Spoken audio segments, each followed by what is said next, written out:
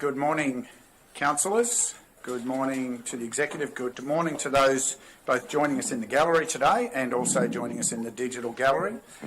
It's my privilege to declare the ordinary meeting of Tuesday 19th of July 2022 open.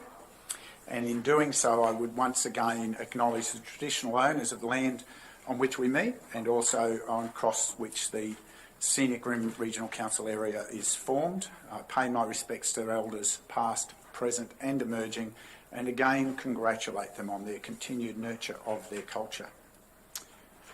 Councillors, I note a full attendance of councillors today and also of the executive team. Therefore, there are no apologies for today's meeting. So I will then turn to prayers in our agenda and I invite Pastor Dennis Lumley from Fassifern Christian Church to lead us in prayers. Good morning, Dennis. Good morning, Mr. Mayor. It's a privilege to have you with us, Dennis, and we hand over to you. Thank you. Okay, so we bow our heads and close our eyes just for a moment. Father, I just thank you for this great place we live in. I thank you for the wonderful people who live in it, and I thank you for the great past, but I'm looking forward to a greater future. And so I pray for these people that have been appointed to lead us into that future. I pray you give them great wisdom and courage. I pray for a protection upon them and their families, oh God, as they give themselves to this great endeavour. I pray, Lord, that you would lead them in their thoughts and in their hearts, and that the decisions they make today will be able to enhance the future of this district. Help each and every one, I pray, to just focus in on what's very best for this area and its future right now. I ask this in Jesus' name, and I hope everybody else says amen. Amen. Thank you, Dennis. Always appreciate the opportunity to catch up with you, and thank you for sharing with us as part of today's proceedings. I do know you're a busy man, and we'll understand if you don't continue to stay with us through the digital gallery. Thank you very much for the opportunity. Thank you. We'll bid you good day. Have a good day. Councillors, we now turn to part 5 of our today's agenda and declarations of prescribed or declarable conflicts of interest by members. And I'm aware of a number of declarations. I will lead off with your indulgence. Councillors, in accordance with legislative requirement, I hereby advise that I may have a declarable conflict of interest relating to agenda item 11.3 for today's ordinary meeting of 19 July 2022. This potential conflict arises because, in accordance with my legislative obligation, I referred the suspected breach, which is the subject of the investigation report, to the Office of the Independent Assessor for their independent consideration. I've played no further part in the matter. However, for simplicity, I intend to deal with this context as a declarable conflict of interest and will choose to leave the meeting for the consideration of that matter.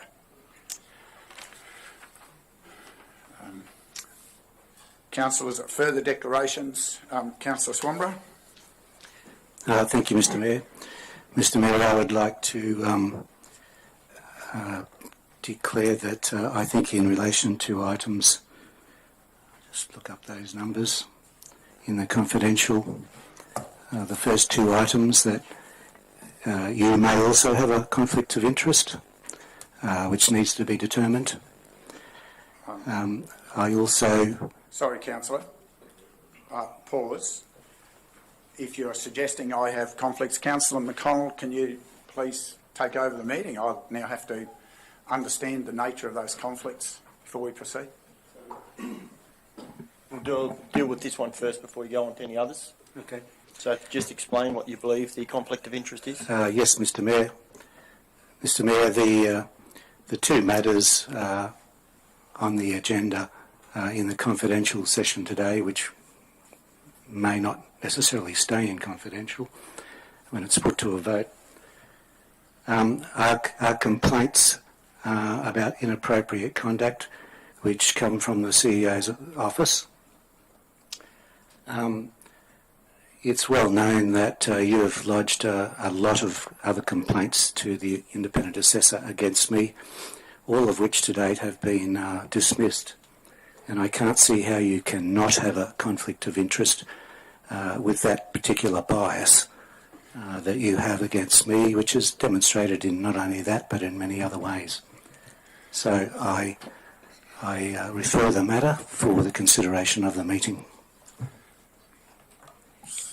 Did you want to reply, I Mr. Mayor? definitely do. I find those deeply offensive allegations. There is no basis on which to suggest that.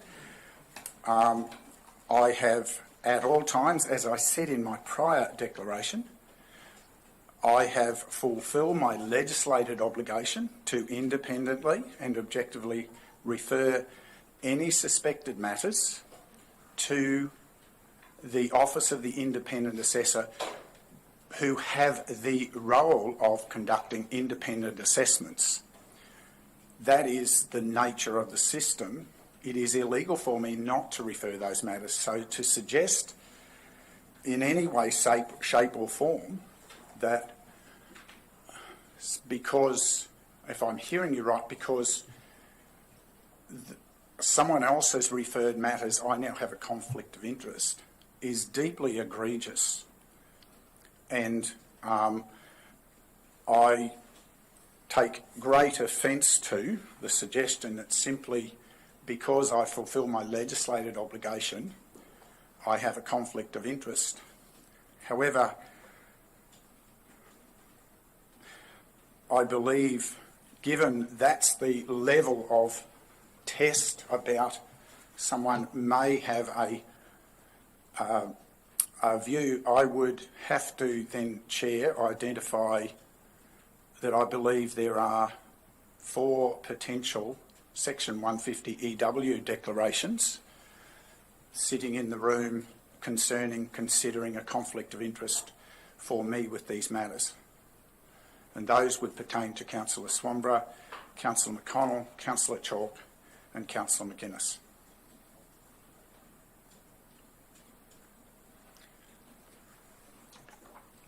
Can you just explain that? No, I can't, because you can't chair them. You have to hand the chair to someone else.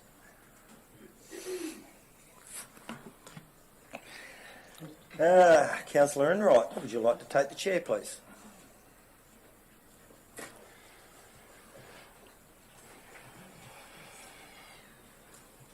And I'd like to respond, Councillor Enright.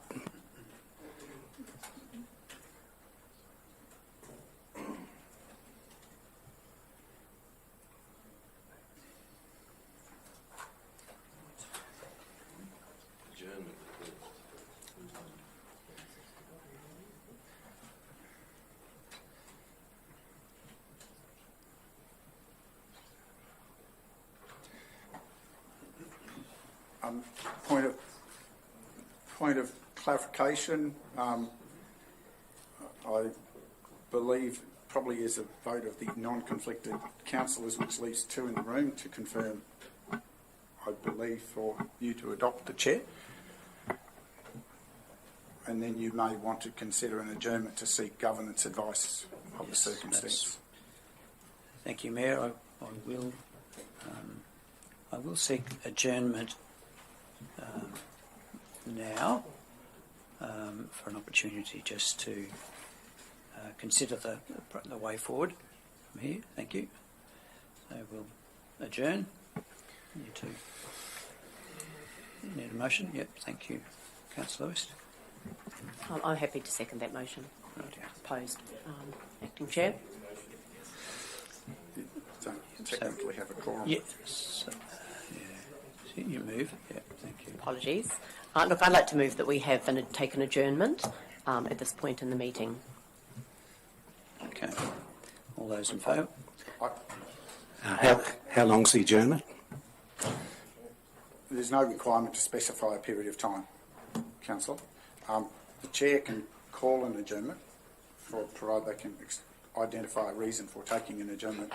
If you want to take it by motion, I believe, then you don't have to specify a time, but you're specifying a purpose. So thank you, Councillor West. We are calling an adjournment. I think that's appropriate at the time. So all in favour of an adjournment at this time? Thank you. We can vote on an adjournment. That's not a conflict. Thank you. It was a procedural motion by Councillor West, I believe. Councillor Enright, you may wish to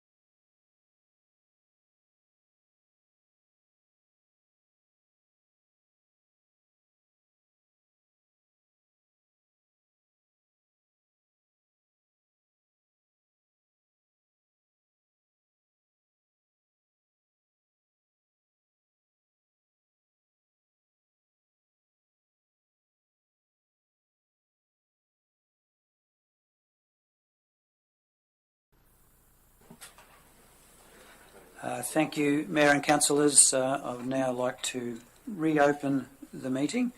Apologies for the delay. I will just hand over to the General Manager of Council Sustainability, Oliver Pring, just to run through, do a bit of a recap and a bit of an explanation of where we're at. Thank you. Oliver. Thank you, Acting Chair. Firstly, apologies to the Chamber and the public listening in to the digital broadcast for the delays in this matter. It's become obvious what we're dealing with, or what we're encountering, and once again is due to the lack of guidance provided for in the legislation and the subsequent model standing orders in dealing with suspected conflicted parties and determining conflicts of interest.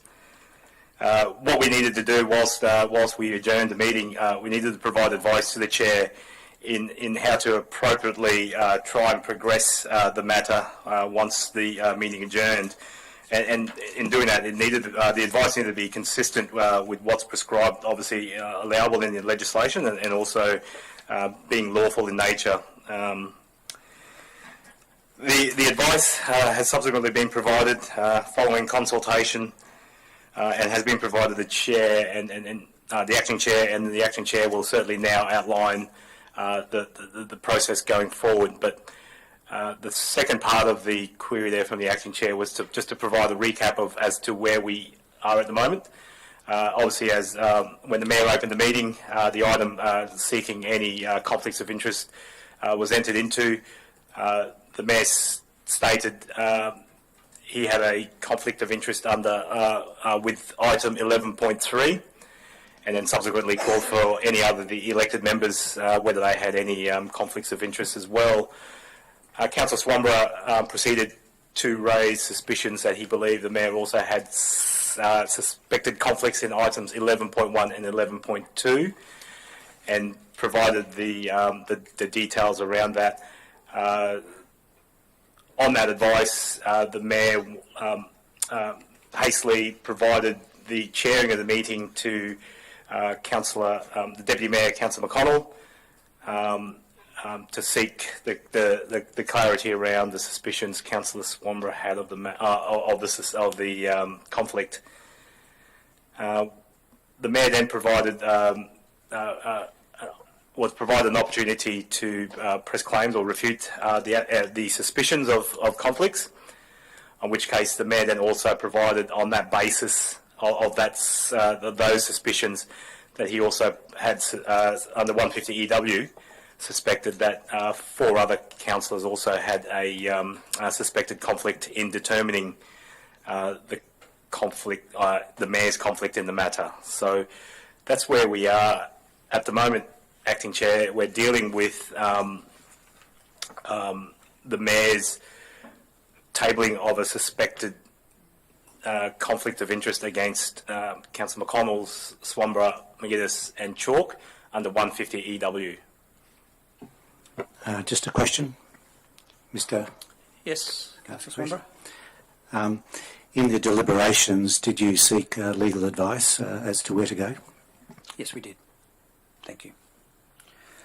So, councillors, first of all, I needed to just clarify the process, and also just the ability to participate. So I will refer you to our standing orders of 7.2, which refers to dealing with suspected inappropriate conduct, and 7.2 outlines that the subject councillor has a declarable conflict of interest in the matter, so that being Councillor Swanborough, and is able to participate outside,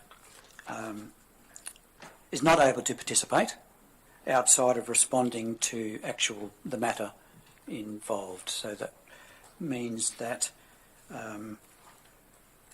the councillor will not be able to have input into the determination of the Mayor's conflict of interest. Just for clarity, whilst Councillor Swanborough is named has been having a suspected conflict. He naturally has a conflict given the matter relates, determining a matter that relates to the matter itself. So he's naturally deemed as having a conflict in the matter. So there's no need to, whilst he's named as one of the four, what the process is really now is determining whether the other three are conflicted in the matter. Just a question on that. The questioning on that particular matter hadn't concluded. Is that going to be continued? As there was no questions to me from the floor as to why I believed there was a conflict of interest with the Mayor on item 11.1. We'll come to that in the process. Yeah. The first process is to determine the eligibility of who are non-conflicted councillors, and then we'll deal with that. We'll then deal with the COI, the declarable COI that you have raised, and progress from there. So the next step in this process is then to ask the Mayor, if first of all whether he considers the conflict of interest a declarable or prescribed. Sorry, just a point of clarification, please, Chair. I just need to understand what matter we're dealing with. On my understanding at the moment, the matter we're dealing with is the eligibility to participate in the consideration of my conflict of interest, not the alleged conflict of interest itself. Is that correct? That's correct. What the acting chair is asking now, Mr. Mayor, I guess is by you providing a conflict, just for completeness, is it a declarable conflict under 150 EW or is it a prescribed conflict? And then it proceeds after that. Are you meaning in terms of the declaration, the 150 EW declarations? Yes. My suspicions are declarable in nature. Thank you, Mayor.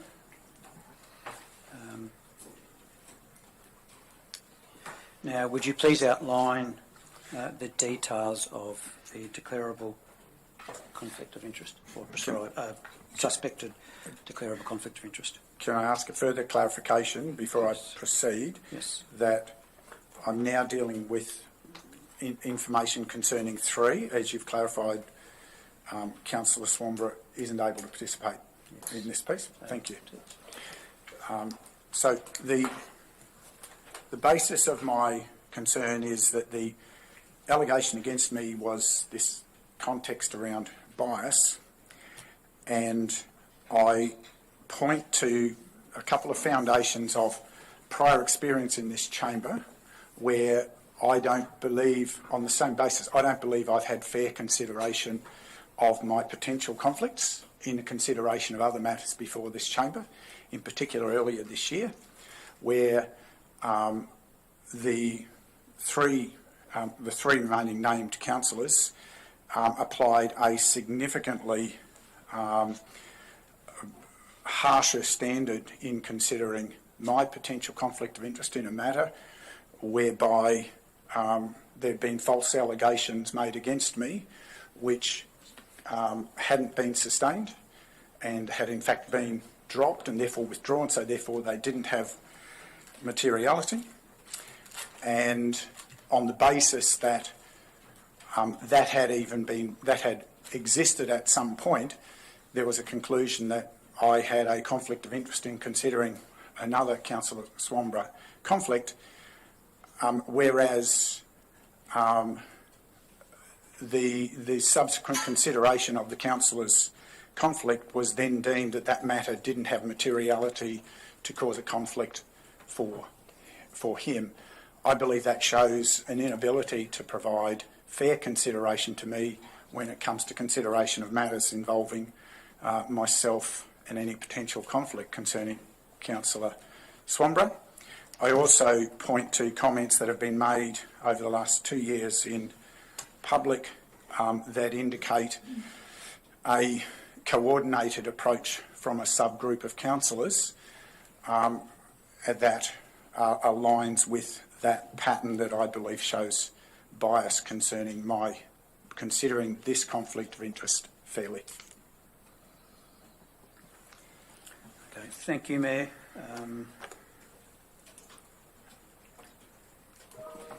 I'll now provide an opportunity for those three councillors to respond if they wish.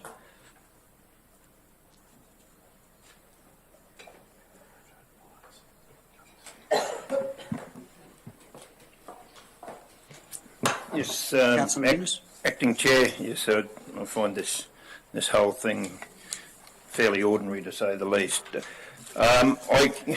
In relation to the allegations, this whole Yes, process... hang on, Councillor McGuinness, point of order.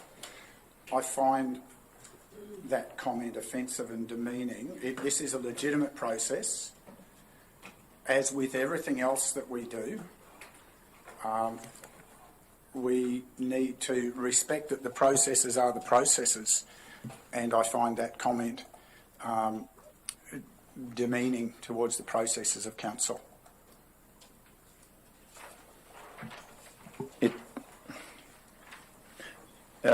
Acting Chair, it wasn't it wasn't meant to be demeaning, but I'll withdraw it if that's if the Please Mayor withdraw takes... and continue. I was just sitting here listening to the some of the items that the Mayor has put forward there, and I'm like so many people, a number of us have had OIA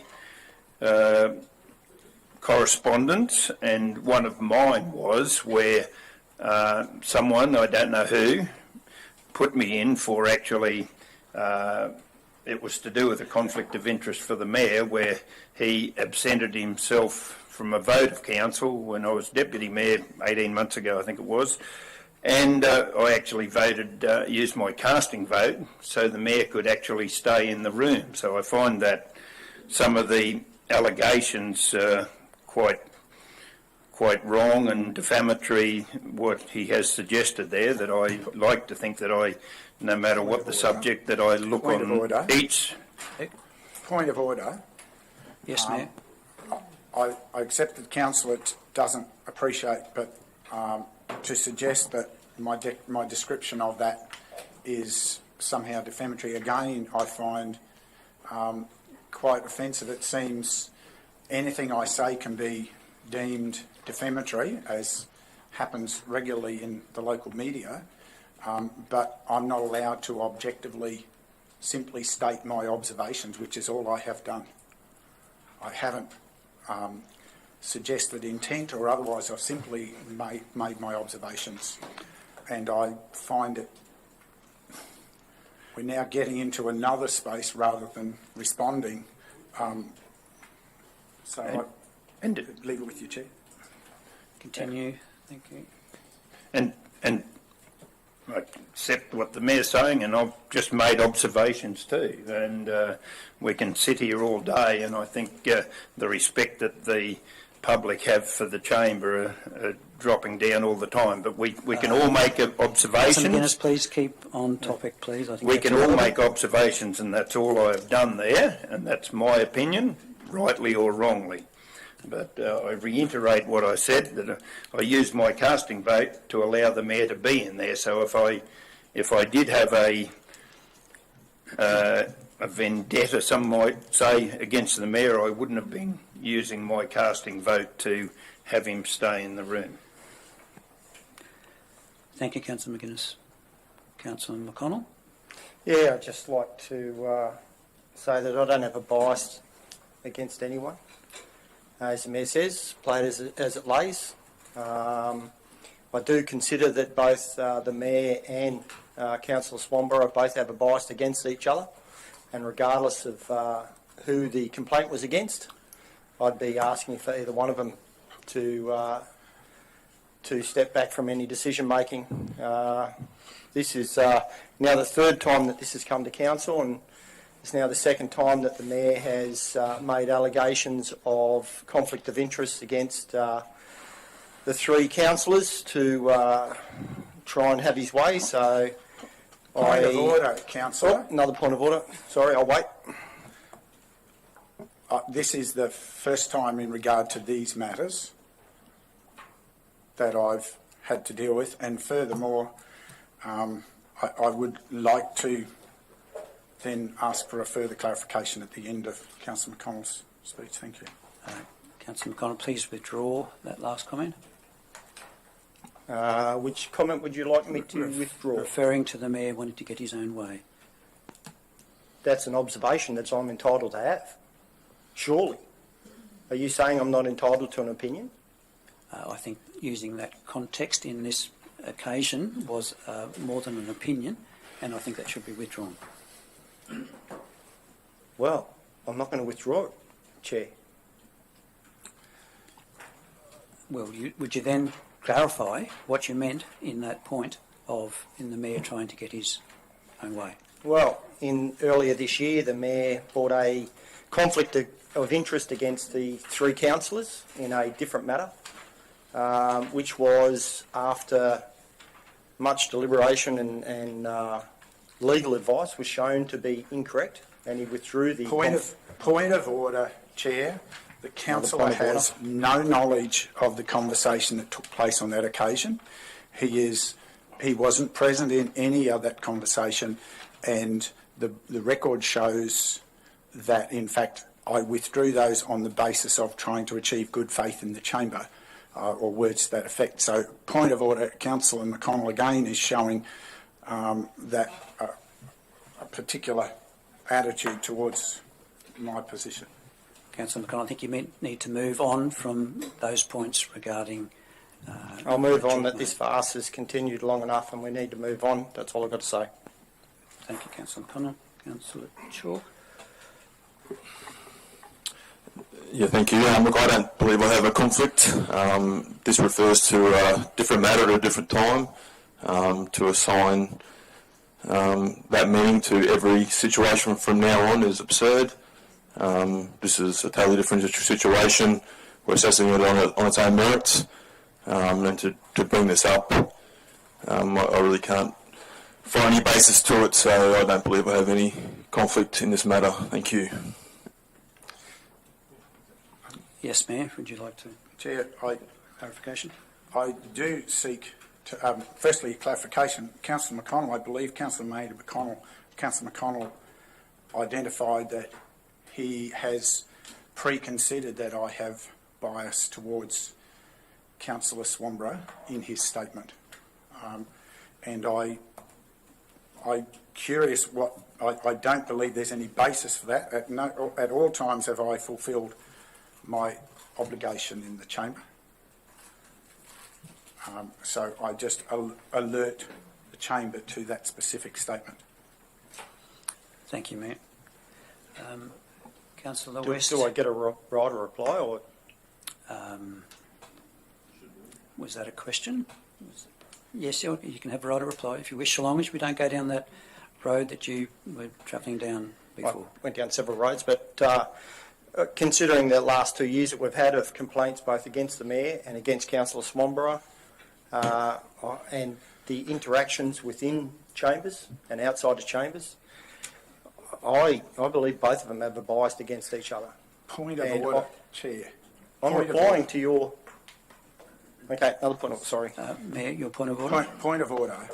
The notion that raising matters to the independent authority creates a conflict is a farce. That point is of order. Point of order, I never mentioned that. Sorry, Councillor. I never mentioned that. Point of order, Councillor. What you said was the raising of complaints was the start of your comment before you went on to what you believe in the chamber. The raising of complaints.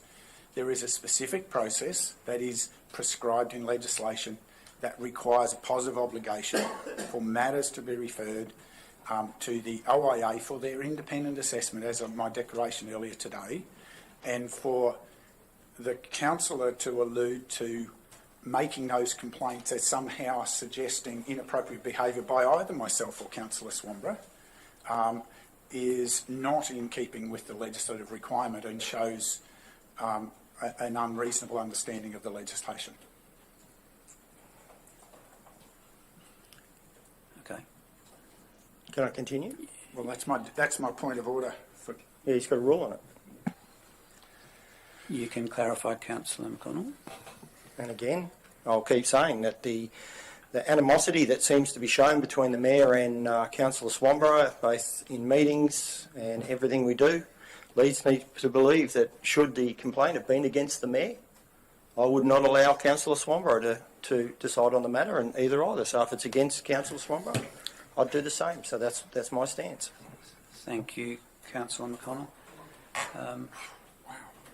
Councillor West, yourself and myself have the opportunity to seek clarification of any points before we vote on this conflict of interest. So are there any points that you would like clarification?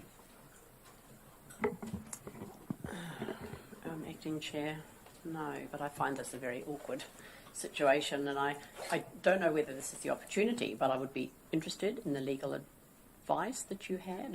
Are we at that period of time yet or not that you received when we had an adjournment?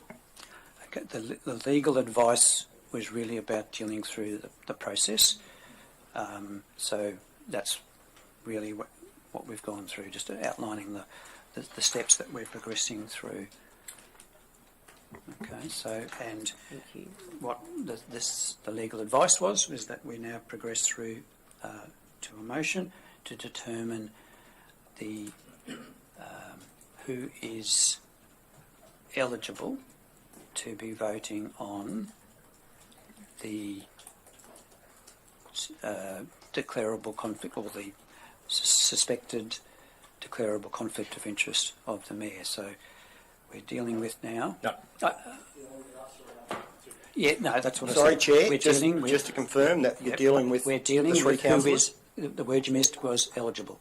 Who is eligible to vote on the suspected declarable conflict of interest. So it's about who is entitled to vote on that. Okay. Jeff, for further clarity, the process is seeking the participation of who's able to determine the suspected conflict of interest raised by Councillor Swanborough. Thank you for that clarification.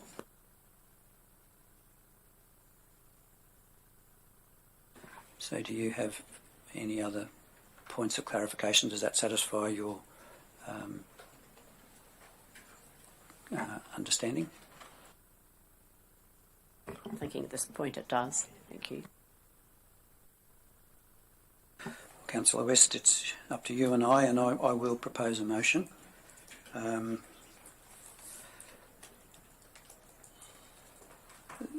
That councillors McConnell, Chalk and McGuinness have a declarable conflict of interest in determining the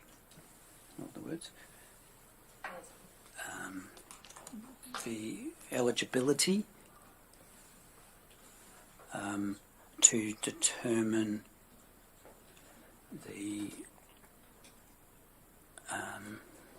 who is able to participate in determining the conflict of interest as raised against the Mayor. Could I decipher that? And I guess the consideration is and just going based on your words, that those councillors named have a suspected declarable conflict of interest in determining the suspected conflict of interest submitted by Councillor Swanborough. Yeah. Just Sorry, a clarification, if I could, Chair. Need clarification, please.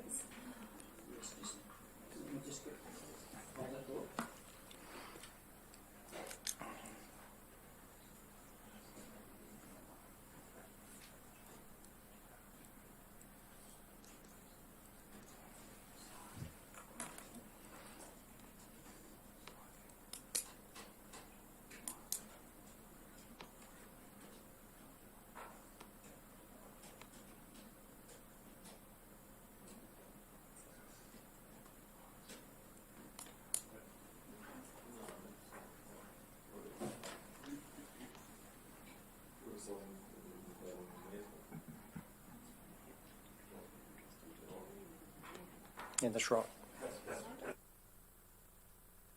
That's the original from Councillor Swanborough. You have to deal with this one first, then go back and deal with.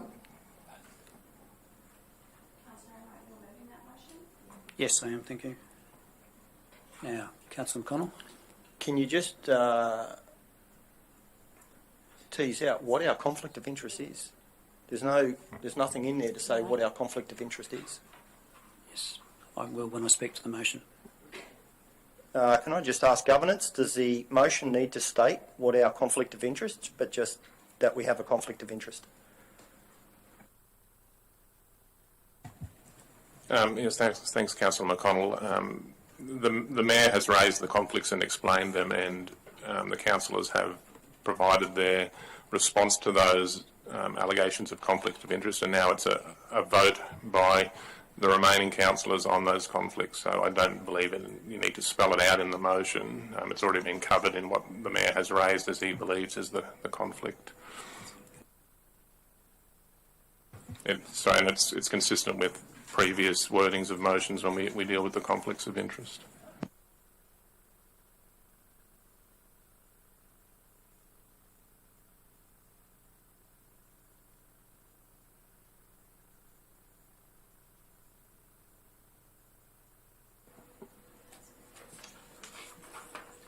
Sorry, Can I just further ask for some guidance, because I'm just looking at the managing conflicts of interest and the scripts and the sample resolution on the back of our pages, and it says that on the condition that and because.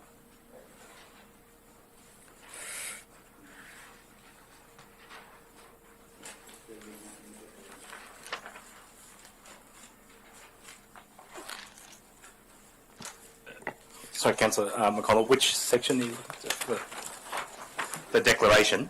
Yep. That prescribes how councillor is to detail their. Is that what? That's the guide. That's the guidelines to how councillors can raise their conflicts or their prescribed or declarable conflict at the time of meeting. It sort of gives a template in terms of what to provide and the necessary actions. I'm not seeing which one you're looking at.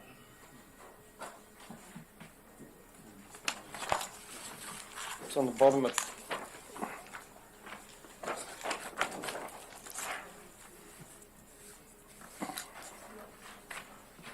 Acting Chair, Yes, may I Councillor just West. ask a question of the General Manager Yes, at this certainly. stage, please? Just as soon as he's free there.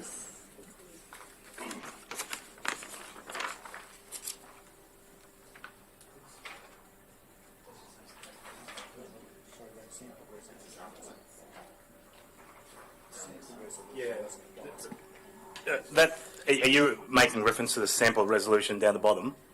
Correct. No. Yeah, from the interpretation, that allows, in reading that script, obviously allows what the council elected member prescribes to say. It doesn't. This then allows, in the instance where the action is that they're allowable to stay and participate or vote. It doesn't spell out what the details of the conflict is there. It's just saying, well, similarly, I think, they were someone was suspected to have a declarable conflict of interest. However, it was determined by the balance of councillors that they didn't, and they were then eligible to participate. It didn't say that they deemed he didn't have a conflict because of this, and this. So there's no, I don't believe and that's what John's indicating is inconsistency. We've never put rationales around. It's always in the open forum where the elected member who is raising their conflicts or the other councillor who is suspecting a conflict then provides that details, and that's on public record. Thank you. General Manager, Councillor West has a point of clarification. GM, I just want to ask another question, if I may. This is I find this process somewhat destructive for us all as a group, as a team. Are there other alternatives? I know we have the legislation in front of us from the OIA. Are there other alternatives about settling these matters that are open to us, that are not as destructive for the team that we are in dealing with our communities? I think I made that clear in the opening paragraph that we don't believe that the current legislation and the standing orders allow easy determination of determining conflicted parties and determining conflicts of interest. There's no natural progression. So part of the advice on seeking consultation was we had to run through a number of scenarios. What if this, so that all those avenues were sort of being taken. We didn't want a situation where the meeting was continued disrupted because we were adjourning the meeting and seeking guidance. So what's currently prescribed and what's currently advised is a way of determining the steps forward. There is no easy avenue in doing it. There are outcomes that are associated potentially that could lead on, and we've had circumstances where that's occurred, and you'd recall that there were situations when it wasn't able to be determined, and then a subsequent resolution was made to seek advice around how to proceed, or the necessary under the legislation, what other inclusions of ability in there to deal with the matter, but nothing easy. Chair, could I just ask the General Certainly. Manager something? Mm-hmm. Question to the General Manager? Yep. Jim, if I could just ask, is there anything in Section 257 that allows for this to be resolved another way?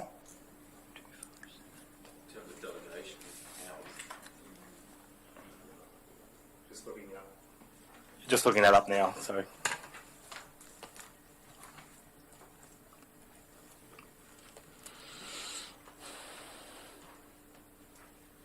I will just add for reference, again, what we've dealt with in the past around conflicts of interest as per normal agenda items, what it states about conflicts of interest is you don't need a quorum, similar to what we, so just in terms of differentiating ways of determining these matters, there is no quorum required. Yeah, I agree with that. I'm just after 257. I've just advised that 257 is not applicable in this situation.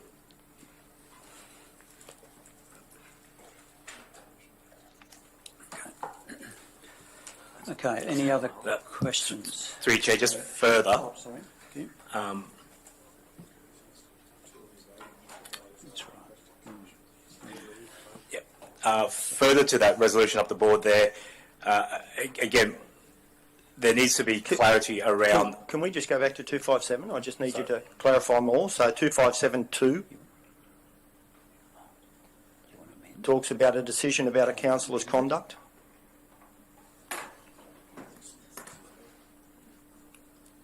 Just second it, we can have a debate. Yeah, can I just point out it's probably not appropriate to try and debate legislation, and in this context, 150 AG relates to conduct matters and preventing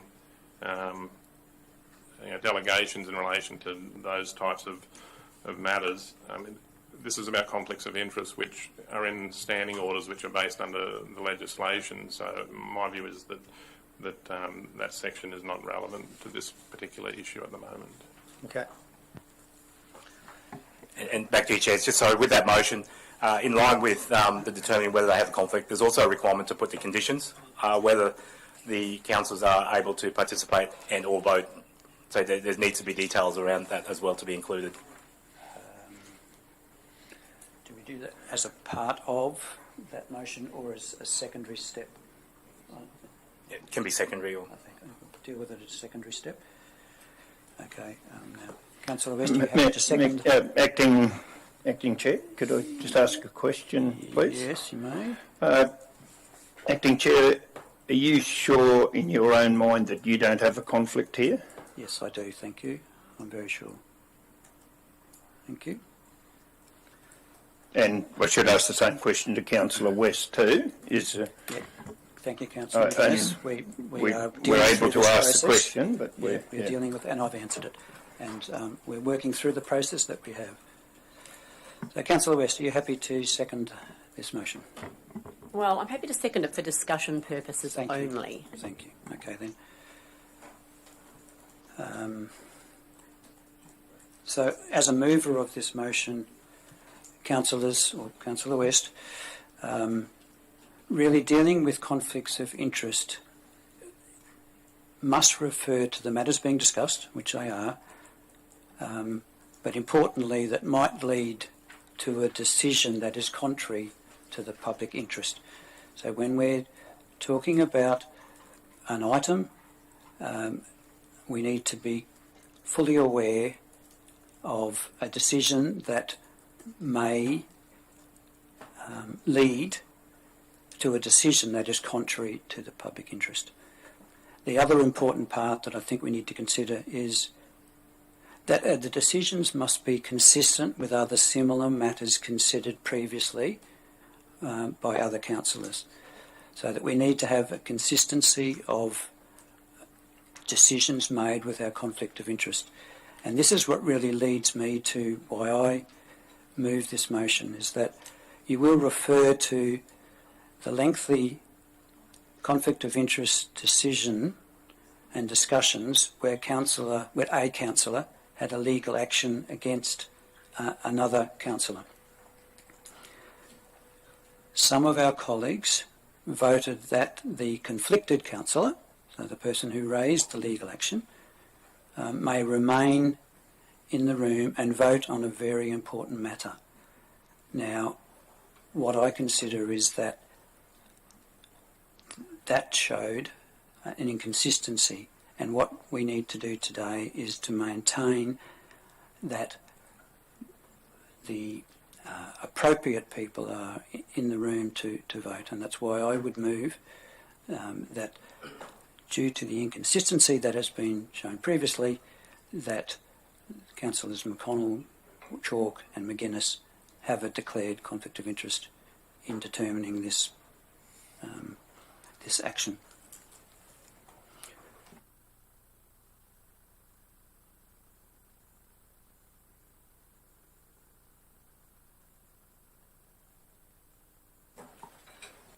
Councillor West. Thank you, Acting Chair. I guess for me, I can't support the motion. I'm going on what is happening around the table this morning. And I guess there's a lot of matters that have been brought up from the past. What I see here today, I don't believe that the three councillors mentioned have a conflict in this matter today. So I'll be voting against the motion.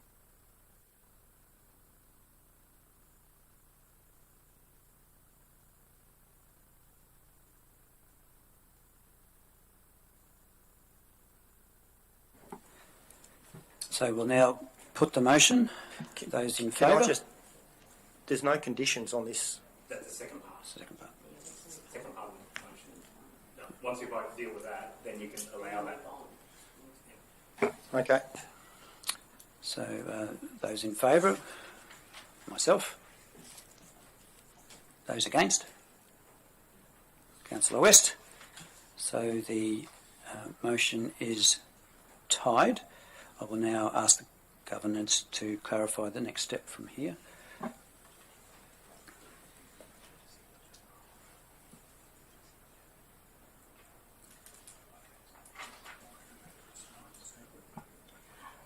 Chair, can we just seek another adjournment? Sorry, and this we do have prior legal advice. We just need to make sure that it's still current with in the application on this particular matter. It was provided on a previous matter, but just need to make sure that it's applicable to the same matter as well, on the basis that I did point out before that there is no quorum required when in determining these. However, we just need to, previous advice indicated that there is no requirement for a casting vote. However, there is conditions around what happens if a vote is tied on the matter. So just want to make sure that the application of that advice to this particular subject matter is consistent. So if we could Thank just you, General Manager. We'll certainly adjourn the meeting and return when appropriate.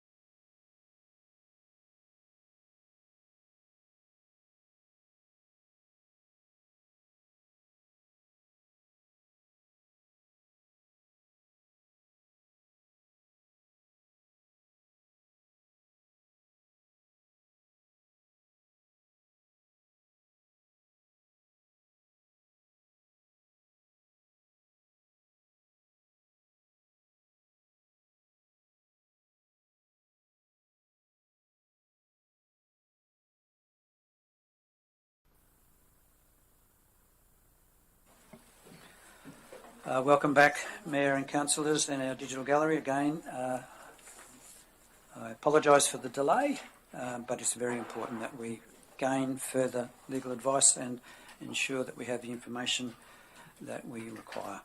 So I will now hand over to the General Manager of Council Sustainability, Oliver Pring, to provide some further information. Thank you, Acting Chair. I do apologise again. Obviously, where I left off before, I did indicate that we had previous advice on a separate matter, and we're just seeking consistency that the application of that was consistent with this different subject matter. Again, I'll make a reference to the Standing Orders Administration and Conduct Procedure, and in particular pages 10 of 12. So this advice relates to where what's just proceeded there, where the vote has been 1-1 in regards to the conflict of interest matter. So 9.10 states, and I will add that what's included in here is consistent with items 4.7 and 4.1 in the Queensland Government's Best Practice Standing Orders for Local Governments and Standing Committee Meetings. So in our Standing Order, Acting Chair, 9.10 states that if the non-conflicted councillors cannot decide about the declarable conflicts of interest of a councillor, they are deemed to have decided that the councillor must leave and stay away from the meeting while the non-conflicted councillors discuss and vote on the matter.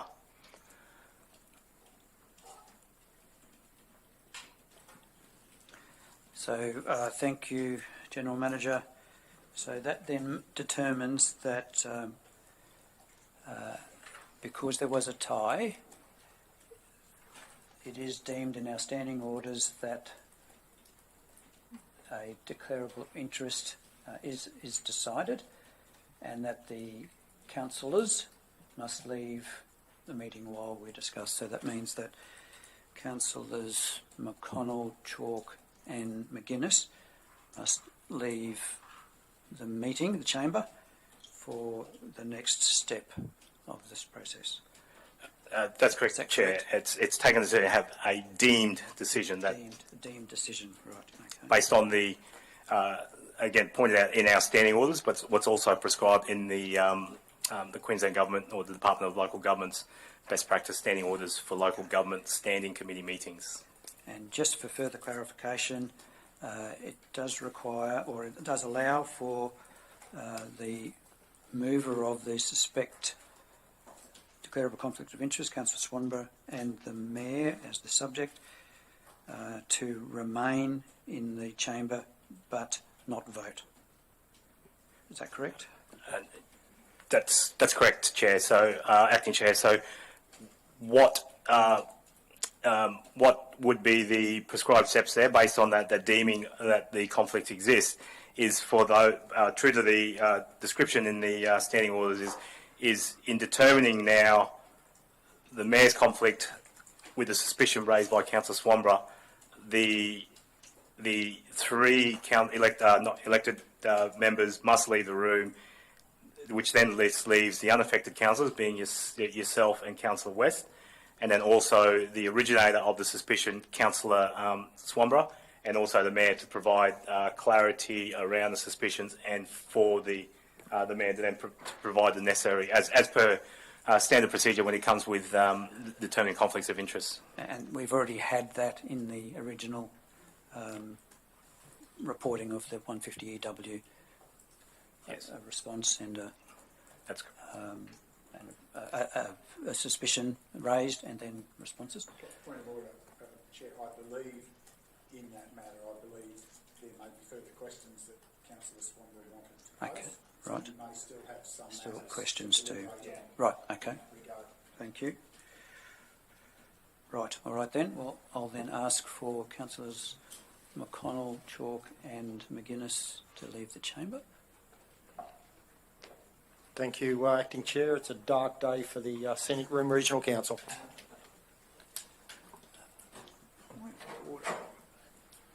Wow. This. So we're just following the standing orders, and that's set down by the government as outlined by the General Manager.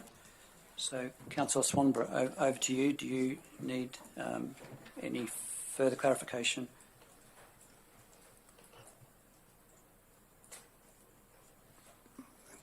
Thank you. The further clarification is in response to going way back 50 or 60 minutes ago, is in relation to the Mayor's defence of his claim, and I believe that's what you're asking me to comment on. I'm getting a nod from the Did you have General a question? Manager. Is there... So the what I wanted to say is that the Mayor made the view that it was offensive for me to raise this particular issue, and he said it's based on the fact that there's legislative requirements on the Mayor to make these complaints to the OIA. I would remind everybody that every councillor in this room has exactly the same obligations to report a suspicion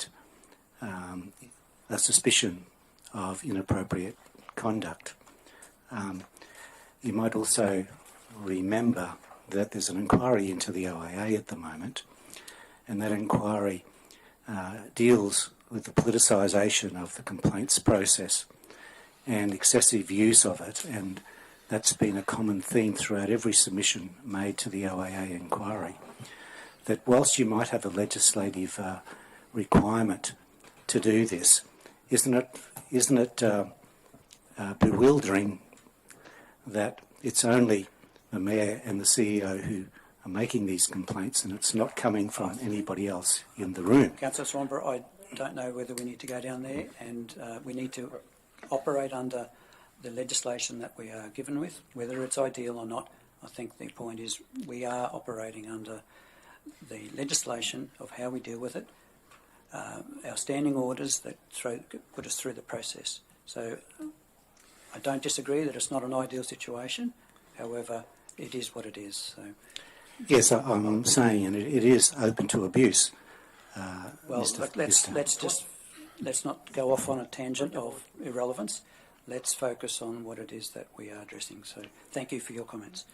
Now, I'll just ask for the Mayor if he needs to like to respond. I'd be deeply concerned with the inference, which has not just been made in the chamber, but is made in the media on multiple occasions, that by fulfilling the legislated obligation, which includes reporting myself, by the way, when people send in some of their copious emails that suggest inappropriate behaviour, I self-refer for the independent assessment and provide all of the information that's available around the matter for the OIA. And it's no secret that Councillor Swanborough has made referrals, and there are a number of referrals that have been made by a range of parties.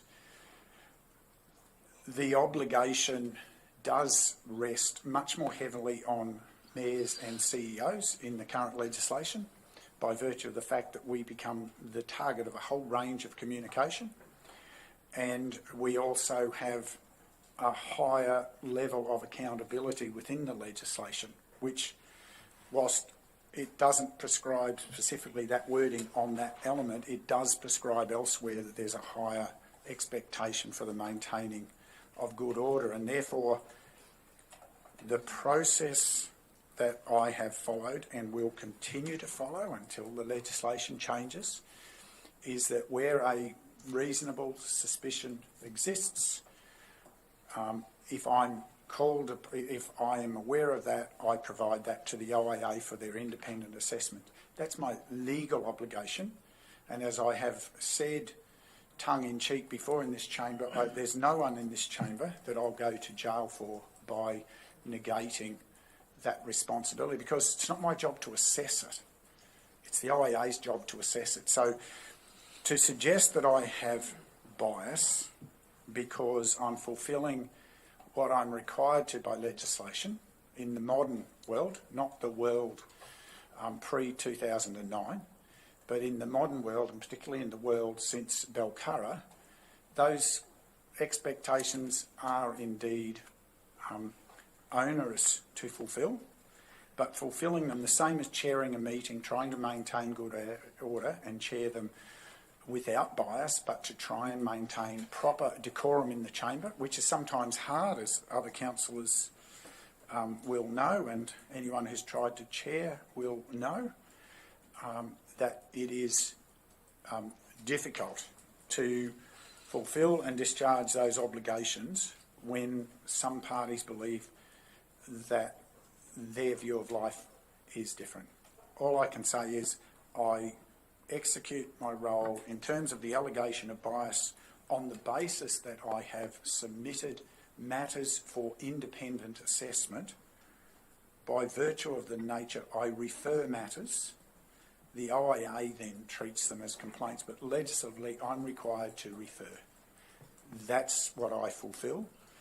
I don't believe that gives rise to a conflict of interest in then fairly and reasonably considering whatever matters then are referred back to council where I have no involvement in those matters. As I indicated earlier, where I was a direct referrer of a matter, I've taken the decision to step out of the chamber. The other two matters that Councillor Swamborough has referred to, I have had no involvement with. I did not report them. I have not been a witness in them. I have not been a party to them. And I have no more connection to them than any other councillor to consider them fairly and objectively as I am required to by law. That's my response. Thank you, Mayor. Councillor Swamborough. Thank you. Look, you know, we've just listened to a long speech about complaints to the OIA, but that wasn't the only finger in the reasons that I gave. You know, there are other reasons as well in relation to the conduct of the Mayor in public meetings, and it's been well documented and commented on across the whole region that people don't believe that I'm ever given a fair go inside this meeting. When it comes, I'm constantly interrupted, points of order are raised, and it seems... I don't think that adds any value into the discussion, and I think... Could I because that comment's been opened, I would just briefly state there have been multiple... I'm sorry, point of order. I mean, you know, just because the chair, you know, does something... You haven't commented on what this thing... You don't give the Mayor an immediate right of reply when you interrupt me. That is not right. Councillor go, Chair, I would be happy to let him continue, provided I'm given the proper right of reply. Councillor Swamborough, you may continue, but not down that direction outside what we're debating here today. Well, what we're debating here is there a conflict of interest that the Mayor has? Any complaint that he's sitting in determining against myself, and it's clear. You know, it's clear around this table, and it's clear in the public.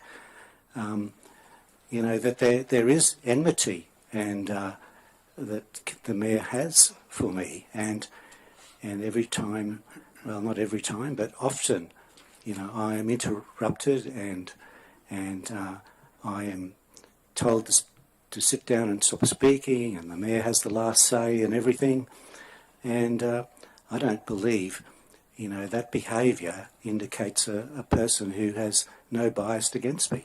There is clearly a bias against me. Thank you for your comments. Mayor, in fair response, I'll give you one more opportunity to... Particularly, thank you, Chair. In relation to meeting conduct, quite frankly, those are matters that are not sustained by the facts of the public record. They might be sustained in certain negative journalistic efforts and the commentary of some of those who have a particular slant towards how council should operate.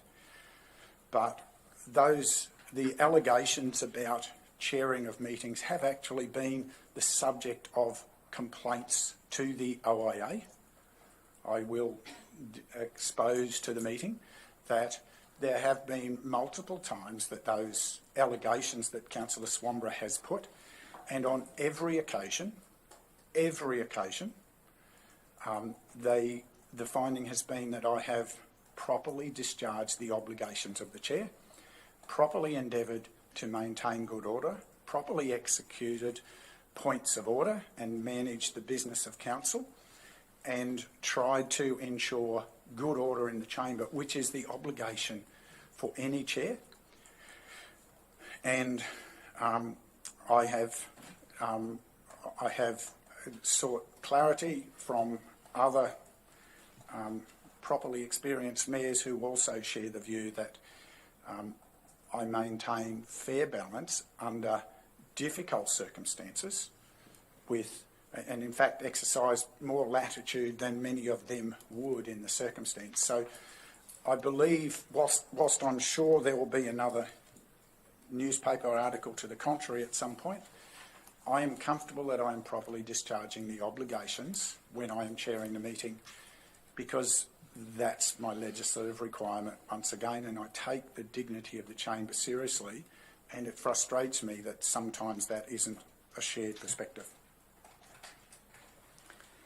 Okay. May I ask if we go back to the original item raised by Councillor Swanborough, which we need to then vote upon.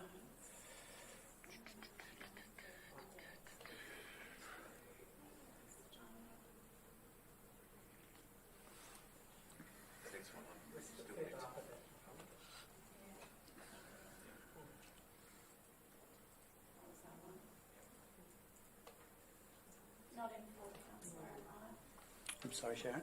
It's not in full, I'm sorry. Okay.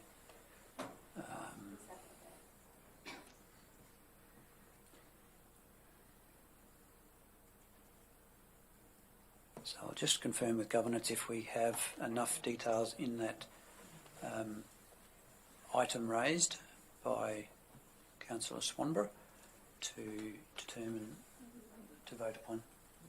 We just need to seek clarity from Councillor Swanborough about this,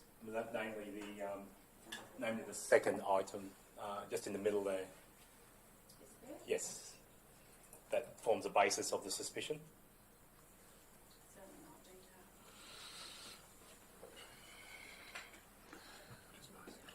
Yeah, that's just one tranche of it. The other was the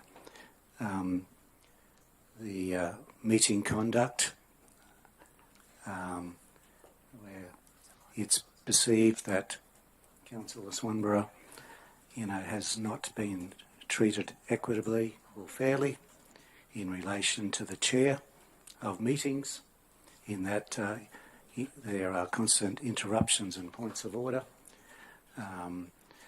which are not this issue to other people,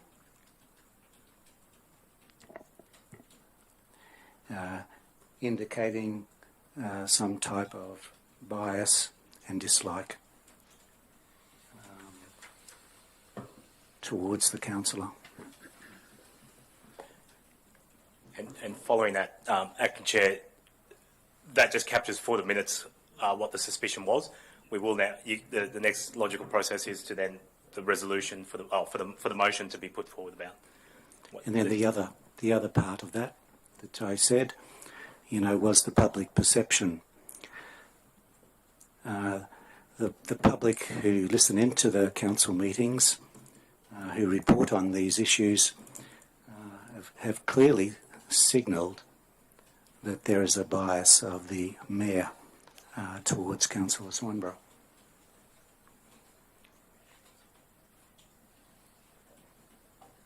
Acting Chair, I'm happy to move the motion if you'd like.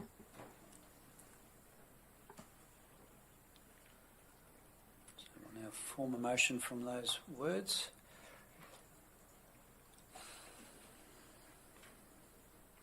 moved by Councillor West.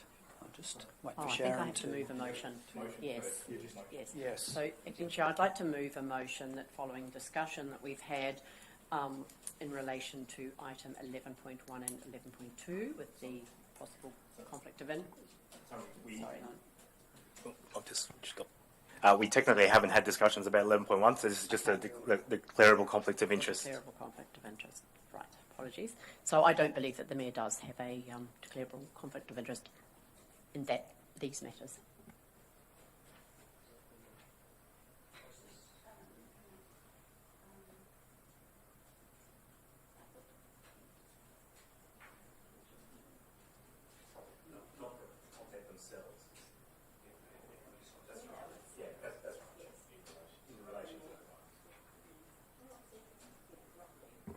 Mayor, in relation to, yes, yeah, I'm happy with that. That's exactly what I meant.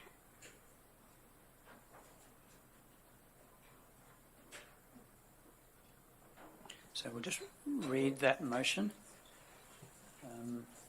Yeah, Councillor West. Okay, the motion is that following the discussion that we have had in relation to declarable conflicts of interest, I do not believe that the Mayor has declarable conflicts of interest in relation to items 11.1 and 11.2 on the agenda this morning. So, sorry, through you, Acting Chair, could we, are we able to seek forbearance from the Council West around removing the personal inferences in the motion itself? I know it's moved by, I don't think there's a requirement to have, I do not believe. It should just be the Mayor does not have a declarable. Yes, Just for consistency. Yes, happy to go with that, Okay, gentlemen. I see. Right, okay. So, Councillor West, would you mind reading that one more time, just seeking... So the motion is that following the discussion we have had in relation to declarable conflicts of interest, the Mayor does not have declarable conflicts of interest in relation to items 11.1 and 11.2 on the agenda. I will second that motion. Councillor West, would you like to speak to your motion? Look, no, I'm quite happy just to vote. I think there's been a lot of information put forward and we just need to have the vote and move on. All right then. Well, I'll then call a vote for those. Those in favour? Carried unanimously. Okay. I think that we can... We can let, we've dealt with the matter, you may just need to give them an update, yeah. I believe, Councillor, you need to give them the update before you return the chair.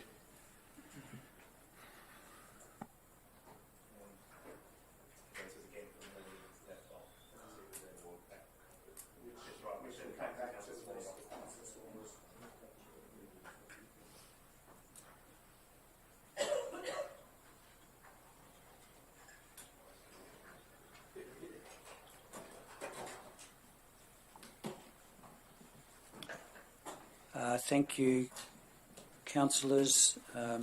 McConnell, Chalk and McGuinness have returned back to the chamber, and as acting chair it's my duty to advise the outcome of the motion, and that was that following the discussions we have had in relation to the declarable conflict of interest, the Mayor does not have a declarable conflict of interest in relation to items 11.1 and 11.2 on the agenda, and that was carried unanimously.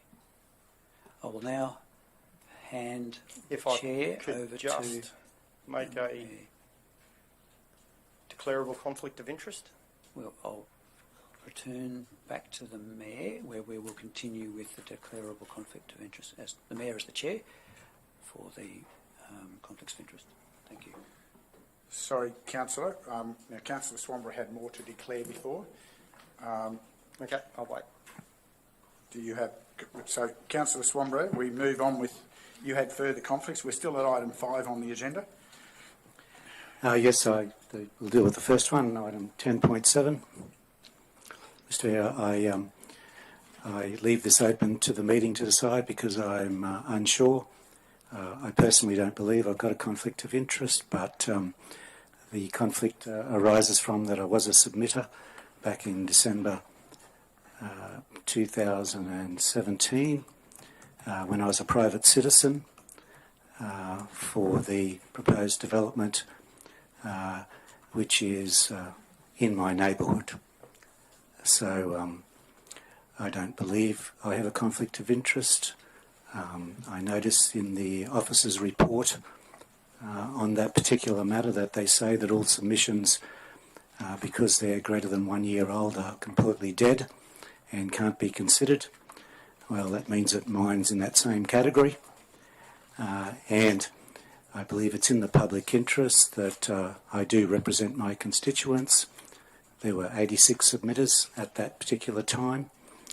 I do believe that there should have been public notification of that particular proposal. Councillor, you can't press on into the business of Is this the a point of order, Mr Mayor? Point of order, Councillor, I'm speaking from the chair. You are now moving into the matter before the meeting as opposed to your conflict. You are indeed out of order to go into the discussion about the matter today until we have determined whether you have a conflict, which you say relates to a prior submission. That's right. Well, I'm just giving you the reasons why I don't have a conflict, Mr Mayor. So I've said that, one, I believe it's in the public interest as a Tambury Mountain councillor that I stay in the room and participate and vote on this particular matter because the public require a voice. And whilst I wasn't a councillor in 2017, I am now. And there are no other contributing factors which would indicate that I have a conflict of interest in this matter. Councillors, I would seek some clarification. I am aware of at least one precedent where a councillor was excluded because they were a submitter prior to becoming a councillor. They were clearly, and that's even before the tightness of the legislation today, because having been a prior submitter showed a particular indication, and in that occasion that councillor withdrew their submission prior to becoming a councillor, but it was still on the record that it had been submitted and then withdrawn, and it was still deemed as a basis for excluding them under a conflict of interest provision. So I just share that. I know that for a fact because I was that councillor.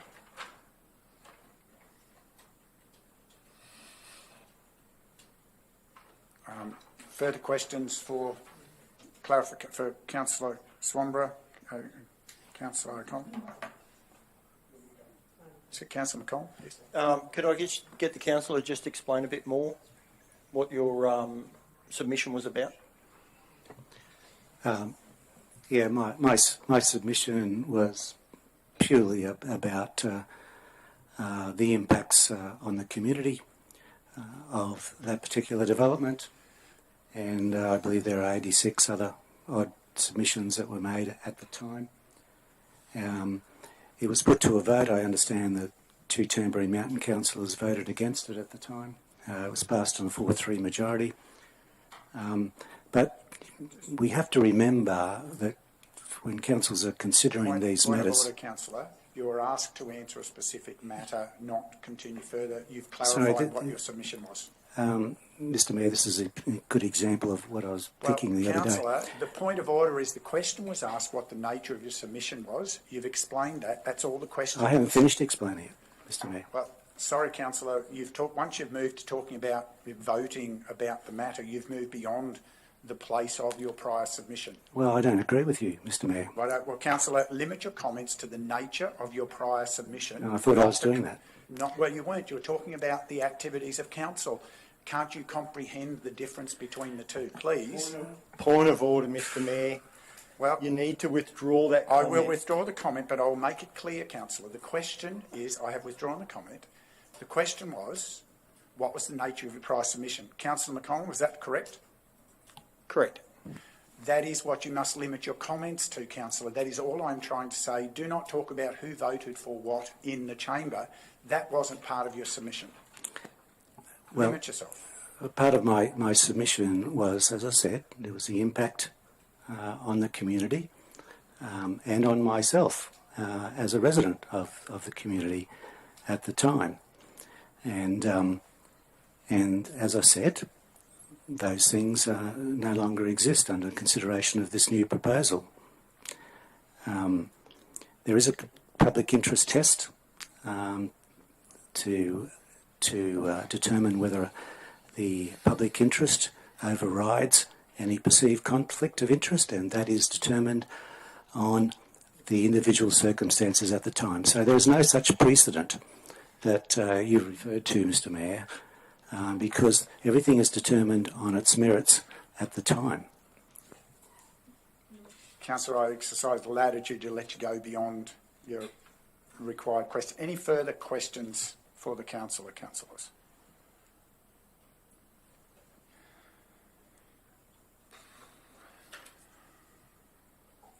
No other questions?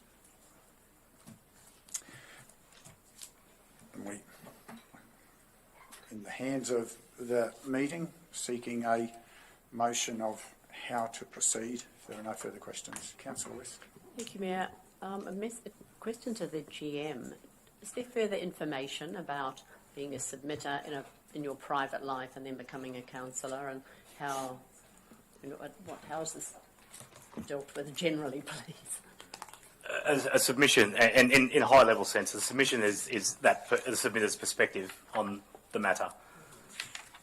That's purely what. There's no bounds or anything else. It's their opinion, and I guess the opinion has been put forward and formally submitted and taken into consideration. That's a view. Just to the GM again, if I could, please, Chair. Yes, please. Questions? If I have a view after a DA has come out and I express it publicly, does that result in my exclusion from the decision as a conflict of interest? As a councillor?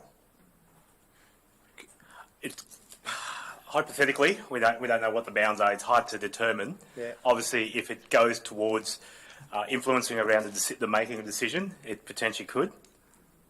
However, generic comments around the nature of it and everything else, as long as it's not deemed to be influencing the nature of decision or providing such mechanisms to allow that. Okay. And that's on the basis a decision hasn't been made yet on the matter, is it? Or after decision? No, prior to. Prior to the decision. So the DA comes out, Yep. A day later I hop on Facebook and say, this is wrong for our community, and I'll be fighting it, which I've seen in other councils. Yeah, I guess, we've had that training around, they're your words. They're not necessarily the decision of council. Correct. And as long as you expressively state that, and obviously the decision of council will be what the decision of council will be. But so the submission is in basically the same thing. He's made a submission of his views on an application. On the matter. And obviously, as provided for in the details when the timing, and again as by the mayor, but it's a stated view at that time. Okay, thank you.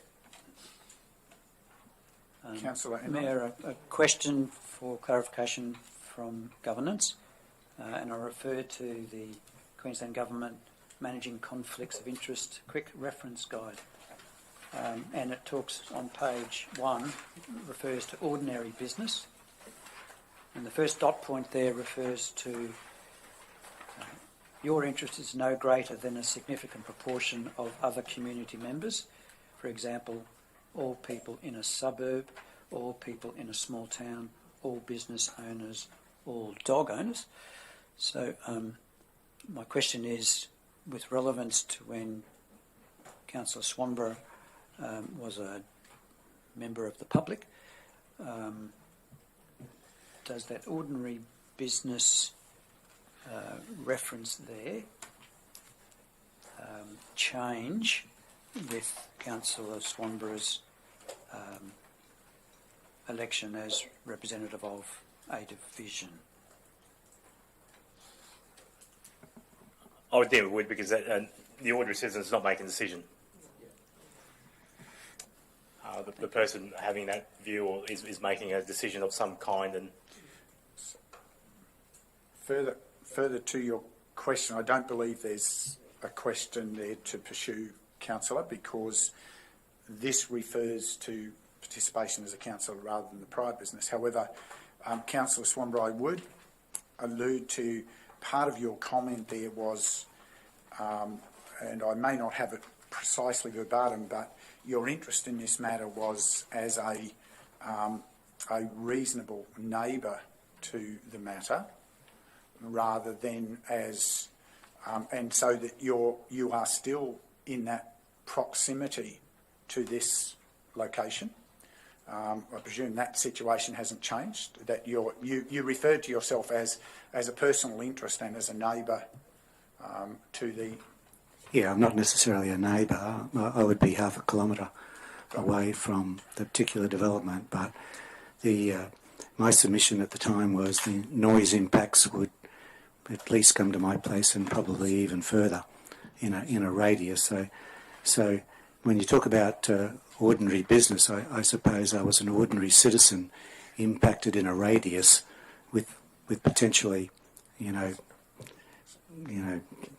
or 30 other people, I suppose, in the neighbourhood, and maybe more, because that's not even as many submissions as were received. But it could be interpreted as ordinary business, and I think the other thing that needs to be taken into consideration of this proposal, the use never proceeded in the last 4.5 years, so we don't really know what the impacts are. And this proposal before the council today is a completely different proposal. Thank you, Councillor. I'll let you go beyond the scope there, but to the point raised by Councillor Enright,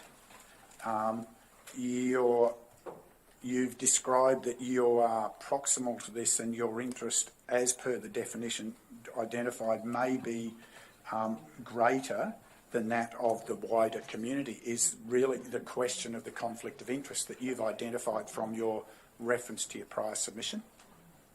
I think I was trying to say to you, my interest is no greater or less than everybody in that particular radius in the community who may be impacted.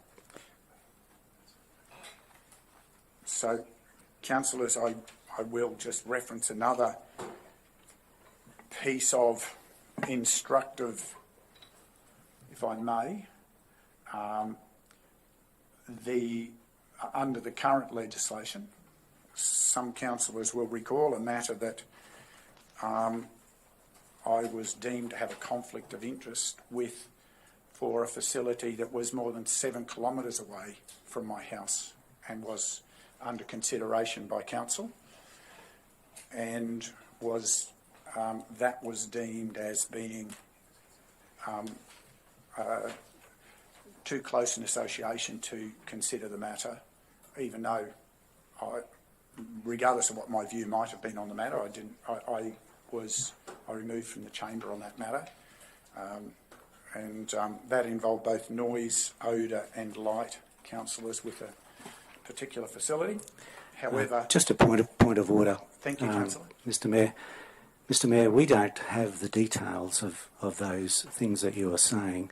We do not know the individual circumstances. As I alluded to before, all of these things are determined on the circumstances at the time. There is no precedence for determining conflicts of interest, as you've pointed out, and it's not a good basis to inform the council or to try and influence them that your situation is exactly the same as this situation, when it's not. Sorry, councillor, I'm not trying to say it's identical at all. I'm actually highlighting that council has made decisions based on the proximity and the perception of having a higher interest than the broader public previously when considering such matters. So that was purely the point I was raising, and whether that's a relevant consideration today. Any further clarifications? Councillor McConnell. Was that in this period or the prior? That was under these rules. That was under the rules when the legislation changed. But it was in the prior council? Prior or this council. One? Oh, okay. Prior council. Sorry, I was trying to rack my prior brain. council, Yeah. but under these guidelines. Mr Mayor, just so we can know the facts here, how far is it? How many neighbours would you have around you in a 7 kilometres? I believe you live at the way at Taroom, in a very sparsely populated area, and I live in a densely populated area. So does that make any difference in people considering these matters? Well, firstly, councillor, I don't live at Taroom. That's outside the region, and therefore I wouldn't be able to legally be mayor. I live at Tyrone, and I don't have a head count on the neighbourhood, but the nature of the application was a particular development, an industrial development of a poultry farm that had a particular set of overlays to it, and it really was not about what the number of people in proximity. It was about if you were in the proximity to foreseeably be impacted by the development, it gave cause for that was the legal advice of the time. That was in understanding what the legislation was. That's what was given at the time. So, is it possible to see that legal advice? Councillor, please, we're not bogging down into that. That's what the interpretation of those words is. If your interest is greater than the general public, that's for the council to decide. On that occasion, the council decided, and I was happy to accept it. So that's why we're having the discussion today. You've raised your personal circumstance. Councillor Enright, you wish to ask a question? Thank you, Mayor. A question perhaps to the General Manager of Customer and Regional Prosperity regarding with the submitters from the original application in 2017, how the treatment of those, treatment may not be quite the right word, but how the concerns of the submitters were dealt with in the process of this other change application.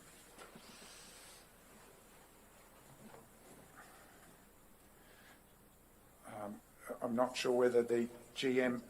That was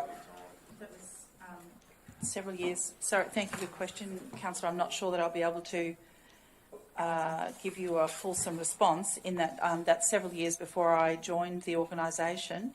Sorry, just if I didn't make myself clear, I'm sorry, about the process of this other change application that we're addressing. Can I perhaps, Councillor, is the question you're asking, were those submissions, I believe it's already been addressed, but were those submissions considered in the context of the current matter before Council? I don't believe so, Mayor, because they're two different... It's a new application, it's a change process and it's two different processes. But I'd be happy to seek further clarification from the planning team. I'm just looking through some notes. Maybe if you want to continue the discussion, if you just give me a few seconds, Mayor, I do have some notes here with me. I may be able to circle back on that in a moment. Further questions? Well, we'll need to move on with this matter, unless that's an important piece for the consideration, Councillor. For me it is. I think it's an understanding of, it's the crux of the concern, I guess. So I would appreciate the opportunity to understand how the submitters' concerns were addressed. Just for clarity, Councillor, those submissions related to a prior application, as Councillor Swanborough has properly already addressed, it is not legally relevant to bring them forward into a different process or procedure because the nature of the matter is different.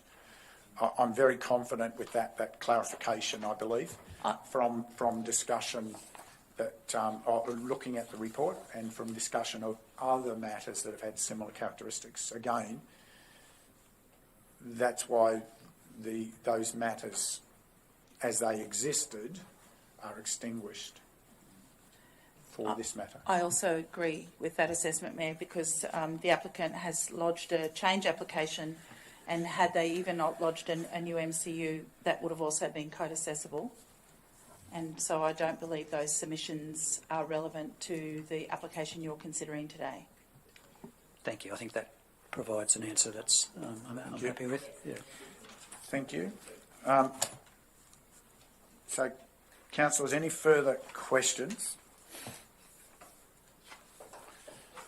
Now seeking a motion from the floor.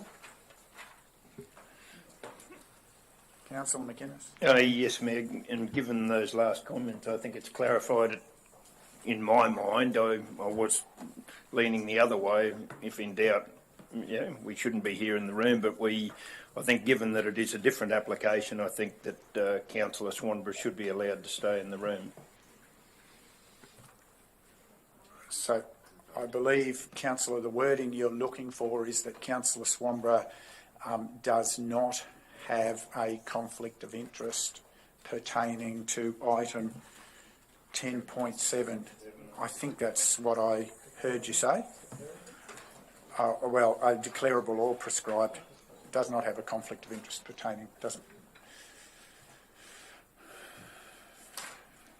I think that's what I heard you saying. Okay, any further questions, councillors? Seek a seconder. Councillor McConnell. Further, you wish to speak to your motion, councillor? No, I'm right. Thanks, Mayor. I think anyone wishing to speak against? Anyone wishing to speak additionally? We'll put the motion. Those in favour? It's carried. Councillor, you're free to continue in the discussion. That's carried unanimously. We move. I believe you had other declarations, Councillor Swanborough? Yeah, I've got to declare items 11.1, 2 and 3. I have I think it's probably a prescribed conflict of interest, and I'll be... Declarable. Right. It's declarable? I believe it is. Yeah, it's declarable. You're deemed to Yeah, I haven't refreshed my mind as to what's in each category.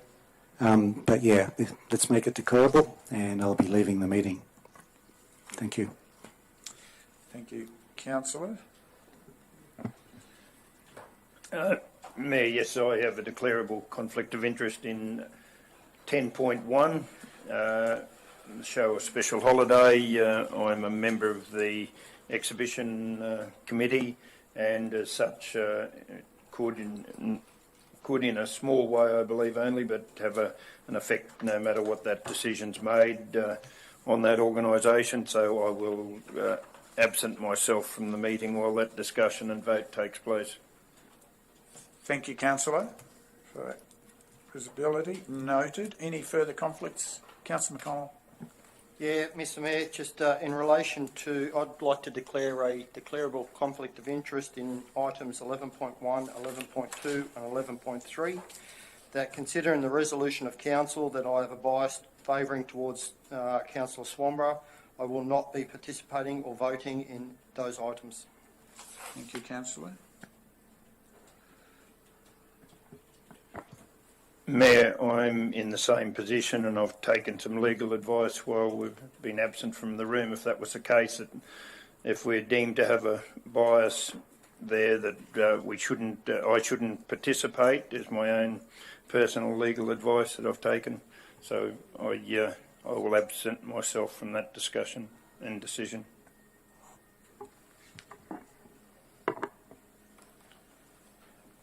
You, Mr Mayor, also have a declarable conflict of interest due to the same reasons. It's been found today that I showed a bias and I would prefer not to be involved in 11.1, 11.2, 11.3, so I'll be removing myself from the room as well.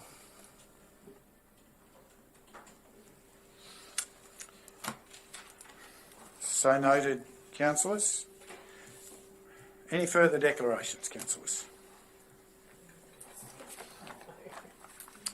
If not,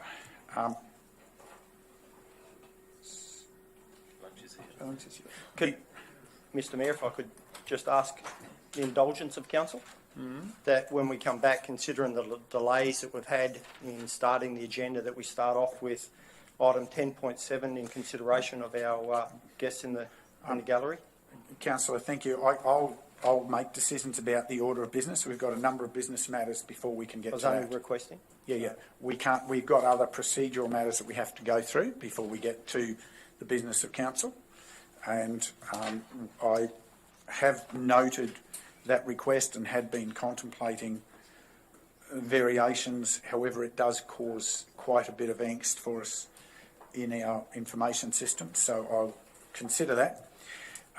However, just briefly before we do go to lunch, I would like to deal with item 6 and have something positive in this session.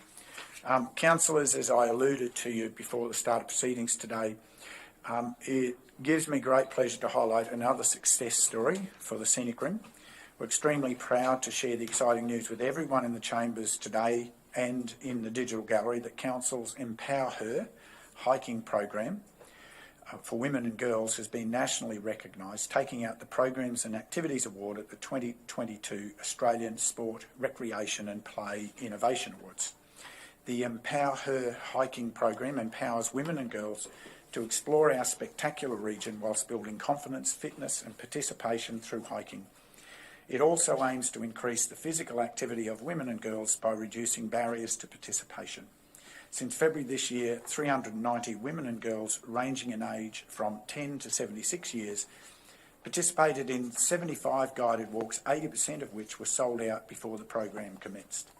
As the name suggests, Empower Her is about empowering women and girls to get out into nature, build confidence, stay fit and healthy, and make personal connections while discovering the spectacular natural surrounds of the Scenic Rim. This innovative program, which offers guided hikes at a subsidised price for participants, was jointly funded by the Queensland Government's Active Kit program in partnership with Health and Wellbeing Queensland and, of course, Council. Of course, we couldn't have delivered this program without important project partners such as Park Tours, O'Reilly's Rainforest Retreat and Mount Barney Lodge, who are locally based tourism operators with a passion for sharing the wonders of our magnificent natural environment and increasing participation in walking and hiking. The Empower Her hiking program is the only program in Queensland and possibly even Australia involving multiple operators with a specific focus on women and girls set in a beautiful region like the Scenic Rim. So I am indeed thrilled, and as I'm sure you are, that this initiative has been recognised by industry peers at a national level, and program participants have expressed deep gratitude at a local level for Council's initiative in supporting a program that provides opportunities for women and girls to get more active and learn more about our beautiful region. This is why Council is committed in the 2022-23 budget to continue supporting the Empower Her program by exploring additional funding opportunities. For those listening to Council meeting today, there are still some hikes available in July, and you can book online via Council's website for free. You may have to pay for your participation, but the booking is free. Congratulations to everyone who has been involved in the Empower Her hiking program. We look forward to celebrating many more success stories for the Scenic Rim along these lines. So thank you again. If you have a chance, women and girls, there's still opportunity. It's a great program, and thank you. And with apologies to the attending gallery, I will adjourn there for a brief stop at 12:45, and we will return at 1:05, so just a 20-minute break. Councillors, thank you.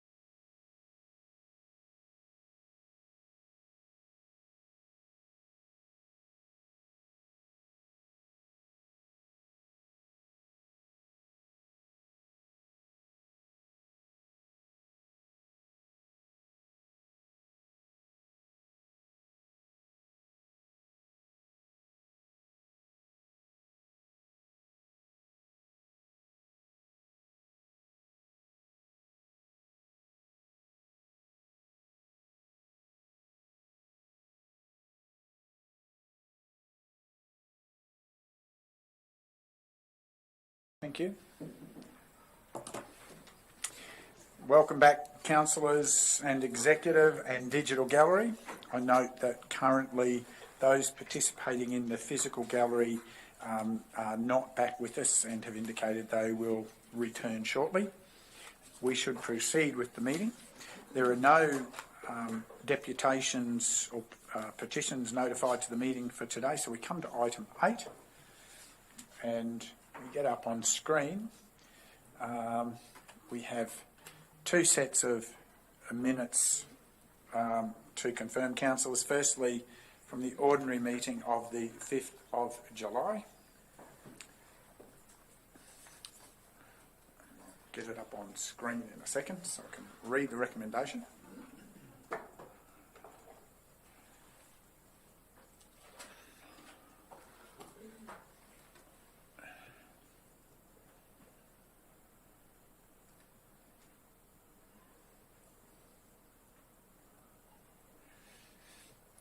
First recommendation before us, council, is that the minutes of the ordinary meeting held on the 5th of July 2022 be adopted.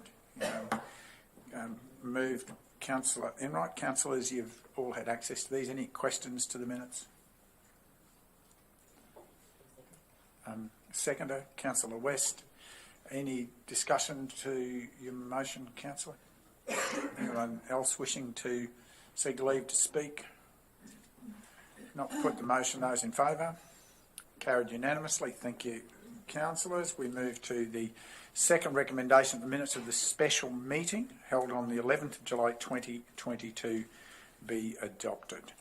Moved Councillor McConnell. Any questions to the minutes, councillors? If not, seek a seconder. Councillor Enright. You wish to speak, Councillor McConnell? No, thank you, Mr Mayor. Anyone else wishing to seek leave to speak? Not, we put the motion. Those in favour? Carried unanimously. We move to item 9. Not advised of any business arising coming back to the meeting today. So we move to 10, the consideration of the business. And just as we move into this section, to clarify to the query from Councillor McConnell, I have talked to the guests who are with us today who do have an interest in one of the items on the agenda. They're very comfortable that we proceed through the agenda as per its sequence at this time. So thank you for that consideration. However, we'll stay in this sequence. And firstly, we come to item 10.1, and CEO, would you please introduce the item?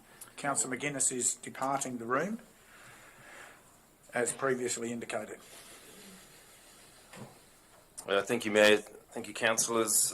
Good afternoon, Mayor, councillors, members of the public, executive and officers in the room. This first item, 10.1, is about the show or special holiday for 2023. During May this year, Council conducted a Let's Talk Scenic Rim question process, engagement process with the community in relation to the Royal Queensland Show, the Eco Holiday for 2023 onwards. And this report shows the outcome of that process.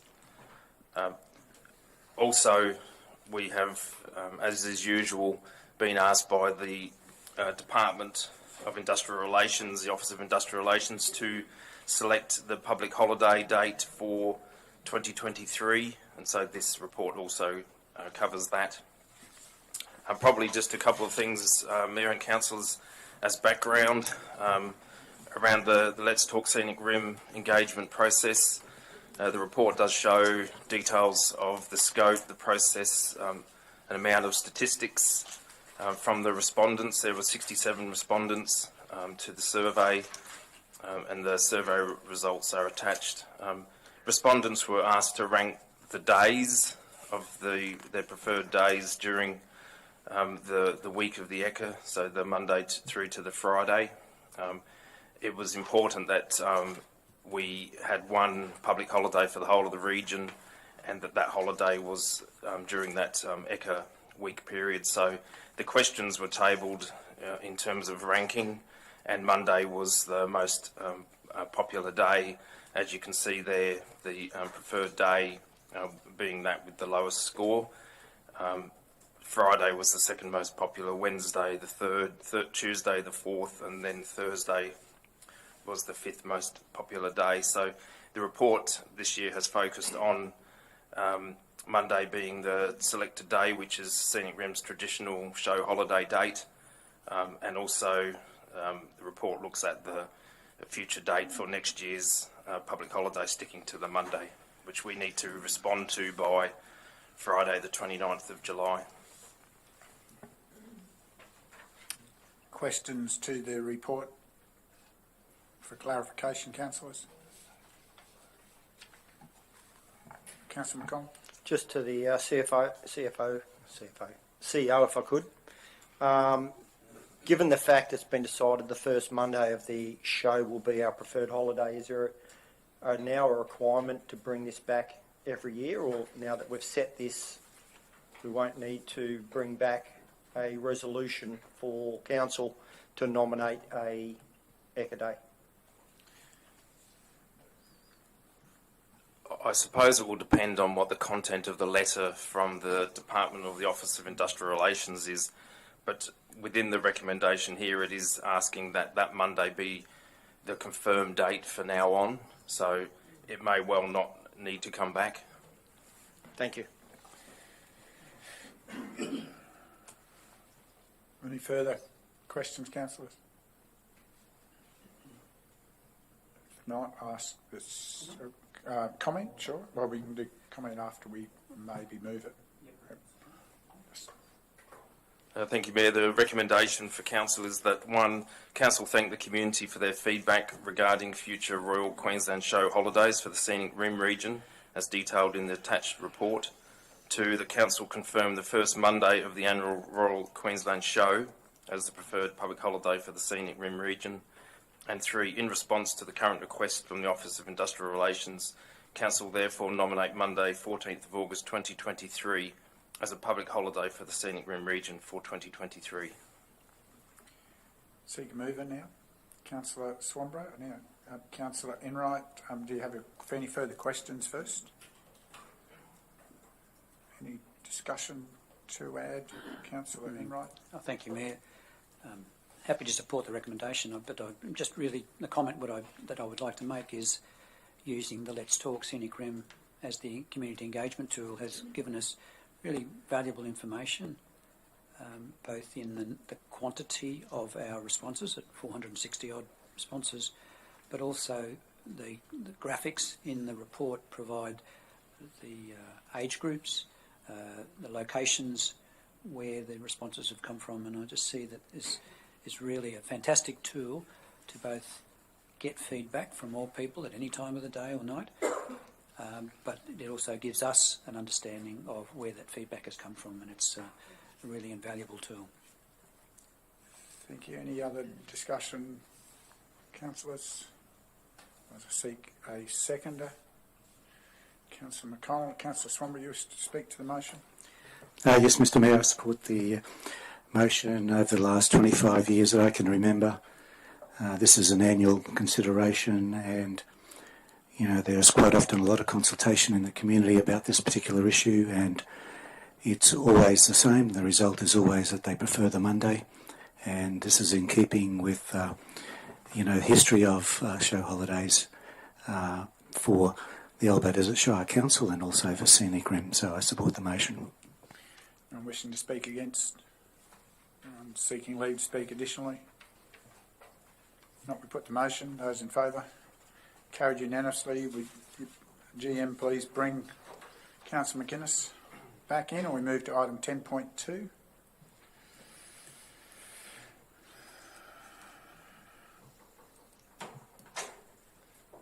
Thank you, Mayor. Councillors, item 10.2 is... Just Councillor McGuinness, I can inform that the meeting has supported the confirmation of the Monday as the ECA-related show holiday for the region. Thank you.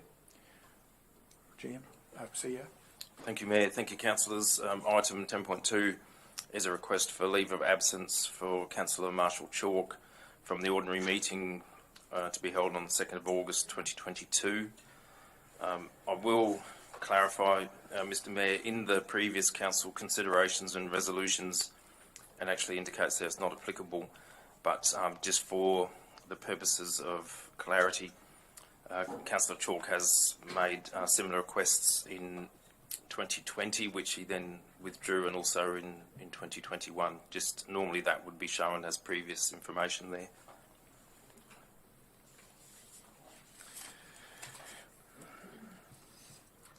Thank you.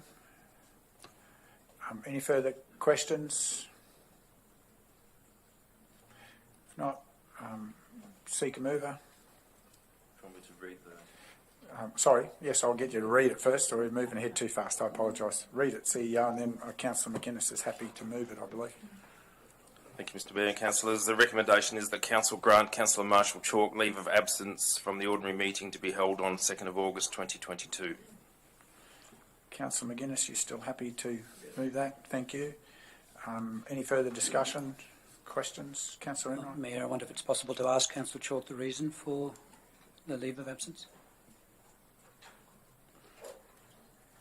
Yeah, certainly, Councillor Enright. I'm going on a family trip to Thredbo down in New South Wales to try and do some skiing with the family, so that's the reason.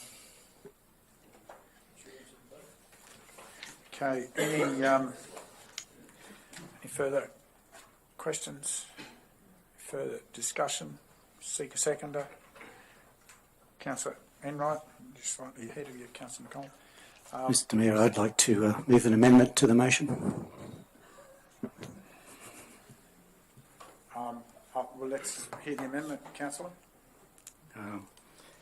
Mr Mayor, the amendment is that in addition to granting leave of absence in accordance with Standing Order 27, procedure not provided for, that Councillor Chalk be granted discretion to participate in the ordinary meeting of 2nd of August 2022 or any special meetings called by teleconference in whole or in part on providing the CEO sufficient notice to make the appropriate phone connections. And 2, that on notification of any mayoral minute in any decision-making meeting that Councillor Chalk be contacted and invited to participate in the vote on any proposed motion.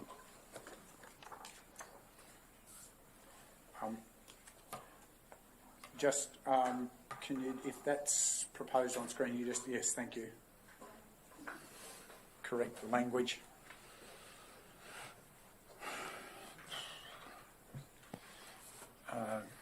Okay, any moved by Councillor Swamborough. Any need for clarifications, Councillor? So, any seek a seconder then? Oh, Councillor Knight? Just a clarification here, just on the assumption that connectivity is available, I suppose, from what you're doing. It's a question rather than a comment. Yeah, I'm confident there is connection there. We use our phones and internet while we are there, so that's not a problem.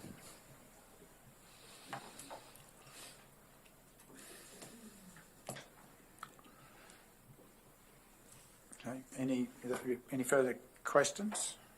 Just seek a seconder. Councillor McConnell, just to speak to your motion. Councillor Swan. Thank you, Mr Mayor. We entered into uncharted areas with COVID, and now we're into the third wave and staff shortages, people are absent, they're sick. There's any number of reasons these days, besides taking leave for family, reasons why people might have to be away, and we're only a small council, and I believe that there needs to be the opportunity to use technology in the future. This may be applicable to Councillor Chalk at the moment, but it may be something we need to consider for everyone, whereby continuity of representation for the public can be maintained in some way by allowing the infrequent in consideration of the ability to dial in if it's appropriate and if it's possible, in order to make decisions for the benefit of the region and also for the benefit of the councillors' division. So That's the reason I put this motion forward. Anyone wishing to speak against? Anyone wishing to speak additionally? Put the motion. Those in favour? It's carried unanimously. Thank you, councillors. Congratulations, Councillor Chalk. We move to item 10.3. Thank you, Mayor and councillors. Before you today, item 10.3 is to discuss the public art mural proposed for Walter Street in Boonah. I have with me in chambers today the Acting Manager of Community and Culture, Margie Jackson, the Acting Principal Specialist of Cultural Services, Sue-Ann Chapman, but I'm also delighted to say in the gallery today is our newly appointed Principal Specialist Cultural Services, Linda Phillips, who we welcome to Scenic Rim Regional Council. Today, I will ask if Sue-Ann would just provide an overview of the proposed public mural, the process that's been undertaken, both the community engagement and the assessment by the Scenic Rim Regional Arts Group. Thank you, Council. Thank you, General Manager. We're delighted to be at this stage with the process for this particular project. The background of the Boonah mural on Walter Street began a couple of years ago, where funding was allocated, $25,000 for the project, which is part of the bigger Scenic Rim Story Marker Story Trail project, which is part of the bigger Vibrant and Active Towns and Villages project. So quite a few links in the journey to get to this stage. And we, at the beginning of the year, identified that the bookend of the Boonah VATV project would be the beautification of the blank wall on Walter Street. And Councillor's Public Art Officer developed the artist brief in conjunction with Scenic Rim Art Reference Group, and that brief was then distributed to local and statewide mural artists. We had received 15 expressions of interest on the 1st of April, which were then distributed to the ARG for shortlisting to 3. We had an allocation of funds for those 3 artists to then expand on their delivery of concept. It was then on the 20th of April that the ARC shortlisted these 3 artists, and they were Ash Taylor, Yannick Blattner and Colleen Lavender. The work of these artists to develop their concepts was then finalised, and we presented this for public consultation from a period for 2 weeks, from the 23rd of May to the 3rd of June. We promoted this opportunity for the community to make comment via our social media platforms, media release, and through our council website, and also our cultural services electronic mail. We used the Let's Talk platform, but we also had large printed versions of these in the Boonah Library. And it was fantastic to see that face-to-face interaction with the artwork in the Boonah Library received 42 responses. We also had 56 people contribute online via our Let's Talk platform. It was a very close finish between the artists, and it was very encouraging to see the community engage with this process and invest in also making comments around this. So it is then that information went back to the Arts Reference Group, and we also had consultation through council's departments to make sure that the information that was in the artist presentations was correct and environmentally relevant. And then the Arts Reference Group got to work on shortlisting and making the presentation for recommendation for council to consider today. Thank you for that introduction. Councillors, any questions firstly to the report?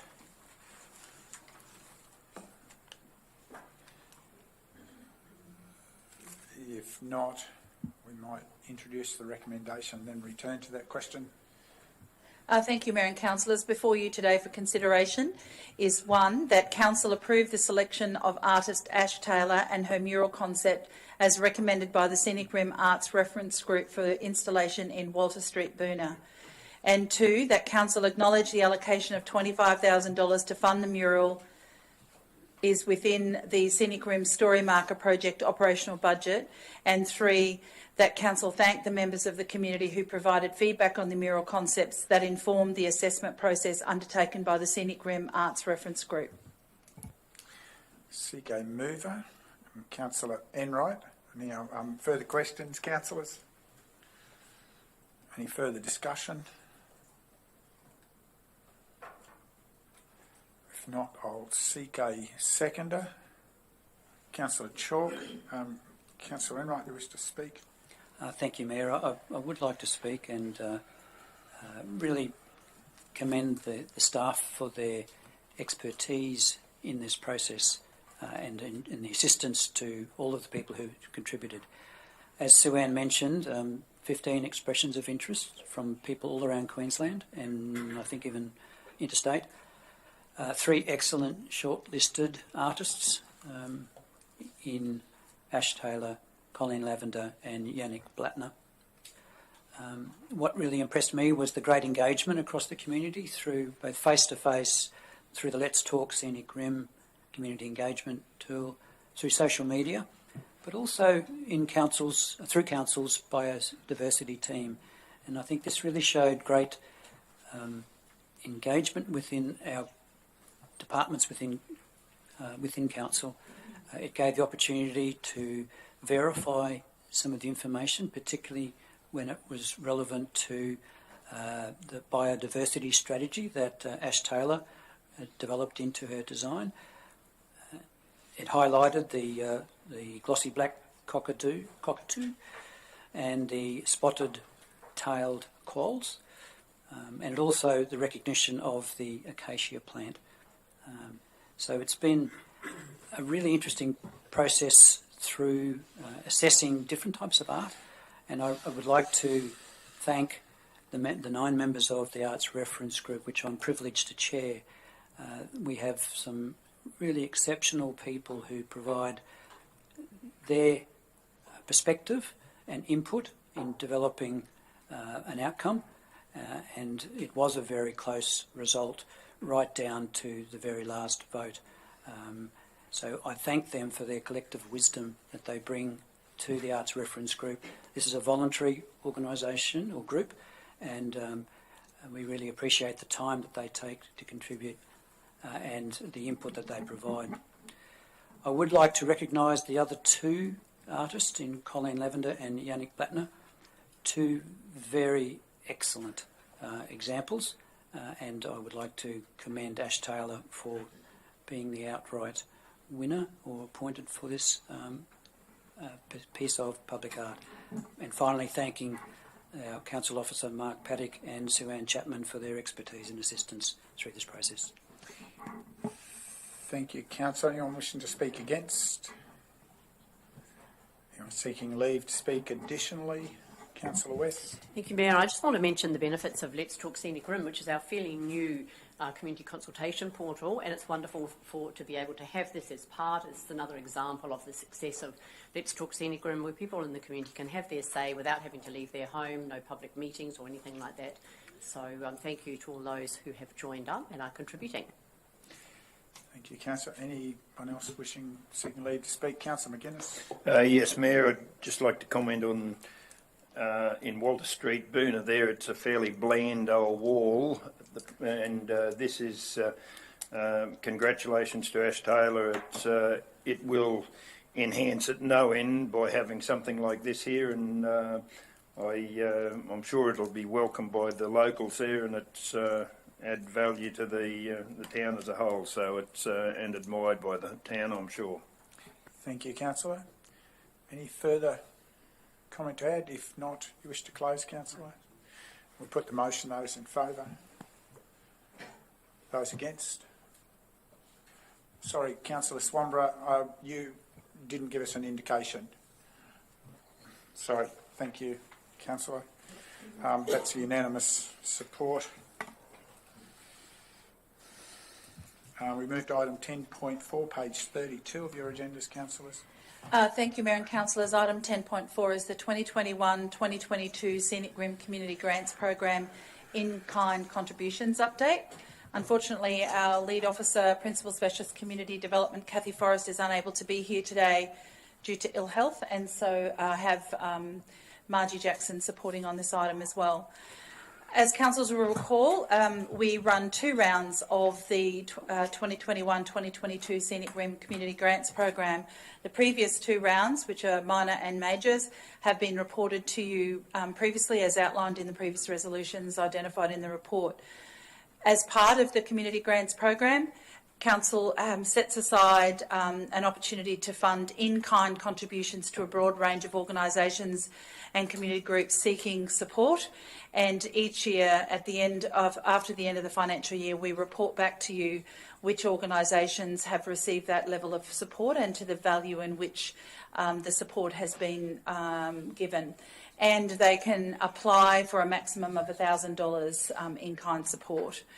So, councillors, there is an extensive list that I'm hoping I don't need to read out, nor do I need to read it in the recommendation, but I think that you will see there's an excellent cross-section of organisations from Calbar, Peak Crossing, Rathdowney, Tambourine Mountain, and Tambourine, and so on, right across, good representation right across the region that have availed themselves of this in-kind support that Council provides in the form of either photocopying or tent and marquee hire or vantage signage or the booking the town crier, and it's outlined here to the values of which we've provided that support. I think it's also timely to say, Mayor and Councillors, that yesterday the 2022-2023 Scenic Rim Community Grants Program and the 2022-2023 Environmental Grants Programs both opened for applications. So anyone listening, please go to our website for the links to the guidelines to enable you to apply. So, councillors, I present to you the in-kind contributions for your consideration. Thank you, GM. Questions to the report provided before you, councillors? Yes, Mr Mayor. Councillor McConnell. Just a quick one to the GM, if I could. What's the criteria for organisations? I can understand the community groups, but in regards to organisations, what's the criteria that we need to to meet to be able to receive the community grant? So thank you for your question, Councillor. As outlined in the guidelines, they are to be not-for-profit organisations that are scenic rim based and are organisations that don't derive funds from electronic machines. I think is how it's said in the guidelines from memory. So all those people, all those organisations within the list are all not-for-profit? Yeah, they will have been verified by the team that assess any and all applications that come through, whether they're for the minor or major grants or the in-kind requests, and they need to meet the guidelines as outlined in the community grant guidelines. And as I mentioned, they went live yesterday, and I would urge people to take a look at those guidelines because they were updated yesterday just to be a little clearer and easier for people to understand. Thank you. Further questions, councillors? GM, I'll get you to introduce the recommendation. I won't require you to read out the full list in the table. Just note the existence of the table will be sufficient. Thank you, Mary. Much appreciated. Councillors, for your consideration is the recommendation that 1, Council note the 2021-2022 Scenic Rim Community Grants Program in-kind contributions as provided to a broad range of community groups and organisations representing a total of $36,308.75 as outlined in the table below. And 2, sorry, just scrolling down, and 2, that Council note that in-kind support was also provided to community groups and organisations in the form of photocopying tent, marquee hire and banner signage. And 3, that Council acknowledge that the 2021-2022 Scenic Rim Community Grants Program in-kind contributions is essential in supporting community groups and organisations to develop and deliver programs that benefit the Scenic Rim community. Mr Mayor, can I just ask the GM to read back out the amount, if I could? Total amount. The total was $36,338.75. Thank you. Okay, councillors, we have a recommendation before us. Seek a mover, Councillor McConnell. Further questions to the report, councillors? Any further discussion? Seek a seconder, Councillor Swanborough. Councillor McConnell, you wish to speak? Yeah, I'd just like to congratulate all those community groups and organisations. I think it's important that council do support all these types of organisations, especially in these trying times with COVID, increase in prices throughout things that they are seeking. So I think that any assistance we can give to these not-for-profit and the community groups is well deserved. Further, anyone speaking against councillors? Anyone wishing to speak additionally?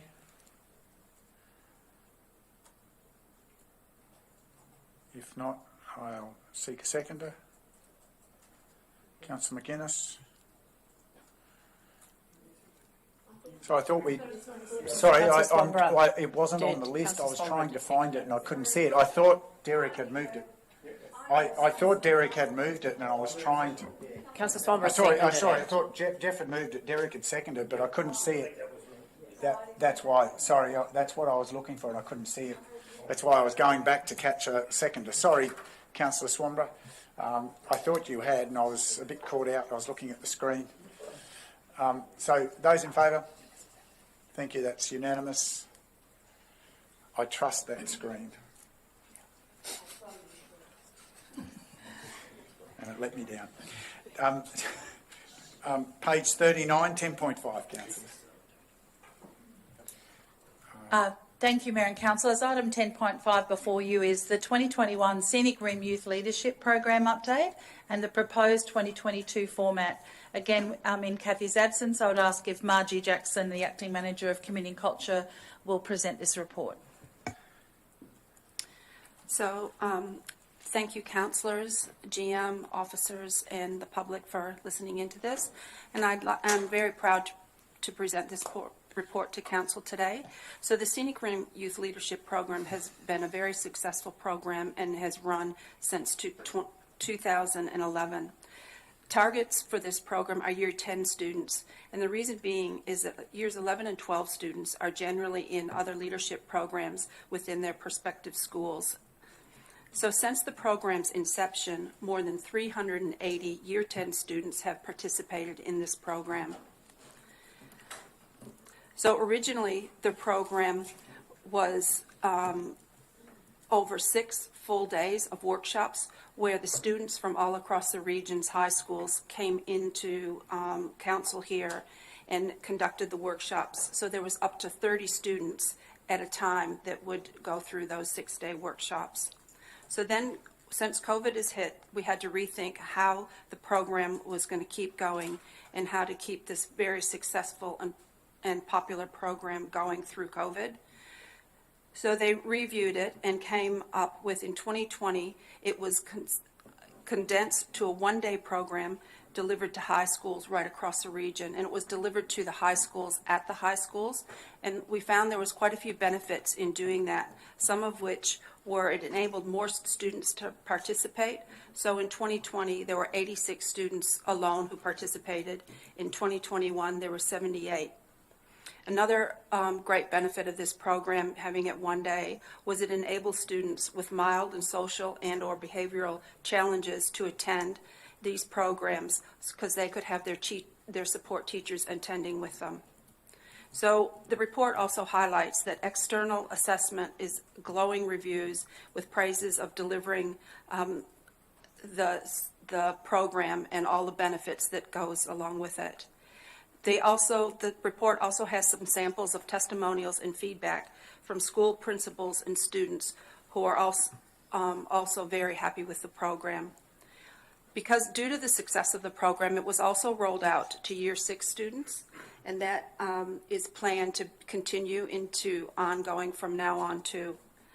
So this next year's program is youth leadership program is being proposed to be held in October or November this year. And we look forward to continue to partner with Scenic Rim primary schools, high schools, right across the region to deliver this great program. Thank you. Thank you for that introduction. Questions for clarification, councillors? Councillor McConnell. If I could just to the GM Prosperity. In relation to recommendation 3, it states that council provide regular updates to ensure that project deliverables are met. Could you just highlight the project deliverables, please? Certainly, Councillor. So in the body of the report, it talks to, and I'm referring to page 40 at the moment, it talks to the program and the suite of activities that are included. One is a suite of leadership topics, including developing self-awareness, how to make positive choices, how to deliver effective presentations, and how to make informed leadership decisions. And the deliverables that the team are referring to here is continuing to deliver the youth program in the format that they have proposed again for 2022, on the basis that it will continue to be delivered as a one-day program within the high schools across the region. And based on the very successful pilot program that was conducted in the Year 6, I am anticipating that they intend to continue to deliver that with the Year 6, in the schools with Year 6. So the deliverables are the implementation of this youth leadership program and the elements that are outlined there in the report. Thank you. Further points for clarification? Questions, councillors? If not, is this discussion? Because she said questions, I just wanted to... Well, we're clarifying, yep. Councillor. Once we've introduced the recommendation and we have a mover, then I'll open for discussion, if that's okay. Thank you. Thank you, Mayor and Councillors. For your consideration is our recommendation that 1, Council acknowledge the external assessment and outcomes of the 2021 Scenic Rim Youth Leadership Program and note its importance in maintaining integrity and authenticity when delivering positive outcomes for youth as a part of this service delivery model. And 2, that Council continue to partner with Scenic Rim primary schools and high schools to deliver the Scenic Rim Youth Program that provides valuable connections between Council and schools and develops confidence and leadership skills in young people across the region. And 3, that Council provide regular updates on the Scenic Rim Youth Leadership Program to ensure that project deliverables are being met and youth leaders have meaningful outcomes that provides a lasting legacy for our region's future leaders. Seek a mover. Councillor West. Thank you. Now further questions? Any discussion, councillors? Councillor McConnell, did you wish to? Yeah, it's just... I think this is invaluable for councillors, I think, to be involved in. And I'd like to see some sort of enlargement or upgrade to what we have here to better engage the youth at school in regards to local government operations. And I'm wondering if that's something that the other councillors believe that we should be looking towards. Well, Councillor, interesting discussion. I think it's 2 slightly different focuses. This one is very much, in my mind, this program's about self-development and coming to grips with the challenges of maturing from child through adolescent and being able to take a place in charge of themselves first before playing a part. I think there is a role for something different with schools about the clarity of what the levels of government and the processes of government are. I think, for me, I think it'd be a danger to confuse the two. This program has a very specific personal development rather than technical context framework to it, from my experience of it. And I think the two, whilst they have some places where they will touch, are slightly different, and this one really needs that clarity of focus, is my view in the discussion. Others? Yeah. Agree, Mayor, and I think hopefully Councillor McConnell's thoughts don't die here. I think it is a slightly different. Agree with the Mayor on that, and I think it's good if we could write to the schools and there's some education surely needs, and maybe we should get ex-school children there and educate them about what local government does in relation to other levels of government too. It wouldn't do any harm at the same time. Thank you, councillors. I'll take that on notice. Councillor West. Sorry, I was just going to, just really to elaborate on what Councillor McGuinness was saying. Look, it's good to have a good relationship with your schools, because often in their school syllabus, especially at primary school, they do study government at different levels. And I know I've often been asked to go and just do a bit of a session, or for the students to ask questions. So that's a very positive way for them to engage with us. But certainly this is a slightly different program. It's about leadership. Thank you. And now, GM, you were alluding to you noting those comments, and we'll give that consideration. Yes, look, I'll take that on board, and I will say that we have spoken to the schools in the past. Officers have verified recently. They've had lengthy conversation with the schools about the possibility of whether there was an appetite for a youth council, and they have indicated that is not something they're particularly interested in, because the feedback from a lot of the young people is they felt that that was a relatively superficial involvement, that they weren't really influencing decisions around this table or the region. But I concur with Councillor McConnell and Councillor West and McInnes's points around the importance of education of local government as a career, and for a transition to pathways both to study and employment. And I'll most definitely ensure that the officers give that further consideration, and potentially could offer, as a part of this leadership program, local government as a form of leadership for consideration. Thank you for that feedback. Any further discussion, councillors? If not, I seek a seconder. Councillor McConnell. Councillor West, you wish to speak? Thank you, Mayor. This is such a positive program for the youth of our community.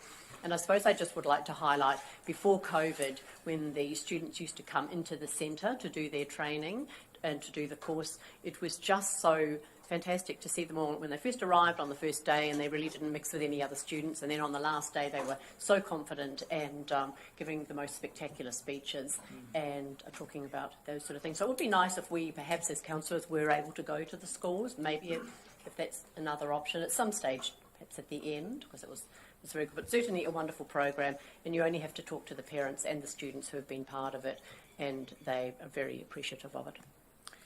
Thank you, councillor. Anyone wishing to speak against?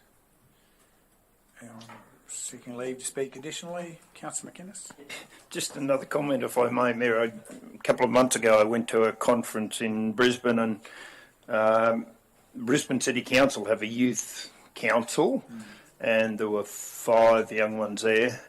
And talk about making most of us feel inadequate was an understatement. They really were some exceptional young people, and it gives you your heart, makes you very proud of what is around there. And we hear so many criticism of the youth these days, but there's a lot of very, very good people around the place who will make good leaders in the future, and we want to encourage that at every opportunity. Thank you, councillor. Anyone else seeking leave to speak additionally? Councillor McConnell. Yeah, I'd just like to support this as prior to this role as the SES local controller. This program was run out of the Jim Newton building right next to where my office was, so I always had them coming in to see what we did, and the change, as Councillor West said, from the first day where they'd just stick to their school to the last day where they got outside their boundaries and mixed and mingled with the Boona and the Beaudesert and the Tambourine, all in different groups, was highlighted. And the change in some of the children, or the youth, was quite substantial, coming in with some of them very little leadership, and then leaving the program as young leaders. So it was always great when this program was on and I was in the office and I could get to interact with them. So thank you. Councillor Enright, you're seeking leave as well? Yes, thank you, Mayor. I certainly endorse all of the previous comments, and I'd just like to add recognition of council's officers who were faced with a bit of a challenge with COVID in the ability to deliver what has been a very successful project and program in the past over the last 11 years. For them to pivot this program into on-school delivery and include primary schools, to see the participation grow from 30 to 86 and 78 in 2020 and 2021 is a commendable effort. So I would like to recognise, I think led by Kathy Forrest and supported by Lacey Sortel, if I'm correct, and it has shown their desire to make a difference in our community through our youth leadership program. But it's also shown their skills to be able to engage with the wide number of schools across our region and provide this excellent program that is obviously, by the quotes provided in the report, so well received by schools and parents. So congratulations to our council team. Thank you, Councillor. Anyone else seeking leave to speak additionally? Or, Councillor, do you wish to close? No, I'm fine, thank you. Okay, we put the motion. Those in favour? It's carried unanimously. Thank you. Please convey our regards to the relevant officers as well. GM, thank you. Certainly will, thank you, and thank you for those kind words. We move to item 10.6 of our agenda today, page 44, councillors. Thank you, Mayor and Councillors. Item 10.6 is the Scenic Rim Biodiversity Strategy 2015 to 2025, Implementation Plan 2020 to 2025. Today I have participating in the discussion Lara Solma, who is the Acting Principal Specialist Biodiversity and Climate Change, and Josh Baker, who's currently the Acting Manager of Regional Development, Health and Biodiversity. Councillors, you'll recall this item relates to a midpoint review that we did with our 10-year biodiversity strategy, and for the purposes of being able to provide you some clarity on the document that is attached to the agenda, we're currently handing out to you a printed version so that you don't need 5 magnifying glasses to read the font size. While that's being handed out, I'm going to ask Lara if she'd like to just provide an overview of the development of the implementation plan and how the officers tend to utilise it over the next 5 years. Thank you. Wonderful administration. Good afternoon, councillors and executive. How's that? Good afternoon. I'm pleased to be here for the Biodiversity and Climate Change team to present for your approval our implementation plan 2020 to 2025, which is a plan for the biodiversity strategies implementation.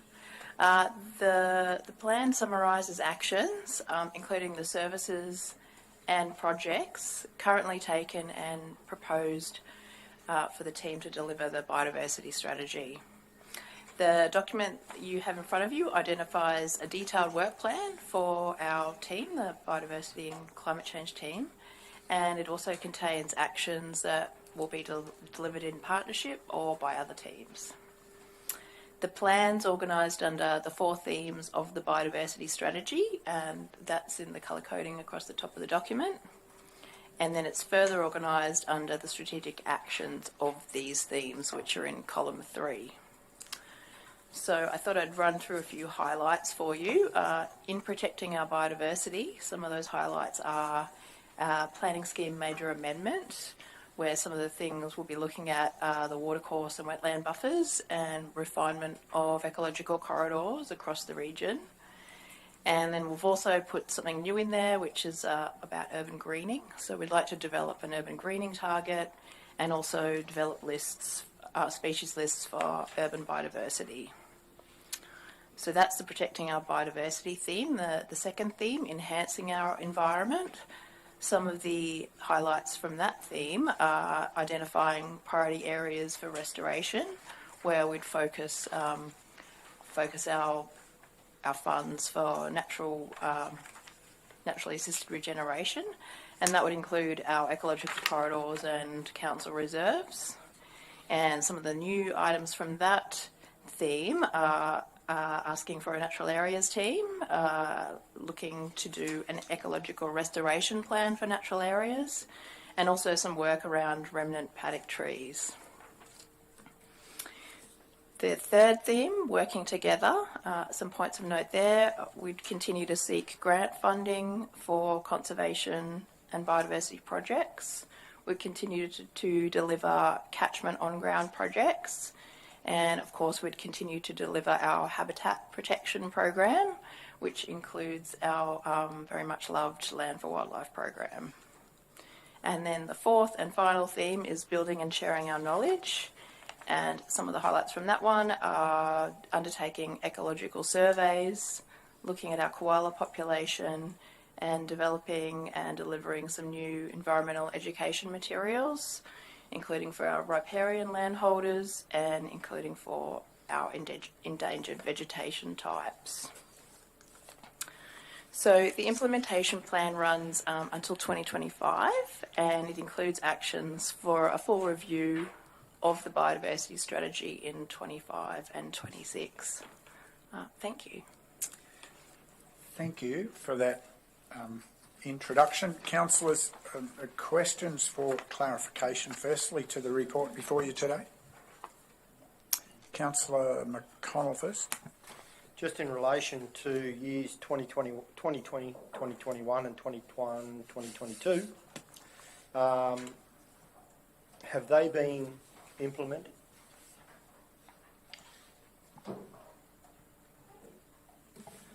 Thank you, Councillor. Those actions within the implementation plan have been implemented for those 2 financial years.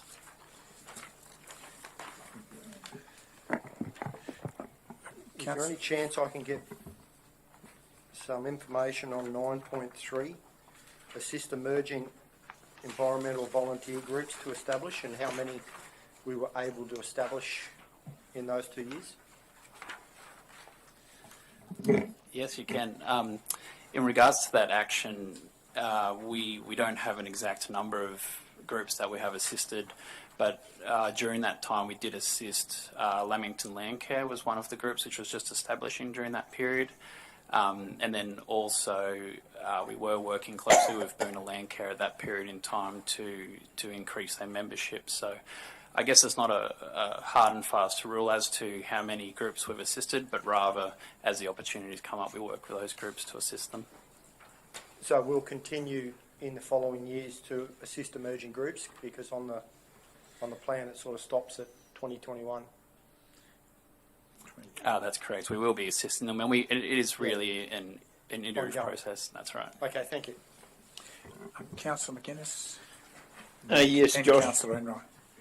Josh, if I could ask you, and my question pertains to good agricultural land, and I don't see it apart from in 8.3 that it's mentioned there, and it doesn't use that exact term, but it does help with looking after the land. And I should have raised this with you earlier at one stage, I suppose, but do you see it as a necessary part, and should we have something there? I'll give it to Josh rather than Mackie. Thanks, Councillor. So to clarify, in regards to 8.3, working in partnership with ag business, you're requesting that there should be additional actions within that? Yeah, I think, and it's part of our planning scheme, of course, to maintain good agricultural land and preserve it. And I think it should be part of our biodiversity plan as well. So whether that's the obvious place to me, but yeah, I think it should be there somewhere. Okay, thank you. So in regards to good quality agricultural land, that's in relation to the mapping under the current planning scheme, and our officers work in partnership with the strategic planning in that regard. To further clarify, in respect of good agricultural land, it's in regards to that land that has the opportunity to provide an agricultural function. Where the biodiversity and climate change team come into this is in regards to supporting those landholders in mitigating those impacts, so things such as soil loss to our waterways. So they're slightly different, but definitely we work in partnership with our strategic planning team in that respect. Thank you. Councillor Enright next. Thank you, Mayor. Josh, I've got 4 questions, one from each of the key themes, and the first one under protecting our biodiversity. What would be an example of an internal environmental offset? Thanks, Councillor. We've got a couple of examples for you here. So, for example, these are fairly small-scale examples. An example could involve the requirement to plant a number of trees when a tree is being removed, or if a habitat tree was being removed, there would be a tree containing wildlife hollows, that there would be some requirement to recreate some habitat, that sort of thing. Does that answer your question? Yes, thank you. That's good. Moving to the next page, enhancing our environment. Could you please expand on the advocacy for the extension of Flinders Peak to Karawatha corridor to include Mount Barney and the Border Ranges? Yes, certainly. So when the biodiversity strategy was written, there was an active Flinders Karawatha steering group. Currently that's fairly inactive, and this action was in our original implementation plan, so we definitely wanted to bring that forward, because it's certainly in our interest to continue to advocate that corridor, it remains, it is protected south from Warralong Dam. Mm-hmm. Thank you. Thirdly, next page, in working together, could you please provide examples or advise of examples of fostering partnerships with established Indigenous groups? Yes, we can. So council has worked with the various local traditional groups throughout the region to deliver environmental education events, such as tree planting events and fire management. There was a partnership between our community services team and the local Mununjali group, where the elders prepared bush tucker, and the students planted native plants, and that was the intention of that was to teach the local school groups about cultural importance of the natural environment. Cultural services and community services also participate in that action, and one of their examples was with the Bow Desert activation, including artworks in the footpaths and a women's and men's story circle, and also plant-related information, including about traditional uses. Thank you. And finally, on building and sharing our knowledge, with reference to deliver education programs that align with Council's biodiversity vision, who would be the target groups or groups? Thank you for that question. Overall, the education program targets the entire community through both our website, the attendance of environmental officers at various events, including, for example, the Boona Show, which we just attended, and then also our habitat protection program, which targets landholders with environmental values on their property, the environmental education materials that we have and that we will continue to deliver target the whole community. And then there are the conservation focus groups, including our land care groups, friends of groups, and the field naturalists, as well as catchment organisations and other community groups, schools, local agricultural and farming groups. So quite a wide spread of engagement. Thanks very much. Thank you. Councillor West. Thank you. Lana, I was just wondering on item 4, enhance and protect significant landscapes. For 4 2F, the investigate the impacts of roads and other linear barrier infrastructures on the safe movement of wildlife. Now, I noticed that doesn't start until 2023-24. It's not scheduled. I did just wonder if there may be an opportunity to look at bringing that forward a little, because we have had a number of those issues in our communities, and it is rather topical. Or it has been very topical, really, about the barriers and that sort of thing. But I'll leave that with you. If that were an option, please. Would you like us to amend this to do that? Is that your question? I guess ideally, but I'm not asking you to do that. I just highlight it really, in that it is a very... So if I might answer that on behalf of the officers, Councillor, thank you for your question. Absolutely, I think we could look at bringing that forward. It just might mean they might have to slightly update both the delivery of the many other items in here and whether or not there'd be a future budget implication. So if we could take that on notice and look at that as we finalise the document. And happy to acknowledge you have got a huge amount of work. Yeah. But the other one I just did want to ask about, and really just a very quick little update, how things were going with the Flying Fox management. It's item 41D, and the roost management, it is a topic close to my heart, as you all know. So, thank you, Councillor. Progressing well. In regards to that project, it is still underway. Unfortunately, we have had some minor delays with the consultant that we're working with on that particular one. Right. But we hope to bring a report through on that in the next, not the next workshop, but the workshop after that. Okay. So probably about 4 weeks away. Thank you. Thank you. So, Mayor, could I just make a comment also to the point that Councillor McConnell has raised? I've just asked Josh about that item 9.3, and that is an oversight. It should have extended throughout the whole time of the next 5 years. Of course, we would never turn away working with any member of the community in terms of that action and volunteer groups.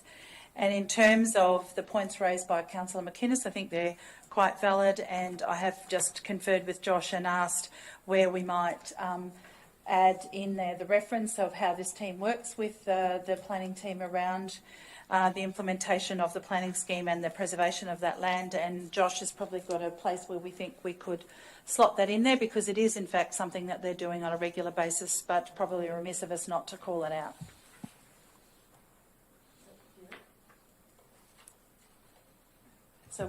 So Mayor and Councillors, in relation to those few edits, as you'll see as a part of that recommendation, we do seek your authority to make some grammatical and formatting changes as a part of this, and so in adopting this today, I would ask your consideration that officers will make those changes, and the final version, once produced, I will disseminate to you before it would be published as a part of the actions within that recommendation. Any further questions, councillors, at this stage? Councillor Swanborough. Yes, Mr. Mayor, just a question in relation to 1.1 of the Green Sheet, which is protect the region's biodiversity and natural assets from impacts of a degraded environment by developing planning tools to address key threats such as vegetation loss, plant and animal pests, salinity, poor water quality, soil loss for the benefit of people and their welfare. I was just wondering, in relation to the water quality issue, what benchmarking do we have in our communities in the smaller creeks, which are significant? And I'm referring to perhaps Gwenabar Creek on Tambury Mountain and Cedar Creek, one in the south of the mountain and one in the north of the mountain, which are significant, have significant biodiversity and habitat fauna attached to them. But do we do in this program any benchmarking, monitoring of water quality, etc., in order to understand and protect those ecosystems? Thanks, Councillor, and a good question.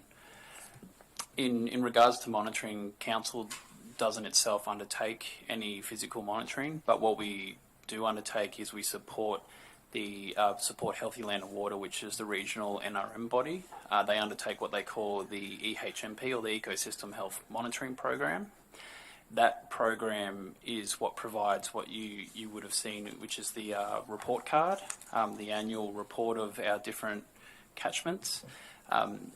Where it is challenging is it doesn't report at that scale. So we have data on the Logan and the Albert, the Bremer and the Worrell, but we don't have that data at the individual stream scale, so such as Guanabara Creek, unfortunately. Is it something that council could do if it was provided the funding to do it? It's something that would be better suited to be included as part of the EHMP, I would suggest. And it's a question of the scale and then the cost associated with that. So currently it's quite a costly program to run. It's run across the entirety of southeast Queensland. To bring it to that scale, I would suggest would be cost prohibitive. But in a perfect world, yes, it would be a great initiative. I mean, we do provide funds for river improvement trusts for, improve the banks, and they're practical measures, but I'm just suggesting, why wouldn't we do some more practical things to make sure that, especially two creeks running through the largest population centre in the Scenic Rim, which has all the threats of urban development operating on them. And they do flow, especially Guanabara Creek does flow into one of the most highly biodiverse Guanabara regions in all of Australia. I've sat through a long presentation on the biodiversity and the uniqueness of that particular area, but the headwaters for that whole ecosystem, comes from the south of Tamborine Mountain. And so I just think it would be a practical thing. A lot of these things are very high level, but I would like personally to see something practical to give confidence to our communities that water quality is not being compromised in those particular creeks on the mountain. I believe the question was asked and answered. You can take those comments on board.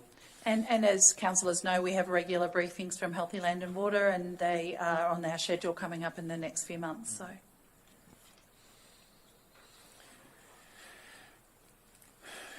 any further clarifications to the report, councillors? GM, I'll ask you to introduce the recommendation, please. thank you, Mayor and councillors. For your consideration is the recommendation that 1, Council approve the Biodiversity Strategy 2015 to 2025 Implementation Plan 2020 to 2025, which will provide support and direction in achieving Scenic Rim Council's biodiversity vision as outlined in the Biodiversity Strategy. And 2, that Council delegate authority to the Chief Executive Officer to make minor grammatical and formatting changes to the final Biodiversity Strategy 2015 to 2025 Implementation Plan 2020 to 2025, if required, and prior to publishing on Council's website for public access, noting any such changes will be advised to councillors prior to publishing. CK mover, councillors. Councillor McGuinness, thank you. Any further questions, councillors? Any further discussion? Seek a seconder. Councillor Enright, Councillor McGuinness. No, I'm right. Chair, I think we've had a pretty good discussion on this, and it's a great thing, and congratulations to the staff in bringing this forward. Thank you. Anyone wishing to speak against? Anyone seeking leave to speak additionally? Councillor Enright. Thank you, Mayor. I'd like to commend our biodiversity and climate change team for both the work that they have done in the last 2 years, but also for the next 3 years, and as outlined in this implementation plan. The amount of work that's done by a relatively small team is absolutely remarkable, and I commend them on their efforts and wish them all the best for that coming 3 years in the implementation plan. Thank you. Anyone else seeking leave to speak additionally? If not, Councillor McGuinness, you wish to close? No, I'm right, thanks, Mayor. And let's put the motion. Those in favour? Carried unanimously. Thank you very much. Well done. Thank you, Lara. Look forward to celebrating. Well done. Okay, now, councillors, we move to item 10.7 on page 53 of today's agenda, which I'll get the GM officers are joining us, and we'll get the GM to introduce. Thank you, Mayor and Councillors. Joining me to present this item is the Acting Principal Specialist of Development Assessment and Engineering, Josh Kirkwood, and the Principal Specialist, Joseph, sorry, got too many J's in there, and our Principal Specialist for Strategic Planning, Heather, who's here as well, and of course Josh has remained for this item. So item 10.7 is the MCU 22/04, other change application for development permit for a material change of use for a function facility at 108-115 Alpine Terrace in Tamborine Mountain on lot RP 129946 and lot 4 RP 181698. And I'm going to ask Josh if he would present this item. Joseph, if he would present this item. I can see what's behind you. I know, I can't look behind me there, Mayor, so. Thanks, Deborah, and good afternoon, Council and those in the gallery. The following report is for consideration of development application number MCU 22004 at 108 to 118 Alpine Terrace. Yeah, just repeating which Deborah's already mentioned. The development application is a change application which seeks an other change to an existing approval MCU 17555, which is for a material change of use for a wedding events venue. The originating application was assessed under the former Bow Desert Shire Planning Scheme 2007 and was subject to impact assessment. An approval was granted by Council Committee previously on the 17th of December 2017. This current approval permits outdoor events on the subject site, which includes one small amenities block, but otherwise no other permanent buildings are approved. The development also comprises a marquee footprint area in which the marquees are to be erected, formal garden area and car parking. The current approval also currently permits events to occur 7 days a week between the hours of 7 a.m. and 7 p.m, with amplified music ending at 6:45 p.m. and allows for a maximum of 90 guests as part of the approval conditions. Under Section 78 of the Planning Act, the applicant seeks a change to this approval to establish a purpose-built function facility to provide indoor events as an alternative to the outdoor marquee area. All approved and established uses will be retained. In addition to the proposed function facility, the applicant seeks an extension to the operating hours for events that would occur in the building. Whilst the change application has been lodged as an other change on the basis that it may result in substantially different development, the premises itself has been rezoned since the original application to minor tourism zone. In addition, the use is now considered to align to the defined use of function facility under the current planning scheme. In accordance with Section 82 of the Planning Act, when administering, assessing and deciding a change application in the context of a development approval, it is treated as if the change application were the original development application, with the change included, but was made when the change application was made. As such, with the change in zoning and the defined use under the current planning scheme, the change application triggers code assessment, as opposed to the originating application requiring impact assessment. Code assessment is a bounded assessment against the relevant assessment benchmarks and has no requirement for public notification.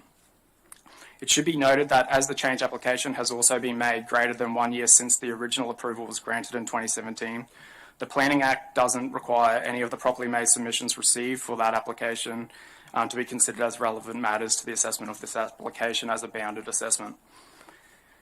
The subject site itself comprises of 2 freehold allotments, both zoned minor tourism, located approximately 5 kilometres southeast of the North Tamborine Village Centre. The proposed function facility building will be established on Lot 2 and will be accessed via Alpine Terrace. Formal gardens have been established along the turfed areas. Stone pavement has been laid for walkways and a gravel driveway has been constructed together with the 26-bay car park under the original approval. Dense vegetation is established along the Alpine Terrace frontage, acting as landscape screening. Lot 4, though it forms part of the overall facility, is not used for active purposes in connection with the wedding venue. The land is improved by a dwelling house and ancillary structures. The site is situated in a locality containing a range of land uses, both commercial and residential. Directly opposite the site is St Bernard's Hotel, with Alpine Terrace also contains various cottage tourist facilities and associated cafes. To the east of the hotel is a childcare centre and other tourist accommodation facilities. Situated off School Road, approximately 90 metres from the site, is the St Bernard's Primary School, and adjoining the site to the south and east are lots included in the rural residential zone, and these have been approved by detached dwellings. The proposed purpose-built function facility as part of this application will contain a reception area, a kitchen and bar, toilet facilities and equipment storage area. It is intended to be used for wedding, reception and other events. The overall dimension of the building is 36 metres by 10 metres, and with the reception area forming 180 metres square GFA. The reception building is proposed to be sited towards Alpine Terrace road frontage of the premises, with a setback of approximately 12 metres from the road. The established vegetation and hedging along this frontage is intended to be retained and provide visual screening and privacy. The building will be positioned between the existing gravel driveway and a transpiration bed for the dwelling. No change to the access, parking or internal roads are proposed as part of this application. No increase in the number of guests is proposed, remaining fixed at the 90, which was under the original approval. In addition, only one event is proposed to be permitted on site at any one time. As part of the application, the applicant also seeks an extension to operating hours for events booked within the function building. The hours sought are limited to 7 a.m. to 10 p.m, Monday to Sunday, with all guests required to vacate the premises by 10:30 p.m. In support of the application, the applicant has submitted a planning report and code assessment, acoustic assessment, bushfire mitigation report, event management plan, stormwater plan, and proposal plans. Council officers have assessed against the relevant benchmarks and have identified the primary concerns as the extension of operating hours impacting on adjoining sensitive land uses, stormwater controls, particularly in relation to the existing creek, landscaping and visual amenity, vegetation retention, and parking provision. In relation to the extension of hours, Council's environmental health team have confirmed that the submitted acoustic assessment report and event management plan achieve the requirements of the relevant assessment benchmarks. Notwithstanding, officers have included further recommended conditions to minimise any potential impact on adjoining neighbours, including varying the requested hours of operation to 7 to 9 p.m. for Sunday to Thursday events, and requiring further design consideration in relation to the building's orientation and main entry. In relation to vegetation, all landscaping and vegetation must be retained and maintained for the life of the development. In addition, a condition has been imposed to establish a landscape buffer strip between the premises and the adjoining Lot 5 to the south, which contains a dwelling. The existing parking provision on site is considered sufficient when based on the required rate under the current planning scheme, which is 1 car space per 10 metres square GFA, requiring 18 spaces in total for the reception area. The development has provided a surplus of this requirement of 26 spaces. Conditions of approval have been included to ensure that stormwater quality is managed to prevent any impact on the existing creek system, including the requirement for further stormwater quality management plan to be provided. Concerns have been raised in relation to the wastewater disposal of the site through consultation with Council's plumbing section. It is understood that the existing on-site sewage works approved under permit PA 20/0009 for a Class 1A dwelling has also been designed to suitably cater for the intended load resulting from the function facility use. However, further plumbing assessment and approval is still required prior to the construction to ensure that wastewater system meets plumbing and setback requirements. In addition, the plumbing section has indicated that the peak load is not anticipated to exceed the 21 equivalent persons environmental referral trigger. Notwithstanding, the officer's recommendation includes a condition and advisory note to ensure all necessary plumbing and drainage approvals are obtained prior to the development commencing. The application has been assessed in accordance with Section 82 of the Planning Act and against the relevant planning scheme provisions where it has been determined to generally comply or otherwise achieve compliance through reasonable and relevant conditions included in Appendix A of the report. Thank you. Thank you for that introduction. Councillors, questions for clarity to the report?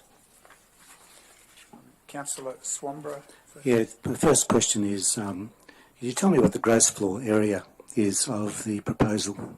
Yeah, it's 180 metres squared for the reception area. The building is 30 metres by 10, I understand. Yeah, correct. Thanks, Councillor.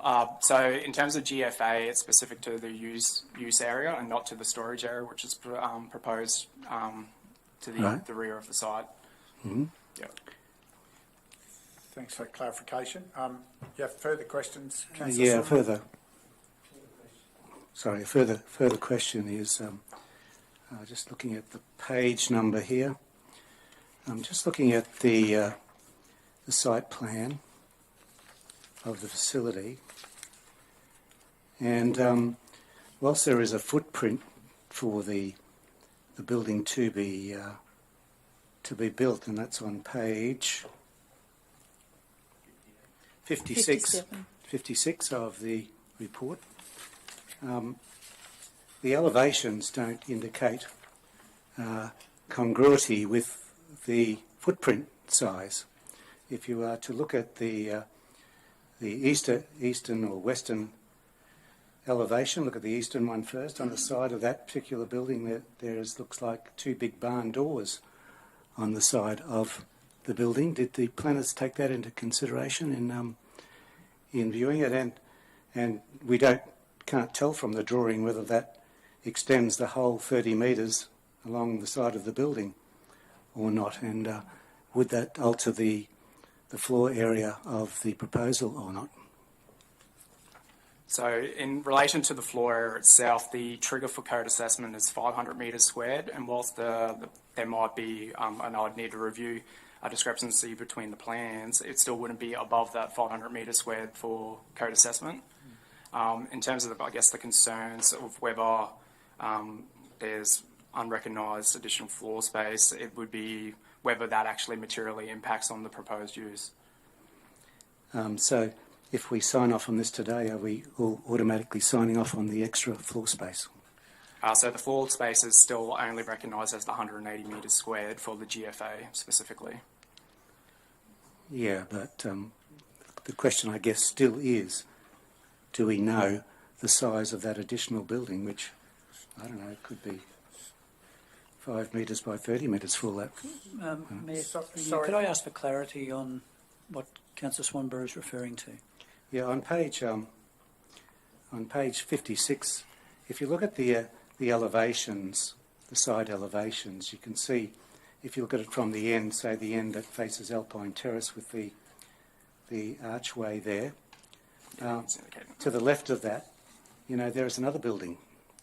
I looked at the plan, it looks like it's a blank wall with two doors. That perhaps would be to allow delivery trucks to drive to the storage area, as a guess. It shows on the plan that the floor plan above. Yeah, so it's providing opportunity to shield any vehicles who want to park there for delivery purposes. So that doesn't. It's not actually an enclosed area. It's just a wall. It's just a wall. Yeah, correct. So you're sure about that? Yeah. Okay, so it's a wall in the middle. Okay. Now, thank you. Well, that's the clarification I needed. Councillor Swanborough, if you look at page 56 and you're looking at the top elevation, the side view, elevation 02, there you'll see a shadow that's proposed across there that demonstrates that it's a fixed wall, illustrated.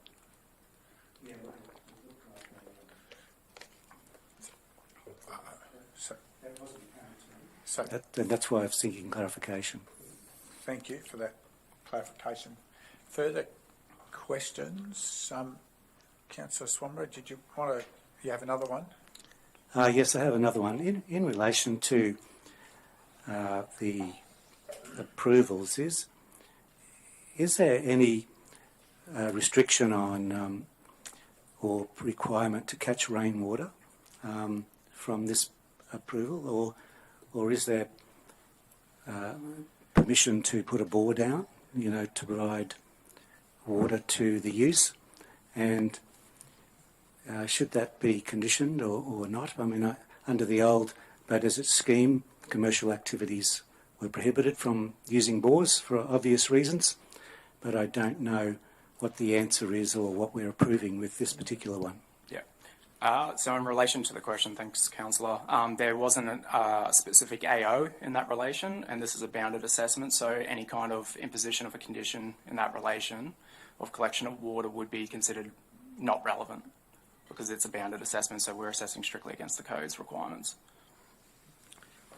So is that the case that any commercial building now in Tamborine Mountain can put down a bore to support its use? Councillor, my understanding is that the current moratorium on bores on Tamborine Mountain doesn't enable commercial users to put a bore down at the moment. That is true, but that's not going to last forever. So my question is, in future, the way the planning scheme's worded in the codes, there's nothing in the codes that says that a commercial building can't have a bore to support its activities. So, sorry, Councillor, the question there? The question is, can commercial activities on Tamborine Mountain use a bore for water supply to support their activities? So, if I might answer that, Councillor, I'm not aware of my officers being able to predict the future, and so I think the moratorium is in place, and in fact I think you're aware it's been extended. And so, and as the officer has answered, just a point of order, Mr. Mayor. Sorry. The question was nothing to do about predicting the future. I'm sorry. That is an inappropriate conduct. It's inappropriate statement to make. Yes, thank you. Yes, don't start suggesting you know what inappropriate conduct is for the officer. I think, Councillor, your question particularly is concerning what the planning scheme provides for. Does the planning scheme provide restrictions, or where would such a matter be addressed is probably the extension to the question, and is it within the scope of consideration for this development? And otherwise it's probably a question for another day. So the question is in the planning scheme considerations, certainly in the context of this proposal, firstly. Thank you, Mr. Mayor. So there's no specific restriction within the codes which would prevent a development in terms of how you describe in terms of sinking of a bore of a commercial nature, which as part of this consideration of this application. Thank you. That's an answer to the question I asked. Thank you. Okay. Councillor Enright. Thank you, Mayor. I'm also referring to page 56 and in relation to the ability to absorb or retain noise transmission externally, are we aware of the internal and external cladding materials of the proposed building? And I guess supplementary, is the internal lined accordingly? Thank you, Councillor. So in terms of the acoustic assessment report, which was provided by the applicant, it does base its findings on and recommendations around the type of materials used for the building in terms of achieving the necessary noise mitigation. So, and as part of condition 25 of the recommendation, it does include that the applicant must undertake the development in accordance with those findings of that report. So in terms of, I do have some general notes in relation to the external walls and internal walls. So they do make provision in terms of the materials which are required and certain cavity depths and the like around design requirements to achieve those mitigation. Yeah. In addition, there is a requirement as part of the acoustic assessment report for the main entry doors to have automatic closing. However, as officers, we're still quite concerned in terms of any noise escape in relation to that. So there's an additional condition requiring a dual door arrangement, which would ensure that any noise occurring within the building, there's no noise escape. So there's always one door closed. Yeah. Thank you. Further questions? Councillor Enright, you have further? One more just regarding parking. On page 71, condition 10, it discusses or outlines the car parking on site, and it complies with the 26 spaces that was already approved. In the event of excessive numbers, is overflow parking outlined for it to be retained on site only?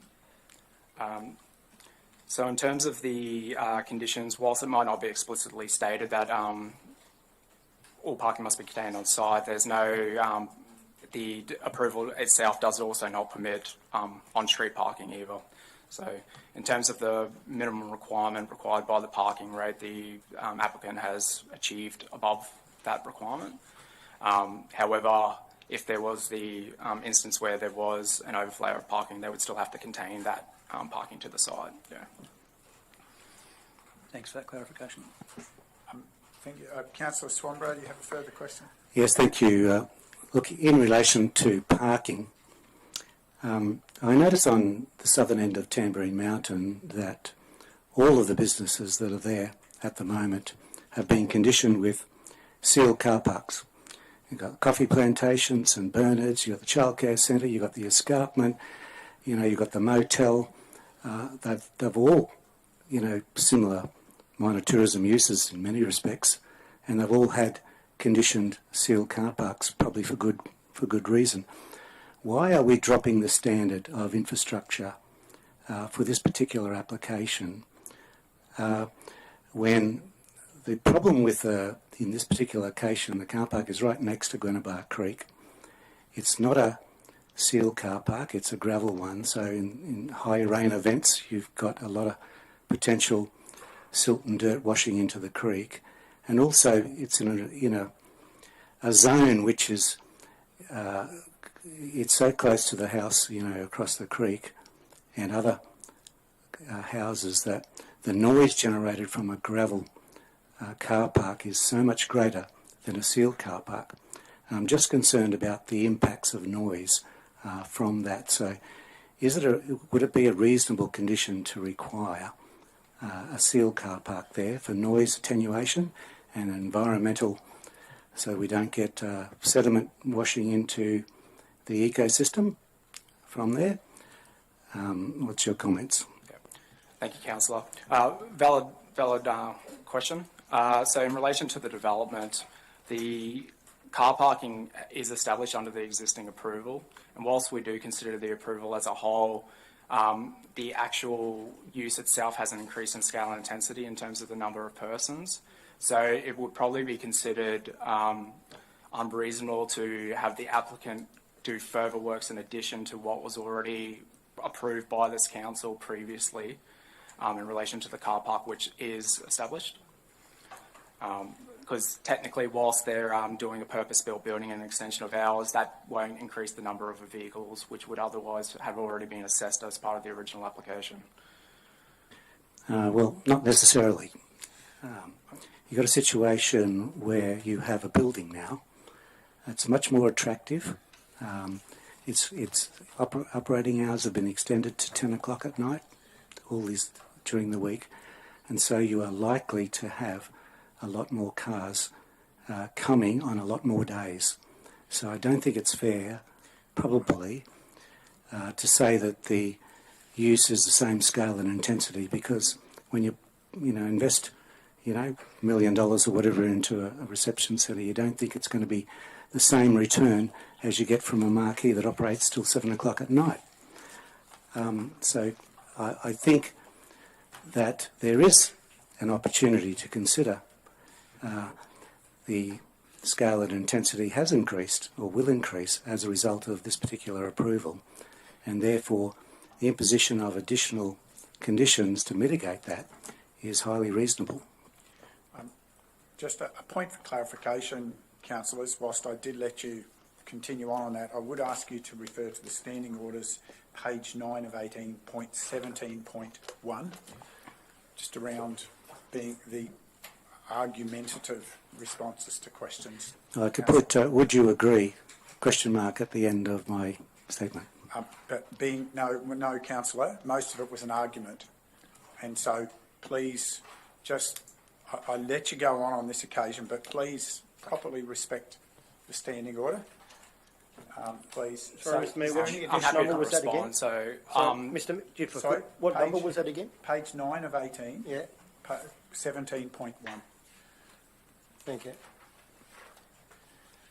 Yep. So in relation to the councillor's comments, I'm not qualified to say what's more attractive and what's not more attractive in terms of a use. So I note your comments, but however, I can't base it on the fact that now this use is somehow more, there's a perception that it's more attractive, so therefore it's going to increase patronage. So I'm not qualified to make that call. Well, you are qualified to understand, I think, that the hours have increased. Wouldn't you agree? And it says now that they're going to be operating a wedding for up to 10 hours per day. Yeah. And so, thank you, Councillor. However, the maximum number of patrons on site hasn't increased, and the number of hours has only marginally increased from what's already approved. And we still remain bounded in terms of our assessment against the applicable codes of the planning scheme. So there are other matters for questions, councillors. Yeah, Mr. Mayor, I've been bombarded by people in the south end of the mountain who originally objected to this particular proposal, and since the agenda was released, they've learned that this proposal is on the drawing board, and they felt very angry that they've been disenfranchised and not able to be notified of this pending application. And so I went back to legislation to have a look and made inquiries, and I also passed that information, as I was asked to do, to the head of the planning department. And there are some doubts as to whether council making this decision today has improperly disenfranchise those original submitters to that application, because we are dealing with a change application, and the change application relates to a previous impact assessable application. And I've got this little document here which says Guide to Public Notification of Development and Change Applications, and this is what I consulted Sarah on. And within that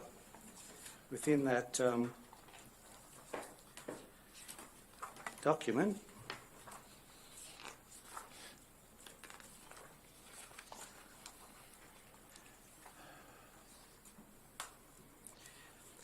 it says, and this is all about when you need to publicly notify, and it says, if an application includes both a code assessable component and an impact assessable component, the whole development proposal must be publicly notified. And this allows potential submitters to make an informed comment on the whole proposal and puts the assessment manager in a better position to gauge public opinion, as well as other relevant considerations. However, there's no right of appeal for those people if it was publicly notified. And that relates to not only an application, development application, but this relates to change applications, which this one is. And so we need to be pretty sure, that we aren't disadvantaging those submitters by, and I understand the arguments that it's code accessible, but this is a change application on an existing proposal. If it was a brand new application and wasn't a change application, the advice is, sure, there would be no need to publicly notify.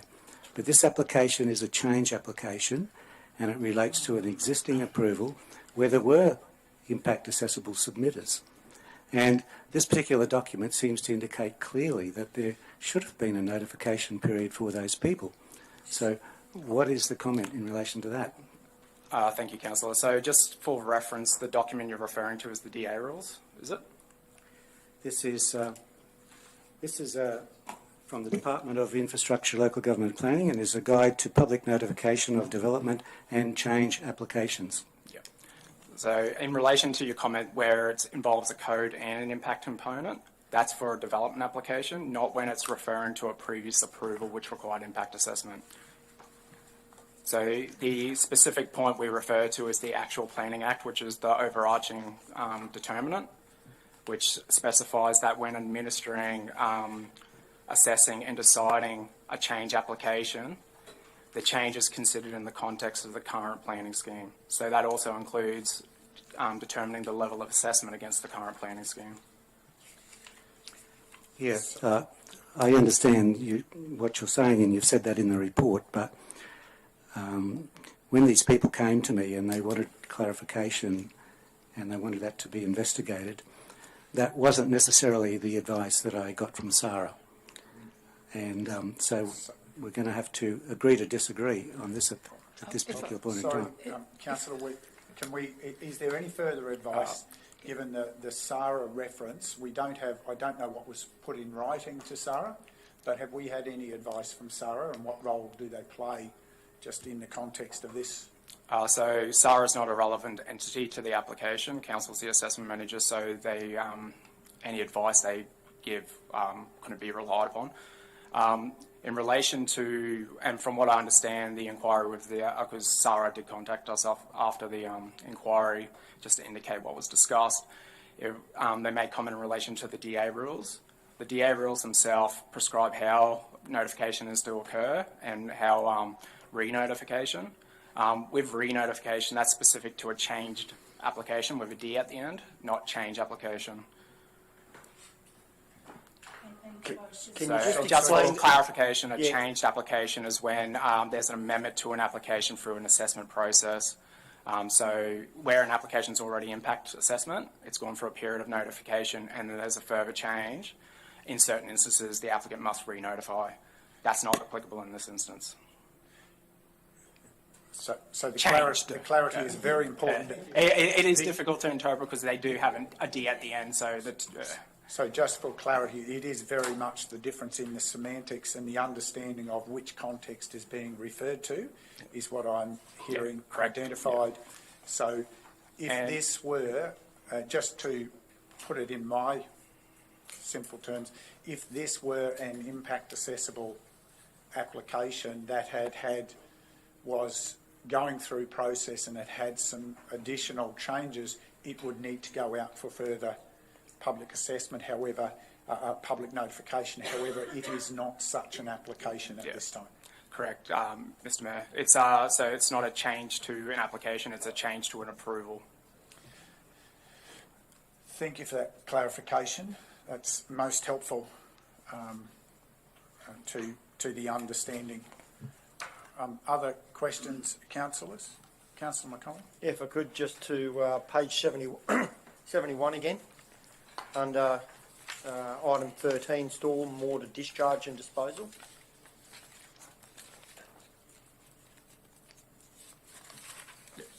It talks there that they're still to do a stormwater management plan, and it is yet to be lodged. Thank you, Councillor. Yeah, correct. There was a concept plan which was provided as part of the information. However, in consultation with Council's Development Assessment Engineering team, there's requirements around stormwater quality to be considered as well against the assessment benchmark. So these are more where they wouldn't so much be in relation to the material change use, but could be considered subsequent with our more detailed plans provided. So the requirement there is for an RPEQ to prepare that information. So we're guaranteed that that'll be correct. So they would have to undertake that work prior to commencement of use, and there would be opportunity for it to be submitted and reviewed, but there's no subsequent approval process. Okay. However, I think to the councillors, what's the implication with an RPEQ involvement? What's their level of accountability to ensuring the standard? Is that something that we can thank clarify? you, Mr. Mayor. So, Chris wants to respond. Was that the intent of your question, Councillor? Sorry. Yeah, that's correct. It's whether we're going to approve this and then they're going to do a plan. Yeah. So we don't get to see that, or you don't get to comment on it to say, hey, it doesn't meet. So, what is it? Wrong page. RPEQ will be relevant in their assessment of it. So Councillor, there may be two parts to the question. One is the clarity around what the professional implication of an RPEQ involvement is, and the second is, will that report then come back for visibility, like many additional approvals do after the initial approval, such as plumbing and so forth? Is this in that same category? 71. Down the bottom. Yes. So is that to the officers? Yeah. So in relation to this development, as there's not an asset or the like being accepted by council subsequent to this approval, it's not being facilitated as an operational works permit. However, the condition does require that it's RPEQ certified, so that in itself is a registered professional engineer of Queensland. There's a certain accreditation and they sign their name to that in terms of that the proposed water quality and stormwater management plan to be implemented on the site meets the design requirements specified within the condition. Prior to the commencement of use, correct. GM Asset Environmental Sustainability, do you have any clarity around RPEQ? Yes, I do. A registered professional engineer of Queensland is bound by the Professional Engineers Act of Queensland. Can't remember the year, but there are certainly very much a legal aspect to their certification of the works. So if it's found that they've certified the works or the solution and it doesn't conform with the objectives of the solution, they certainly find themselves in a reasonable amount of strife as a result. It's probably the easiest way I can explain it. Thank you for that layperson's explanation. If I could just go over the page to condition 15. So page 72, is that 72? Right? Yep.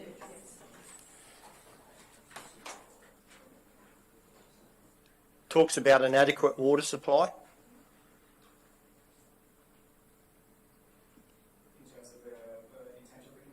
Correct. Sorry. In terms of the intent of the condition, so any type of provision of water supply for potable service and the like to service the development would be required a plumbing and drainage application made subsequent to the approval. So they would need to demonstrate compliance with that condition as part of that. In regards to the terminology of commercial use in regards to bores, would this be considered a commercial use, or is commercial use the on-selling of that water to a distributor? I can answer the question. As far as I'm aware, commercial use in relation to bores would cover this function facility use. What if you... Yeah, so sorry, just confirming a commercial use would fall under that function facility use in terms of what the moratorium's referring to and not allowing more bores to service commercial uses.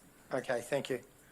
And it's in item 16 is a minimum of 45,000 litres for use. Now, usually when we get a plan of where the water tanks are going and catching, and there doesn't seem to be one in this case. Yeah. So in relation to the site plan, there's sufficient space to cater for a tank of that size. If there is concern in relation to that, it can be provided subsequent to an approval as part of a general in accordance. Okay, thank you. Next one is, I think we've covered off the wastewater. There it is there. Releases to water. Item 29 on page 74. So the intent in relation to that condition is around the environmental health. So there's actually a number of conditions in relation to stormwater discharge from the site. In relation to this, it's ensuring that the development is undertaken in a way where it complies with those conditions. Thank you. And just down to item 31. So that condition specifically has actually been a carryover from the original approval, which was approved under MCU 17555. So it's just been carried across. So there are no stables? Not that I'm aware of. Okay. I was a bit worried about what was going on there. Councillor. So I'm just going back down the page. The next one is building and noise mitigation. In a couple of the in a couple of the reports we've received, the conditions actually state about noise complaints and how they're to be actioned, but there doesn't seem to be one on this one. So you're on condition 40, page 75? Yeah, condition 40 and 41. So, in relation to noise complaints and the like, condition 26A provides a complaints register requirement. Right. On page 73.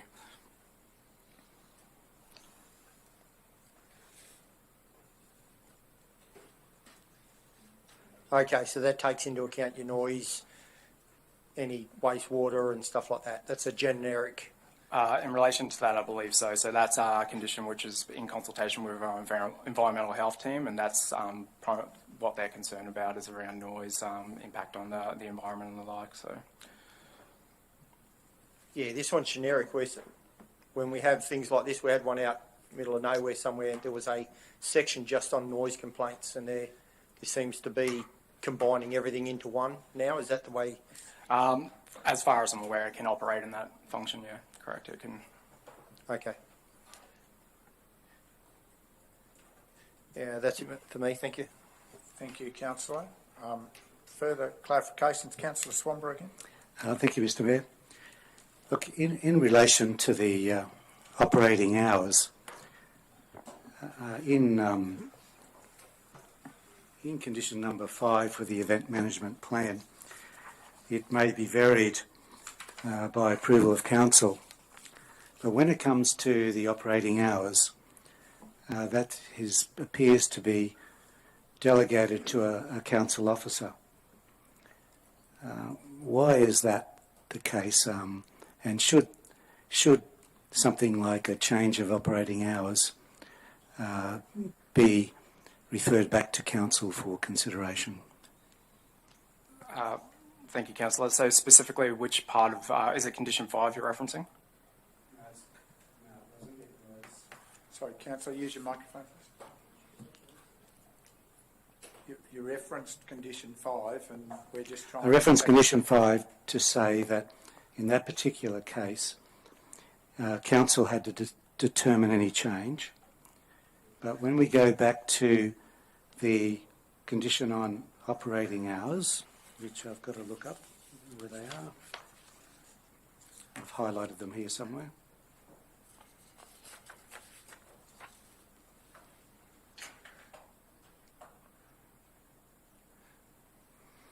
Which is condition number 4, amenity. It says, unless otherwise determined in writing by the council delegate acting reasonably, the approved use shall operate between the following hours. That clearly gives the council delegate the approval to vary those hours. Should it be something that's referred back to council in view of the sensitivity of operating hours at night in this sort of region? Thank you, Councillor. I wouldn't be able to decide or make recommendation at what level within the organisation that type of determination should be made. Just in relation to that condition, while it's been amended, that is a carryover from the original conditions package, which did specify a specific position within the organisation, which isn't that title anymore, so that's why it's been reworded to say by the council delegate. And I believe there's an attachment to the agenda report which includes the track changes in relation to that condition in the previous wording. Mr. Mayor, I'll foreshadow a motion to change that condition in order to require that any change to operating hours be brought back to the council.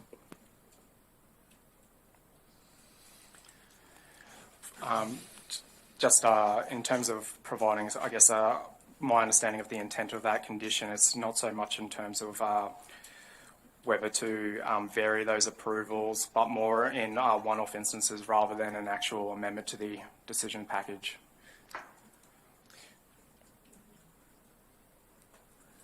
So if there was an intention for a certain particular event to occur in exceedance of those hours, whether it could be made in writing rather than coming back for further change application. So that would be considered on an individual basis.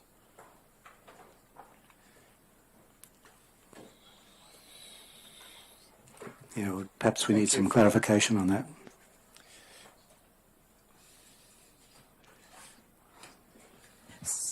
Mayor, I was just asking for clarification from the officers whether or not it's a case of being able just to amend a previously approved condition in that suggestion.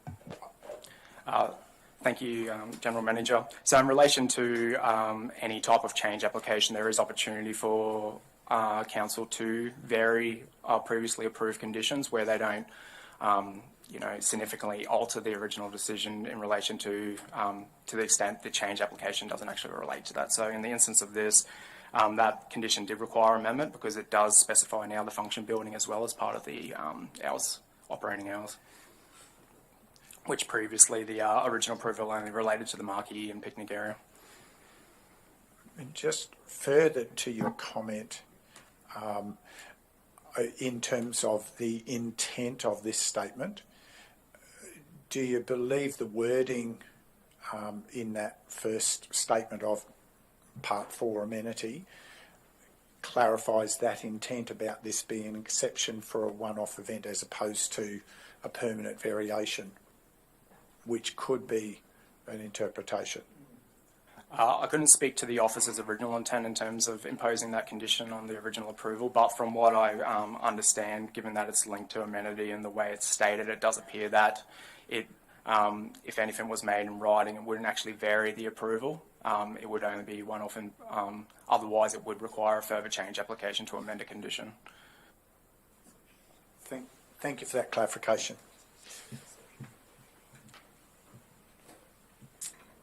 Further questions, Councillor McConnell?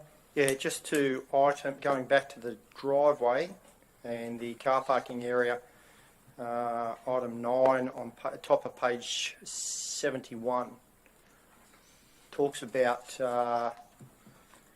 designed and constructed in accordance with standards to a minimum base coarse gravel standard. Would one of the council officers be able to give us advice on what that is? Is that stone pebbles, or is that a compacted road base gravel car park? Thank you, Councillor. Apologies, I wouldn't be able to specify the exact type of material that would. I'm not the technical expert in that regard. However, that condition's not seeking amendment as part of this approval. It is still the condition which was retained under the original approval. But we have the ability to change it. So in relation to this car park itself, it's already been established, and there's no, as previously discussed in relation to the actual use itself, there's no increase in the number of persons being facilitated on site, so there was no intention to, or it would be considered unreasonable to put an above and beyond requirement on that car park at this point in time. Okay. The consideration of the application has primarily been around the function building and the extension of operating hours. Does it, just a question, does it make a difference that the use hasn't been commenced yet? It's been approved for 4.5 years nearly, but it hasn't started yet, so the car park's never been used. So why wouldn't we be able to condition for this particular increased use? It seems like we're trying to argue that the marquee and the a tent, that can hold 90 people, is the same as a massive building that can hold 90 people. The scale and intensity seems to be a lot different. Councillor, can you, in terms of what's the question? Why can't we alter that condition to make it a sealed car park? So, as previously stated, the application itself is for the function building being established in the extension of hours. So that's the extent of the change application as opposed to the existing approval. The car parking has been approved under the existing approval and has been constructed in accordance with that condition. It would be as if someone required an extension to, say, an existing hotel, and then you're conditioning for them to change the existing established parts of the hotel as well. When I pored over the legislation for this, the Planning Act and regulations, I recall reading that the council was able to consider the change application as a whole. It wasn't segmented in any way, shape or form, but the whole application could be considered as a whole. Is that incorrect? No, it can be considered in terms of the extent of what the change and how it does affect the overall development. That is correct. And this has been reviewed in terms of the conditions of approval by development our engineers, and that condition had been reviewed as part of that, and it still stands. And the change application as a whole is the building and the operating hours, correct? Yes, and you do consider it in relation to how it does impact the existing development. However, as previously stated, there's no increase in the number of persons attending the site. Thank you. That last piece is an important clarification. Councillor McConnell? Yeah, page 76, item 40, condition 44.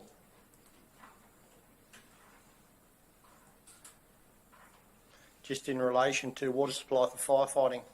I just note there's a minimum of 10,000. Is that still our current standard, or has that increased to 30,000? Thank you, Councillor. So the planning scheme does prescribe different volumes of water in terms of satisfy or to assist in terms of the development. This application specifically did include a bushfire mitigation plan, and that was the findings and recommendations of the bushfire management plan. So it's been implemented as part of a condition to the approval, because the proposed structure itself has included what is considered the potential impact buffer, not the actual mapped bushfire hazard. I just note that another MCU close by has 30,000 litres, three lots of 10. Is that now, what is our standard on Tambourine, saying there's no reticulated water to provide firefighting? So in terms of the actual AO8 under the Bushfire Hazard Overlay Code, it does prescribe that commercial and other buildings have a volume as specified under the Australian standard. In the instance of this, the Bushfire Mitigation Plan has considered the Australian standard and has prescribed that amount. So there's no specific literage for individual uses as such. They do refer back to the Australian standard, and then in terms of that bushfire assessment, they make a recommendation in terms of what's a sufficient water allocation. But this isn't talking about bushfire, this is talking about firefighting.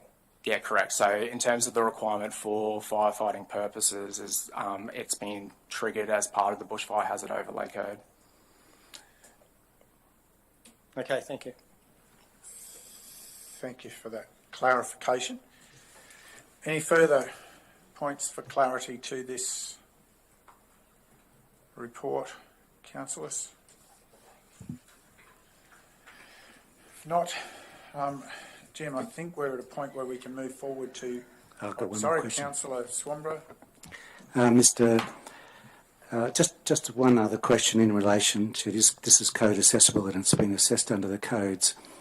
With the environmental significance overlay, how was that assessed in relation to the buffers to Gwenabar Creek?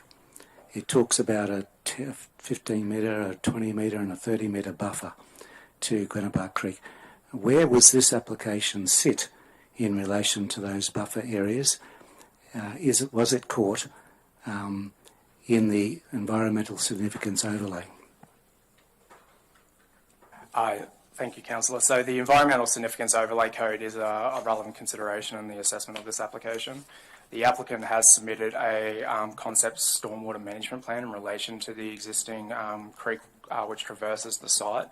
In assessment of that, officers have imposed various conditions around water quality and the potential impacts the development may result in on that creek system. As such, there's conditions of approval which require that they undertake a stormwater management plan, which also considers quality as well as quantity, as previously discussed. Yes, I wasn't necessarily just talking about stormwater management. I was also talking about effluent as well. And we don't have a report showing how the effluent's going to be handled. Is it going to be a septic system? Is it going to be a HSTP? Is it going to be pump out? We don't know any of that information at this particular level. One thing I noticed, I don't even know how many pedestals are going to be in the toilets to service this. And I don't see how the plumbers can assess anything based on the information that's provided when you're not even sure of how many pedestals or urinals are going to be in the building, because it's just silent on that particular issue. So the effluent, and there is provision for a large transpiration area in the site plan, and it's 20 metres long by 5 metres wide or whatever estimate, and it's also one step closer to Guanabar Creek. So to me, these are unanswered questions, and I would have preferred to have seen, these reports done. I mean, the state has a whole massive document called Planning Guidelines for Water Supply and Sewerage, and when you read this, you read, how complicated this is, and no one can make a glib assessment about what effluent is going to be, whether it's going to be less than 21 EPA or more than 21 EPA, unless all these issues in this particular guideline are addressed. And without that knowledge, that's one thing that, and the sensitivity of Guanamar Creek, that makes me really uncomfortable about this process and the information we've been provided. Sorry, was there a question, Councillor? The question is, what about effluent in that environmental significance overlay? How did you consider the amount of effluent and how it was going to be handled? Thank you, Councillor. So, as indicated in the report, there has been a level of consultation with Council's plumbing department. So, the applicant has indicated that there's an intention to connect into the existing effluent system on site. This has been approved under a previous plumbing permit. However, it was under the requirements at that time, and it's been intended that it's been suitably sized to cater for this form of development. And in terms of that, from what I understand, it's a 3,000 litre peak, which is below the 21 EP trigger for environmental relevant activity. And that was sized on the basis of a 90 patrons. Notwithstanding, the applicant is still required to submit a plumbing and drainage application to retrospectively connect into that existing system, and that at that time of that application, they would still need to meet the necessary requirements around that in terms of its impact on the creek system and the like. Can I just clarify, is that what's described in Clause 18?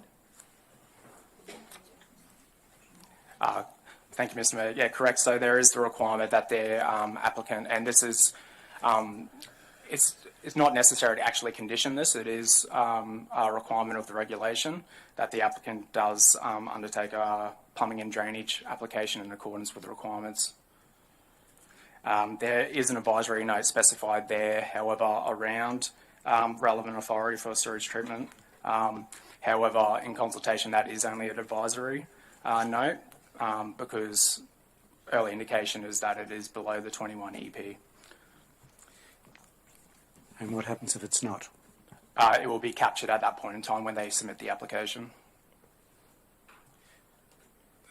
So the proposal, though, in the application to use the existing system, is that a HSTP system, or is it a septic system? I wouldn't be able to specify on that. And it's important to note they still are required to undertake a plumbing and drainage application subsequent to this approval. So as assessment manager, that hasn't been taken into consideration. We're just hoping that the plumbing inspectors, will deal with this particular issue. If we'd known how this was going to operate, it might have influenced how we approved this application. There's conditions of approval which ensure that it operates in accordance with the assessment benchmarks under the planning scheme. Could I ask for clarification? Is this a typical way to deal with wastewater management in an approval for a facility such as this, i.e. that there would be a subsequent separate development approval for plumbing and drainage works? Correct. So in certain instances where the applicant is proposing on-site, if it is over the 21 EP, that would be referable to the state government for assessment as a concurrence referral. In this instance, and in consultation with Council's plumbing department, has indicated that that's below that amount, and it was considered that it could be undertaken subsequent to this application. Thank you. Councillor Swinburne. The question is in relation to the development application for Young Street, or the Onsons on Main Western Road.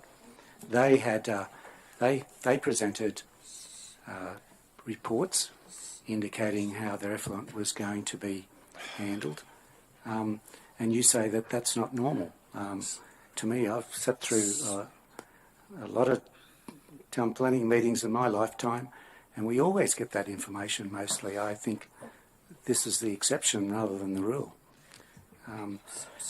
Why do you think that that councillors shouldn't have this information up front, especially in an environmentally sensitive area, close to a sensitive ecosystem?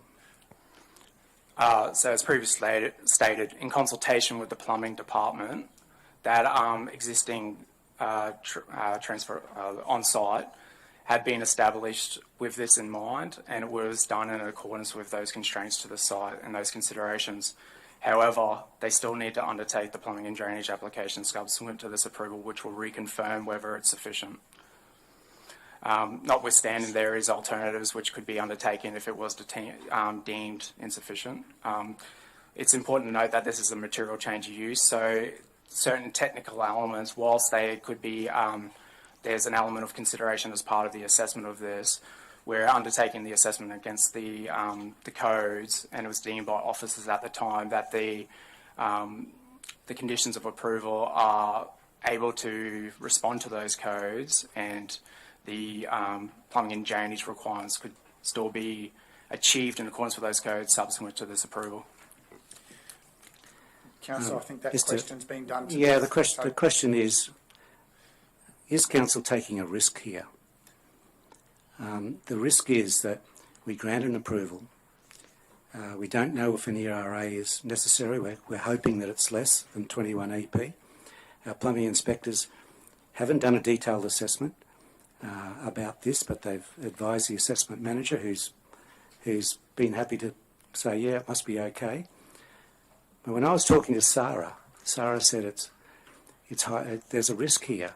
The risk is if council has given approval today and more work is expended on that site by the applicant to the stage where we get an assessment by the plumbing inspectors that an ERA is required, and an ERA is shot off to the government and they say no, then the applicant has relied on that information provided by council, that everything's okay.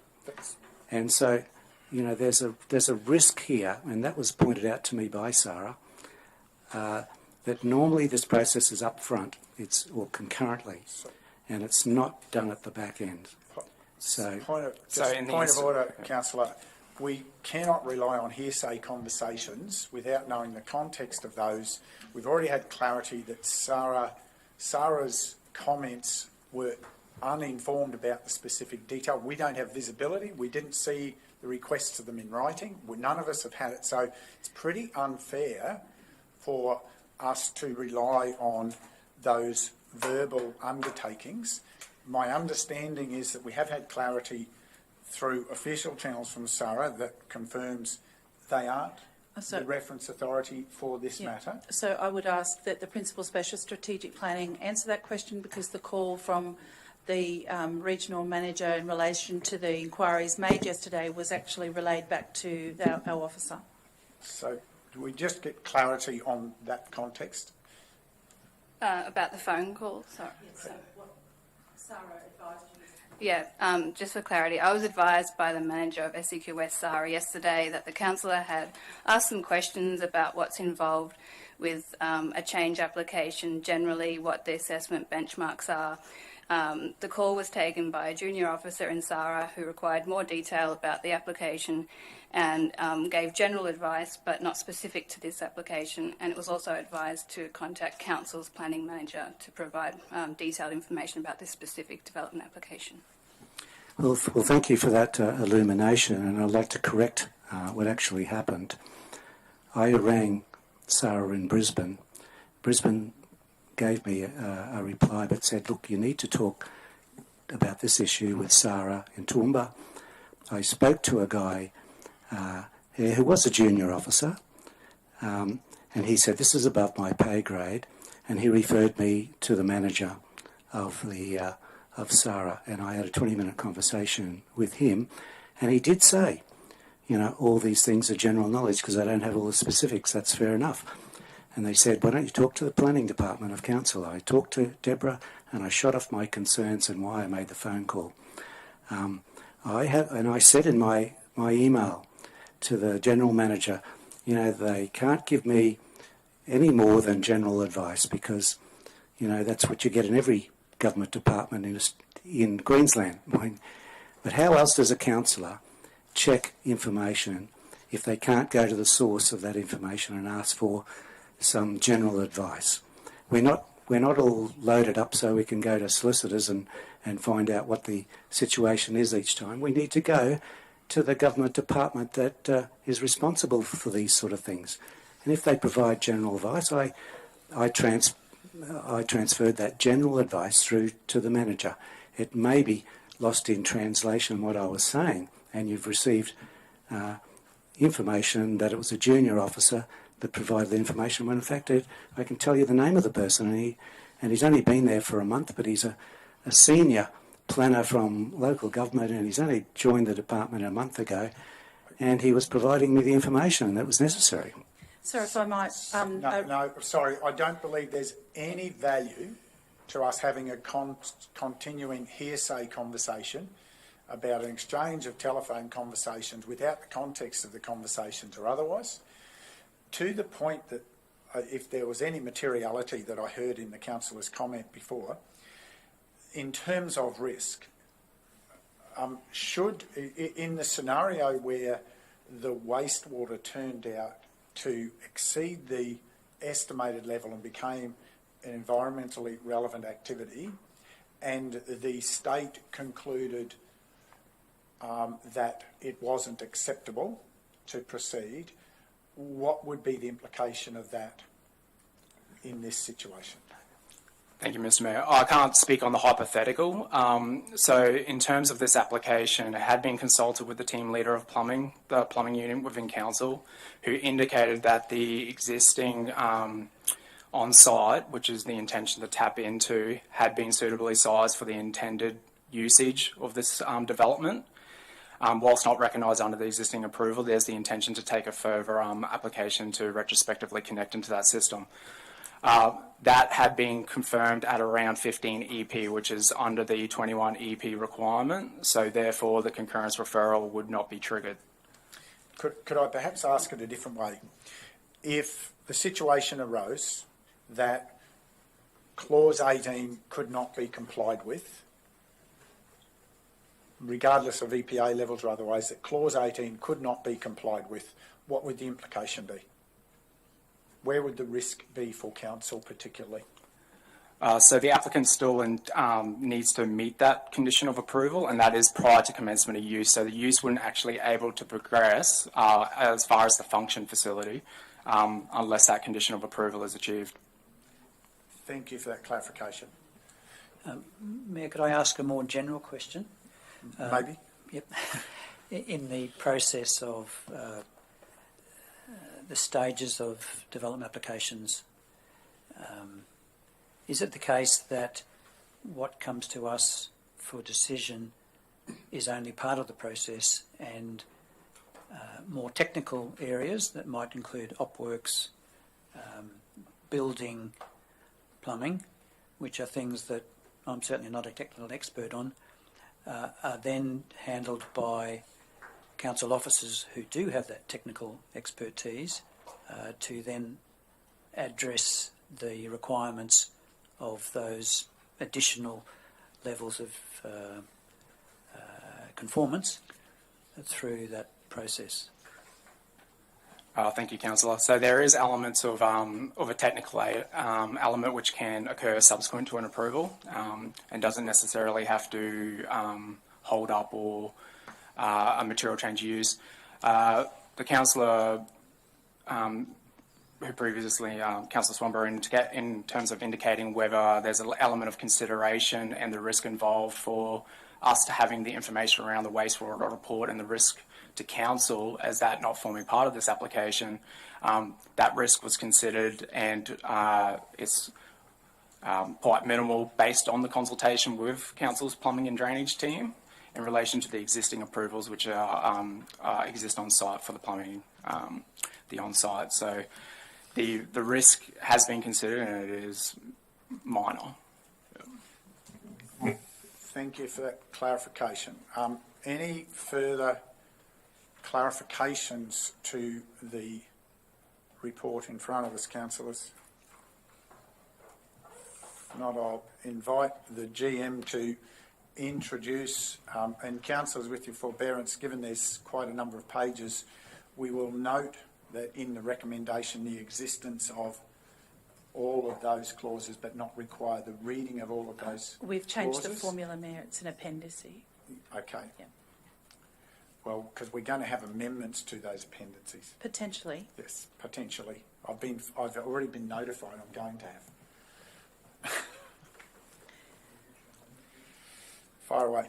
Thank you, Mayor and Councillors. Before you today for your consideration is that 1, Council receive and note the report titled MCU 22/004 Other Change Application for a Development Permit for Material Change, and I need to note there's a spelling error in the document, so change with a G of use, function facility 108 to 118 Alpine Terrace, Tamborine Mountain, Lot 2, RP 129946 and Lot 4, RP 181698.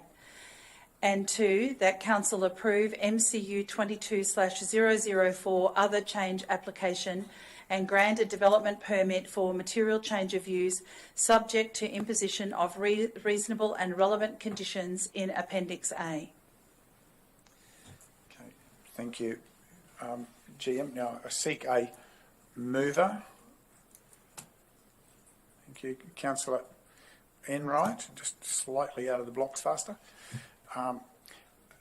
And any further questions, firstly, to this item?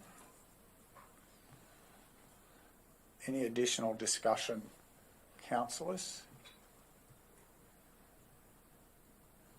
I seek a seconder. Councillor McConnell. Okay. So now, Councillor Swanborough, we have a moved and seconded motion. I believe you have previously indicated. Yes, Mr Mayor. Yes. Mr Mayor, I move an amendment to condition number 4, operating hours, that the words, unless otherwise determined in writing by the council delegate acting reasonably, the approved use shall operate. So he's got it up on screen. This is all the preamble words I'm referring to, Sharon. That they be deleted. So the words are, unless otherwise determined in writing by the council delegate,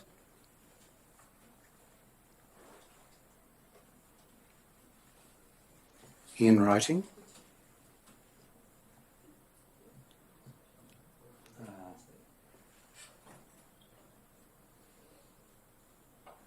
that in writing should be before then.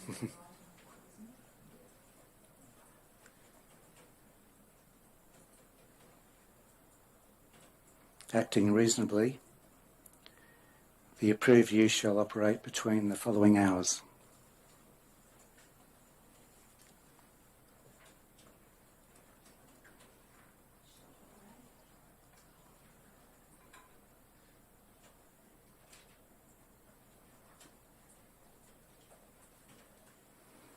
And substitute the following words.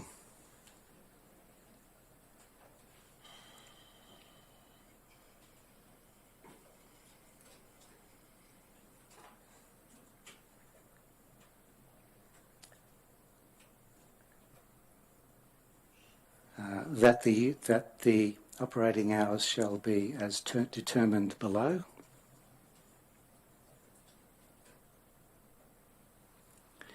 And that a council delegate acting reasonably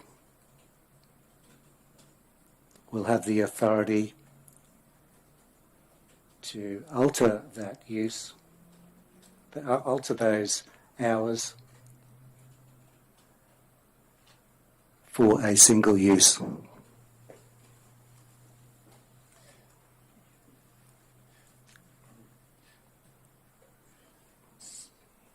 So, Councillor, without being presumptuous, for this to go as an amendment, it will have to be in relation to condition 4 of titled that in the Appendix A, so that there's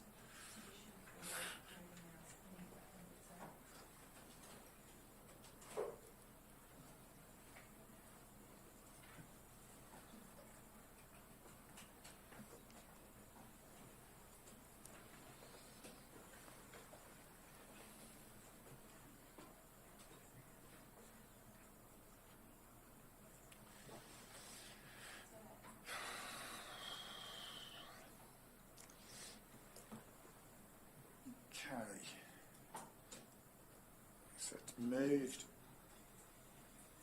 by Councillor Swamborough.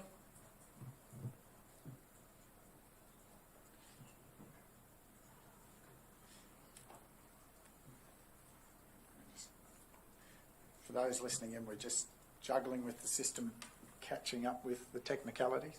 Are we confident about the term single use? Was that once a week or once a year or once a day? Sorry, I took it as single event. Can I just clarify that's the meaning, a single event? Yeah. Yeah. Would you be comfortable with single event Yes. rather than use? Yep. Yeah, that's right. Exactly. Yeah. Yeah. Yeah.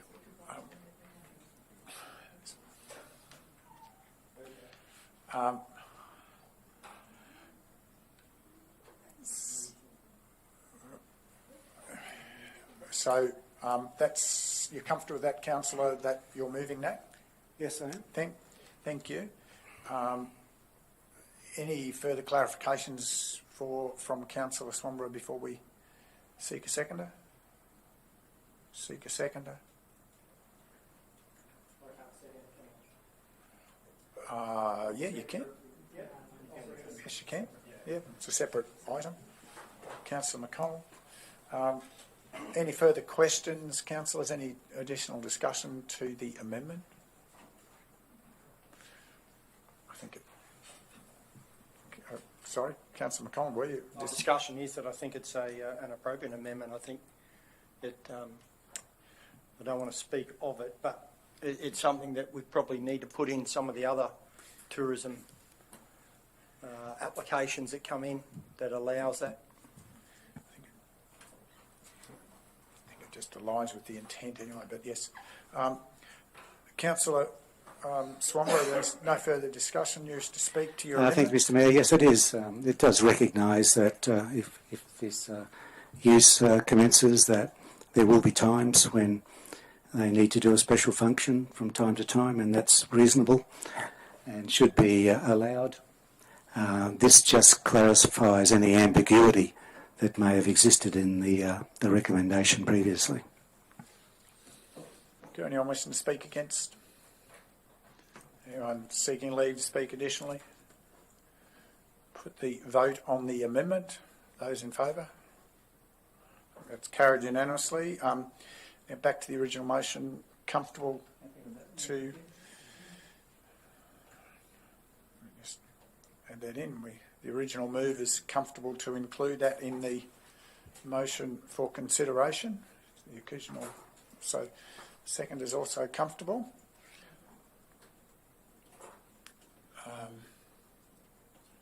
So we're now in your hands, Councillor, if you wish to speak to your motion inclusive of the amendment.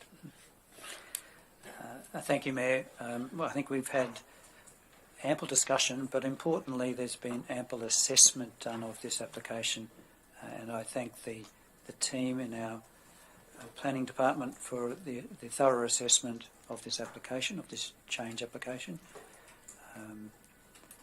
I think the suggestions that have been put forward by the planning team in the condition package is appropriate, and the information that is provided does provide a certain amount of clarity with the use, the operating hours, and the other requirements that have been dealt with. So I'm happy to support this motion. Anyone wishing to speak against the motion? Anyone seeking leave to speak additionally to the motion? If not, we will put the motion. Those in favour? Those against? The motion is carried. Better do a division, please, Mr Mayor. Division asked for. Those in favour, Mayor, Division 2, 3, 4, 5, 6. Against, Division 1. Okay, councillors, I'm mindful of the time and will call a brief adjournment at 3:36. So, councillors, if we can return at 3:55, please, so that we can continue with today's deliberations. Thank you. A meeting adjourned.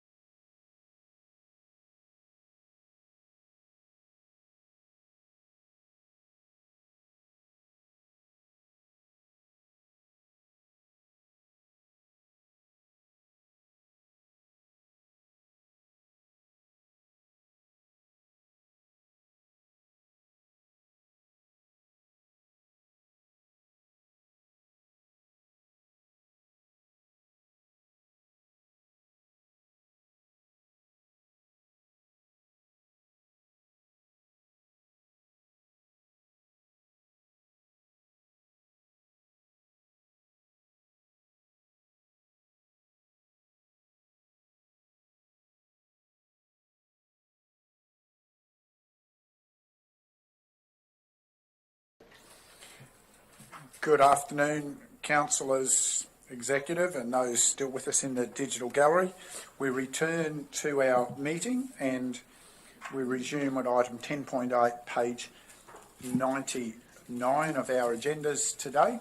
And GM, we'll ask you to continue to introduce, please. Thank you, Mayor and Councillors. Item 10.8 for consideration today is RAL 21/024.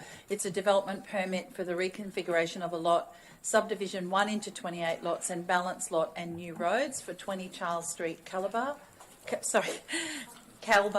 at lot 2 RP 21094. And I'm going to ask Joseph if he would present this item. Thank you, Deborah, and good morning, Council.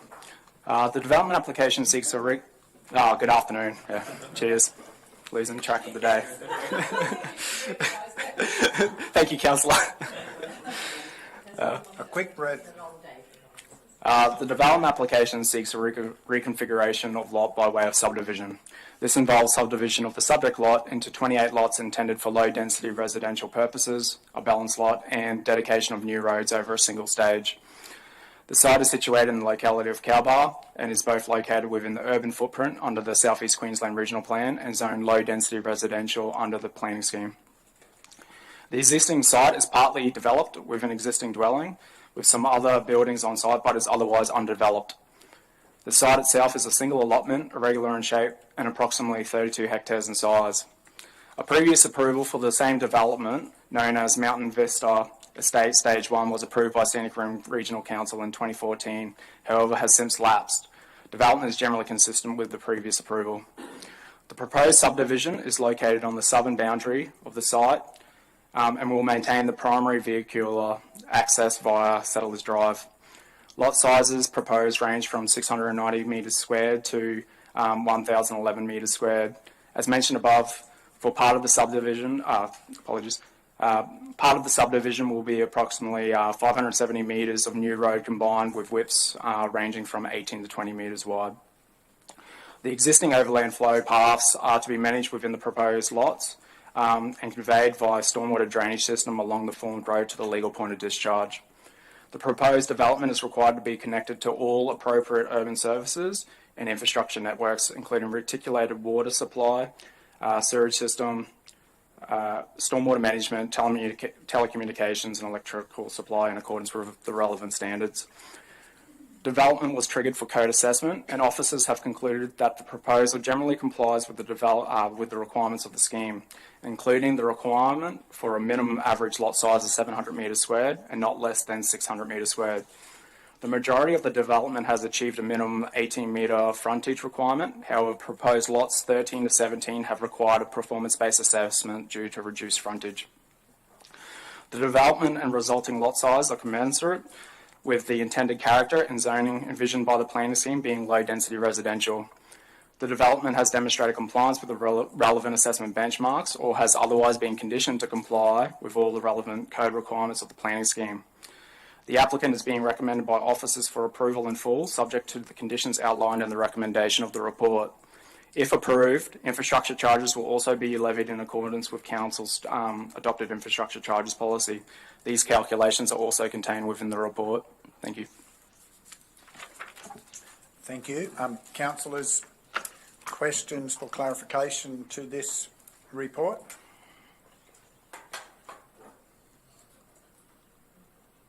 Councillor McGuinness? Yes, Mayor Joseph, if I could ask you and just pick up on your comment.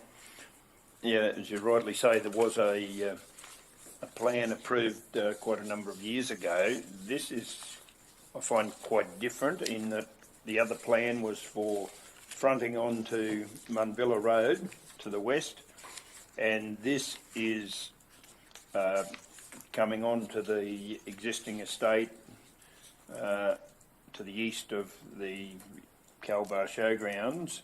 And I just wonder whether there's any intention, or was there a master plan come in at all where the access would end up going out onto Munbilla Road? There's rather than is all the traffic intended to go through the estate at on the eastern side of Calabar Showground?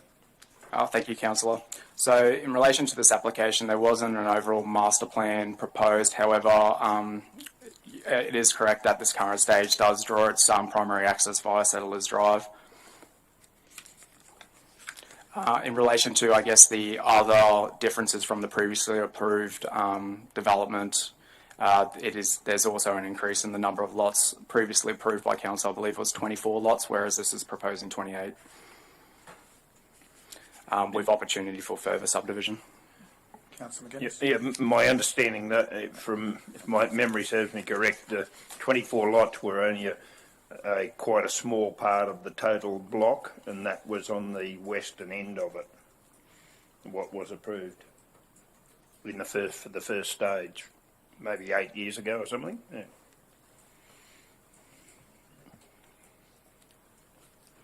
So, further questions, councillors?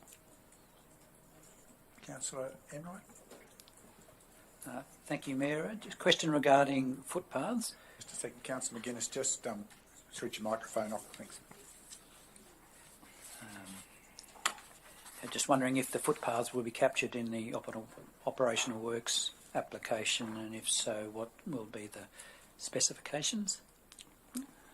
Thank you, Councillor. So, in relation to condition 16 of the recommendation, there is the requirement that a subsequent operational works permit is required, which would also include provision of footpaths. I don't have the specifics, however, they must comply with Council's current policy once it's lodged. And potentially that could include connection to the existing footpaths in the adjoining estate? Correct. So if there's the ability for it to connect to any existing footpaths, that would form part to the extent of the development area of these proposed lots. Thank you. Next question refers to condition 23, the park and open space areas. What or where is identified as the park and open space in that plan? Sorry, Councillor. The question was, where's the demarcated? Where or what? Just on that plan, where is the open space designated? Yeah. Thank you, Councillor. So on the plan, which is titled Proposed Residential Subdivision at 20 Charles Street, Cowbell, which is one of the attachments to the officer's report, there's an indicated parkland / drainage reserve area to the west. So that would be what's indicated as the intended parkland provision for the subdivision. The detailed designs and that would form part of a subsequent operational works permit in terms of any embellishments. Okay, thank you. Councillor McKenzie. Could I just follow on from that question? My understanding was the parkland is near where an existing dam is at the present time, and will that dam be used as a detention basin for the drainage from this property, from this development? Thank you, councillors. From what I understand, in terms of the drainage in relation to this development, the lawful point of discharge. Apologies, I'll just find the section which I'll reference. The existing overland flow paths are to be managed within the proposed lots and conveyed via stormwater drainage along the formed road to the legal point of discharge. So I believe it would connect into the existing system. However, that again would be subsequent operational works permit in terms of the stormwater controls.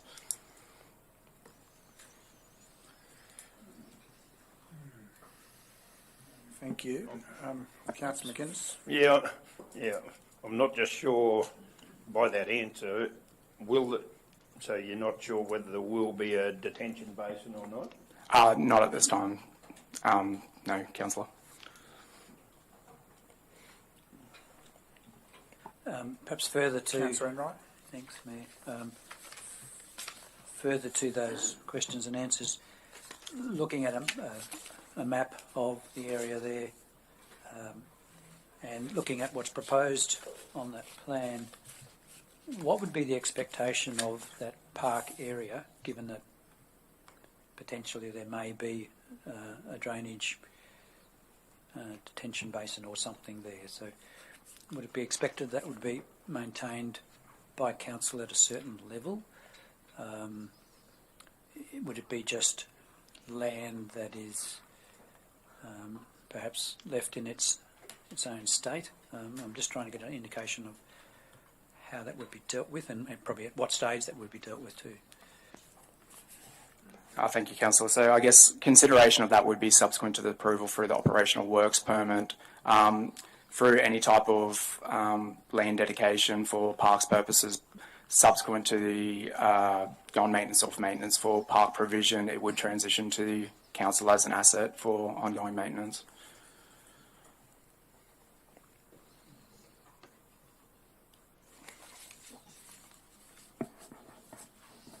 Further questions? Councillor McConnell?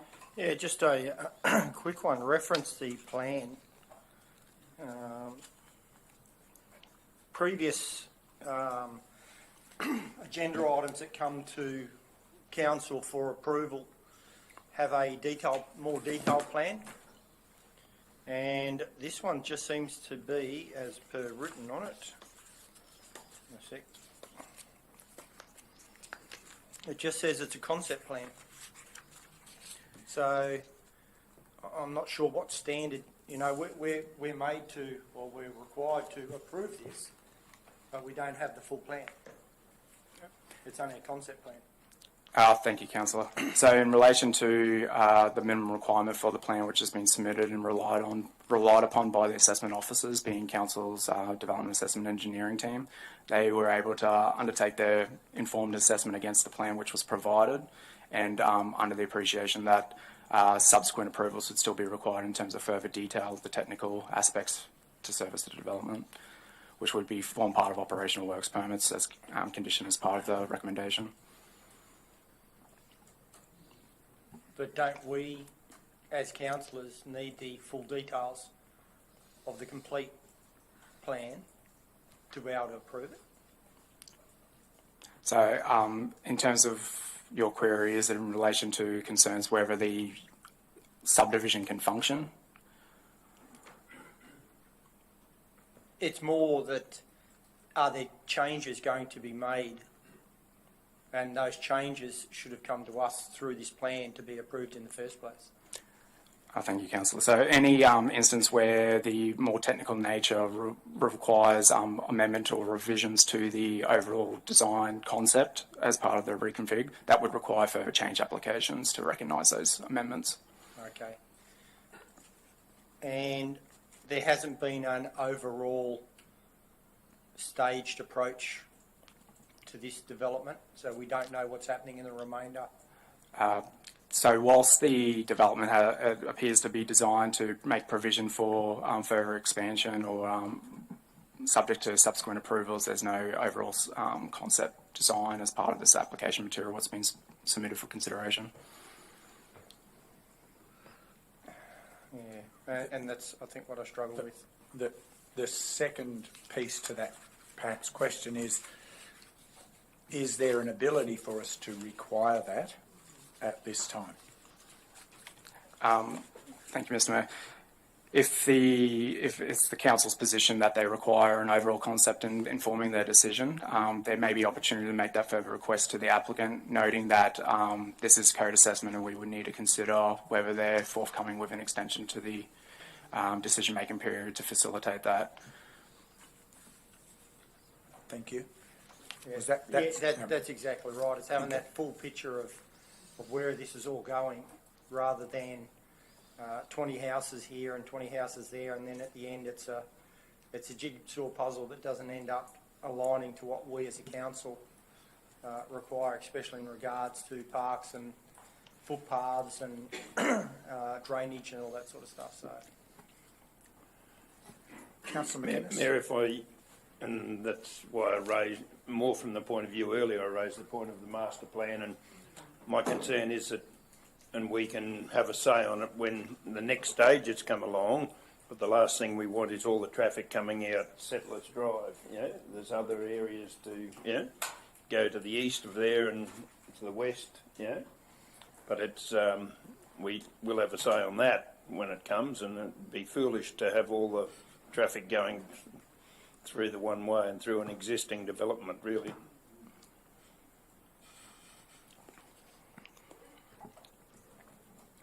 I'm not sure there was a question there for officers.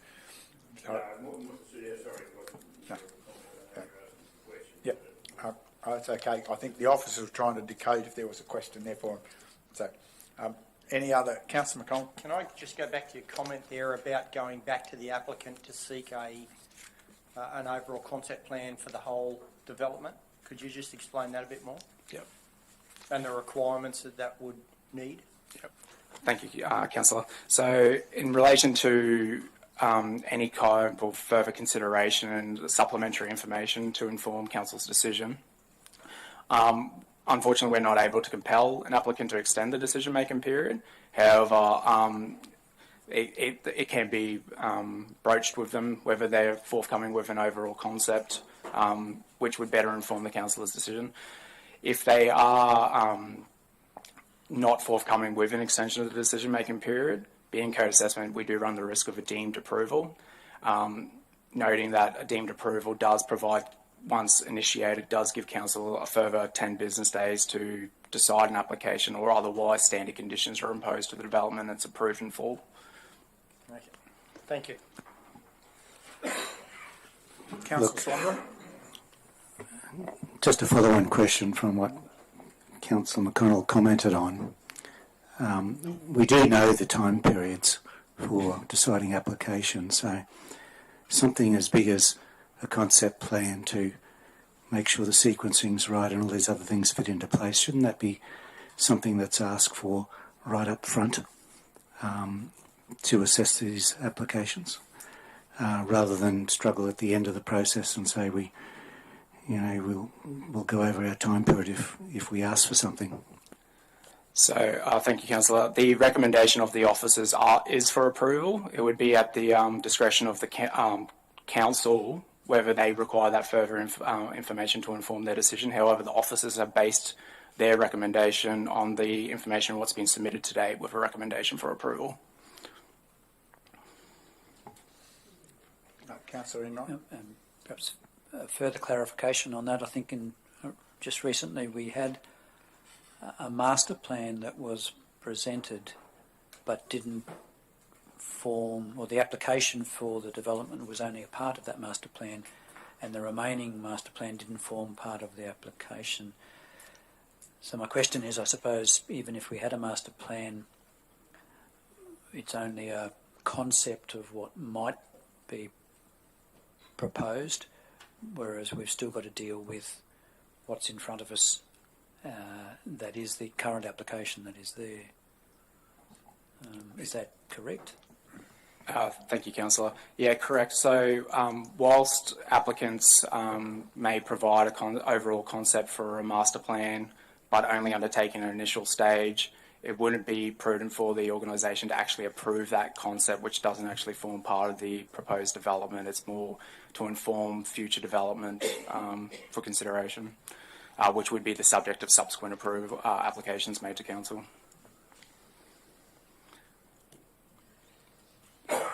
Further clarifications, councillors? It is helpful through this process to understand the difference between what we might like versus what has impact or has relevance, perhaps. What's the wastewater on this one? It's proposed to be reticulated sewer. And that's in condition... Apologies, I'll just find the application.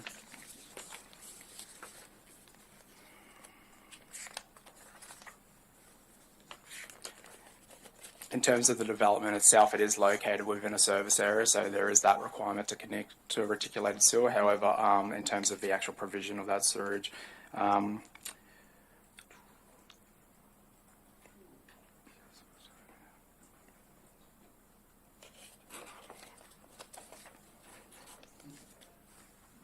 in terms of Condition 3, service to lots general, it makes the requirement prior to a request for council endorsement of survey plan, all lots must demonstrate independent connection to services, reticulated water, sewer, electricity and telecommunications.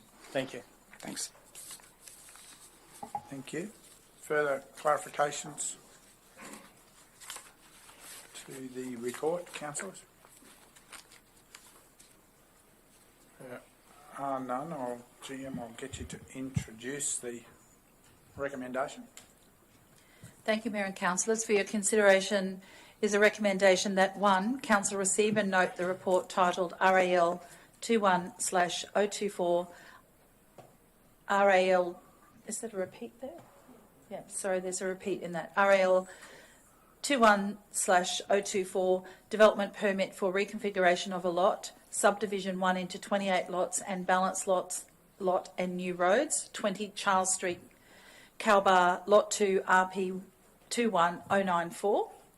And 2, that Council approve development application RAL 21/024 and grant a development permit for reconfiguring a lot, subject to imposition of reasonable and relevant conditions in Appendix A. And 3, that Council note that any subsequent request for a negotiated decision notice and or change applications to the approval RAL 21/024 will be processed via delegated authority where the changes would not significantly alter the original decision. CK mover, Councillor McInnes. Further questions, councillors? Further discussion? Councillor McConnell? I'm just between us. I'm a little bit concerned. So you're not just between us? Just because there's no one else listening. We are on public broadcast, councillor. I've got concerns with approving a stage without seeing what else is coming within that area. I think having a full concept, or even having a full concept, is better than just a blank slate further up. That way we can understand what they're planning, and that's where I've got concerns with whether it just seems to be out of whack with some of the other developments we've got, where we've got a bit of a concept. Now, whether they have to follow that, we can deal with it at the time, but at least we can understand what they want. So, is this something that will become standard, where we'll get a piecemeal stage at a time? Well, allowed to comment, man. Yeah. And I share those concerns to a certain extent, but at the end of the day, if they don't come up with something that's acceptable to us to the east and to the west of this is basically like the middle section of it, and it's not even the full width of, if you look at the map, it's not the full width of it, it's probably about a quarter of the whole thing. Now, if they come back with all the traffic going one way or whatever it might be, unless it's acceptable to us, and the last thing they'll want out of this development of this 80-acre block is to not get the other two sections done. So it has to be acceptable, and it's disappointing in some ways that they haven't given us a master plan, so we know where does it fit in the scheme of things. But it's this one alone is. I don't see a problem with it, but if the others were going to feed into there and all the traffic going down this one street, well, that wouldn't be a very good thing, and we'll have a say on that when the future stages come along. Well, we know there's at least 155 lots. Yeah. So the fact they've numbered up to 155 shows that they probably do have a concept out there, and it'd just be nice to be able to see it. Further discussion, councillors. I think Councillor McInnes's observation. This is a big footprint. We all like to see the concept plan, knowing that they change all the time. But yeah, I think this is a relatively small proportion, and the next stages. Yeah, I can see the rationale for why this is their first foray, and it'll certainly need probably, regardless of whatever decision we make today, certainly there's a feedback about the interest in understanding the thoughtfulness about the rest of the development going forward. Any other discussion, Councillor? Can I just ask a question? The date application deemed accepted is 29th of June 2021, so a year ago. Is that... Yeah, submitted, so it's usually about 12 months to get through all the procedures? Is that directed towards me, the councillor? Yes, please. Question? Yeah. Thank you. So in terms of the generation of the report, it does pull this from our internal Technology One system, which is specified as what the when the application was deemed accepted. I'm not too sure the full circumstances around the chronology of this application. In terms of code assessment applications in general, there's specified DA timeframes and there's opportunity for applicants to submit additional information requests and the like. I'm not too sure the exact circumstances of why this is decided almost 12 months or over 12 months later. Is that unusual? Given the number of the lots and that there's no real contentious items around this, it does generally comply with the codes. It is a little bit unusual, I would agree. Thank you. Okay, any further questions? Discussion? Seek a seconder. Councillor Chalk. Councillor McGuinness, you wish to speak? Yes, Mayor, I think you step back from it, and this is a good development. Yes, it is. It's in the right place. It's not that far from the centre of the business centre of Kalbar. Are some of the concerns legitimate? I think they are, but we, as long as I said earlier, we, for the next stages, we do get a say on this, and if it is only quite a small start to the overall project, so we have to make sure that it's done right as the other stages come along. But I commend the people for putting it forward, and I think it's in the best interest of Kalbar. Thank you. Anyone wishing to speak against? And seeking leave to speak against? Yes, please. I'm going to speak against this. I don't think it's in our interest to do a piecemeal stage.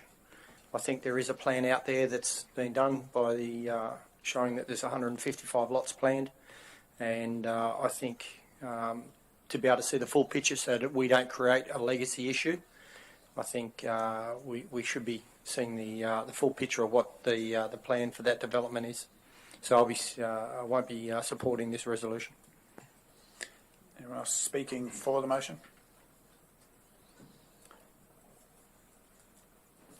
I will speak in support of the motion just to say the reality is that we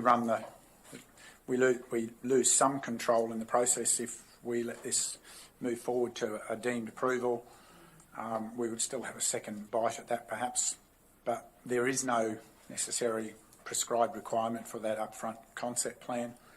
I share the view of Councillor McGuinness about this in the context of its current size in the current setting, noting that future developments will need to address a different range of issues to continue that relevance and context in this community. I support this proposal. Anyone else seeking a leave wishing to speak against? Speak additionally? Wish to close, Councillor McInnes? No, I accept the comments made by Councillor McConnell here, but I believe they can be addressed, as I said, down the track in the other stages, so I haven't got any more to add to it then. Thank you. And we put the motion. Those in favour? Those against? Motion's carried. Division, please, Mr. Mayor. Division requested. Those in favour, Mayor, Division 1, 3, 4, 5, 6. Against Division 2. We now turn our attention to item 10.9. Thank you very much for your assistance with those matters today. We turn to item 10.9 on page 125 of the agendas, and GM Asset Environmental Sustainability, we're in your hands. Thank you, Mayor, councillors, executive and officers, as well as those listening in online. Item 10.9 is an update on advice that's been received to Council by the Department of State Development and Infrastructure, Local Government and Planning, regarding Council's application for funding under their 2022-2024 Local Government Grants and Subsidies Program.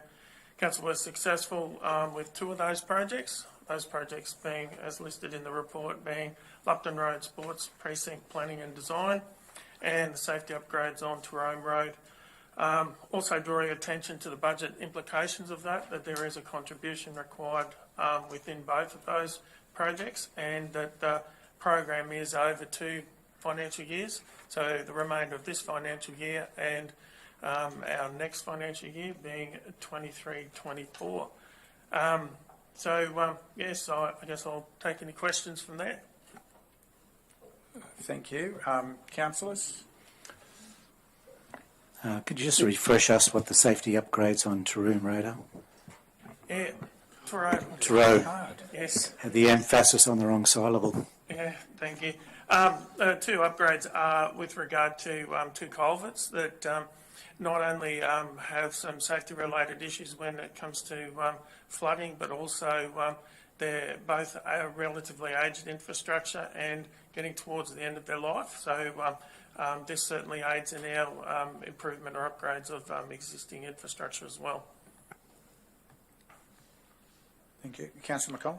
So Tyrone Road services looks like a major cultivation area, so those upgrades to the culverts will assist with the heavy vehicle movement along that road? Certainly will, in the local vicinity.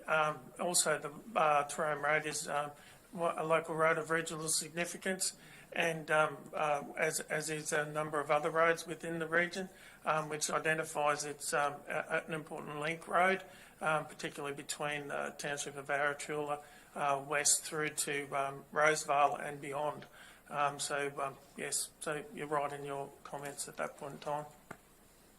Thank you. Further questions? Councillor Enright? Thank you, Mayor. Just a question to the General Manager about the Lupton Road Sports Precinct Planning and Design. What potentially could that include, and I guess what is the overall object of this funding? I assume you're talking about Lupton Road Sporting Precinct. I missed the first part of your question. Yes, it was the Lupton Road Sporting Yes, Sports so the reality of it is the council owns a piece of land to the west of where we are currently located. Certainly that land was certainly purchased for the future, understanding the future growth of Bow Desert itself and the need to have appropriate land that could be utilised to expand or increase the sporting fields that we have within the Bow Desert area.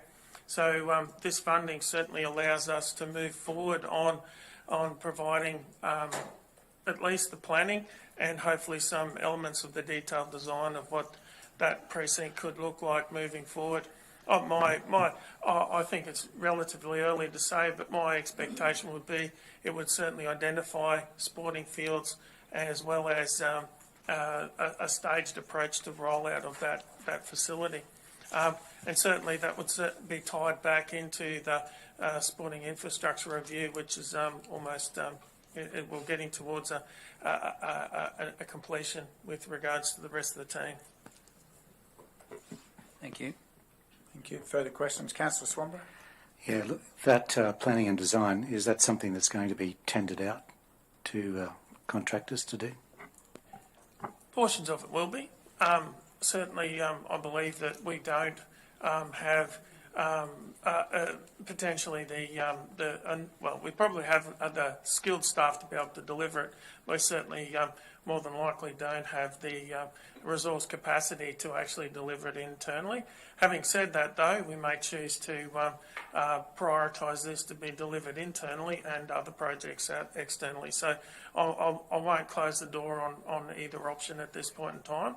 But my expectation is that, given that it is a sporting field, that we would be certainly seeking some external advice in certain aspects. We may choose to design the internal drainage aspects of this project ourselves. And yes, I certainly do think that some aspects of this will be externally provided to us. Thank you. Further clarifications? councillors? Not? Sorry, CEO, you have some additional information? Yeah, thank you, Mayor. I was just wondering whether the GM could comment on the second part of the resolution from Council's 22nd February meeting. Yes, thank you. Thank you, John. You will note that within the previous council considerations of resolution, there was a second part that included the in accordance clause with regard to the standing orders, summarising here, of course, the council maintained confidentiality over the content of the report as it was presented on the 22nd of February 2022. For completeness, we've actually attached the report. However, the report is attached minus the attachment that was referenced within that report. So there is that understanding that, and I sort of some internal advice on this, that and in hindsight now identify that the wording of the previous consideration of council, although appropriate, may lead to the fact that you don't actually get to see the attachments with regard to this particular item. But that's now, so you've dealt with providing the report as an attachment to that? Yes, I've provided the report, but not the attachments to that report on the 22nd. Sorry, on the 22nd of February 2022. My question is, well, can the report be read and made sense of without the attachment? Made sense of. I'll rephrase that. You could read the report and say, well, the report itself references to the attachment, and without the attachment, it does not provide completeness with regard to the information contained or referenced within the report. My thoughts on this is that there were two projects that weren't successful, and I've certainly looked at those two projects that weren't successful and have no qualms in them. No issues with regard to those projects being public information, given that both projects, well, one is two combined capital projects that appear on our future 10-year capital or proposed 10-year capital works program, and the other project was around bringing forward or accelerating an already existing operational initiative that is worked on within our asset management area. So, however, that may not necessarily be the case for similar reports into the future.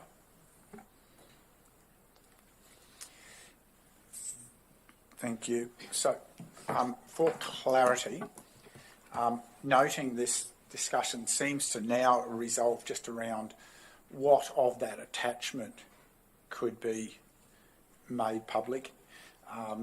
Is it, and maybe a question on notice to consider with redactions, can that attachment be considered to be made available as part of the public record rather than the confidential record? The confidential record's available to councillors. I think the question with the public available report, is there a version of the attachment that could be assessed as not causing conflict if it was brought forward? I would pose that as a question that may need further attention to respond for councillors. I can respond that the two approved reports are now contained. The two approved projects information is now contained within this current resolution. Thank you. And for completeness, that would then answer that question. And I think I've already answered that if the entirety of the attachment was considered appropriate to go into an open environment, that I'm reasonably comfortable in this particular case for that to occur as well, given the outlines that I previously advised. But we don't have that visibility today to make that decision, is my point, because it's not formed part of yes, that's correct. What's here today. So can I just note that question, noting that the information relevant to what's in the report today is now fully there identifying the two approved locations or projects. And Mayor, if I could just clarify that the visibility of the attachments from the report in February would only outline the projects that weren't successful. Is that, as well as the ones that were successful, which we're aware of? But is that the correct assumption that we're and then what benefit would that be? So I think you're asking what was in the prior attachment contained a wider suite than what's been approved. So it would include, other than the two projects that have been approved, ones that haven't been approved, were submitted but haven't been approved. So does that provide much benefit? I don't know. I believe having visibility of the ones that have been approved, given that we don't control the approval process, that's probably the important information for us to know what's been approved. Okay. Thank you. I'll leave you with that on notice. So any other questions for clarity to what's before us today, councillors? Otherwise, I'll seek the GM to introduce the recommendation, please. Thank you, Mayor. The recommendation is that Council acknowledge formal notification from the Queensland Government in response to Council's application under Queensland Government's Local Government Grant and Subsidies Program 2022-2024 with the projects detailed below, approved for funding, and there is a table with the title projects and approved program allocation. The projects being Lupton Road Sports Precinct Planning and Design with an approved program allocation of $150,000 and a second project of safety upgrades on Tyrone Road with an approved program allocation of $1,202,825.52. Precision materialist. I seek a mover. Councillor Enright, thank you. Further questions for the GM? Further discussion? Seek a seconder. Councillor McGuinness, thank you. Councillor Enright. Thank you, Mayor. I think this is a great example of how our local government can be supported by other levels of government to enable us to achieve delivery of road infrastructure or community infrastructure, and it's appreciated that we're able to receive funding to enable us to commence the planning process and potentially detailed design of the Lupton Road Sports Precinct, but also for safety upgrades for Tyrone Road of a significant contribution of the total works with culvert upgrades that will assist in the movement of freight and safer traverse of those roads on Tyrone. Thank you. Anyone wishing to speak against?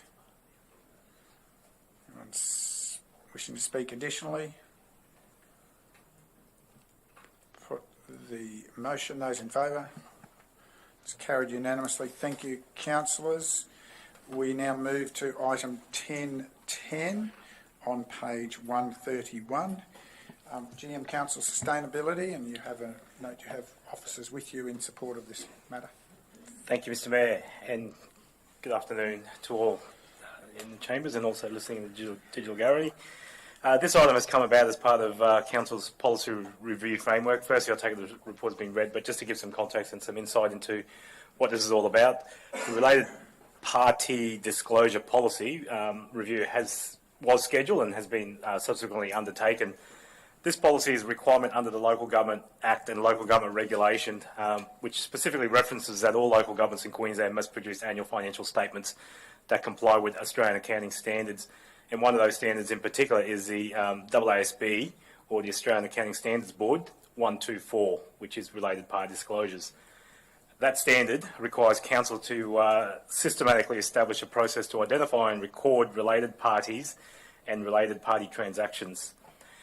Within Council, the capture of related parties mainly pertains to key management personnel, and that currently includes the Mayor, Councillors, CEO and Senior Executives, along with their close family members and any entities they may control or jointly control, and capturing the necessary transactions that occur out of those relationships, excluding ordinary citizen transactions like if you're a ratepayer, the rates you pay to council are not included in that capture. So effectively, the report provided today, that's just a bit of a background as to the policy, the report provided today provides the detail as to the review undertaken, where really the significant changes have been to translate to the new template and update the previously incorporated guidelines which were in the policy into a new procedure. There have been no material changes to legislation and or accounting standards that have required the updating of the policy.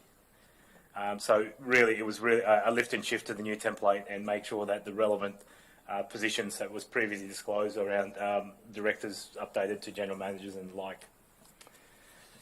That's the synopsis of that.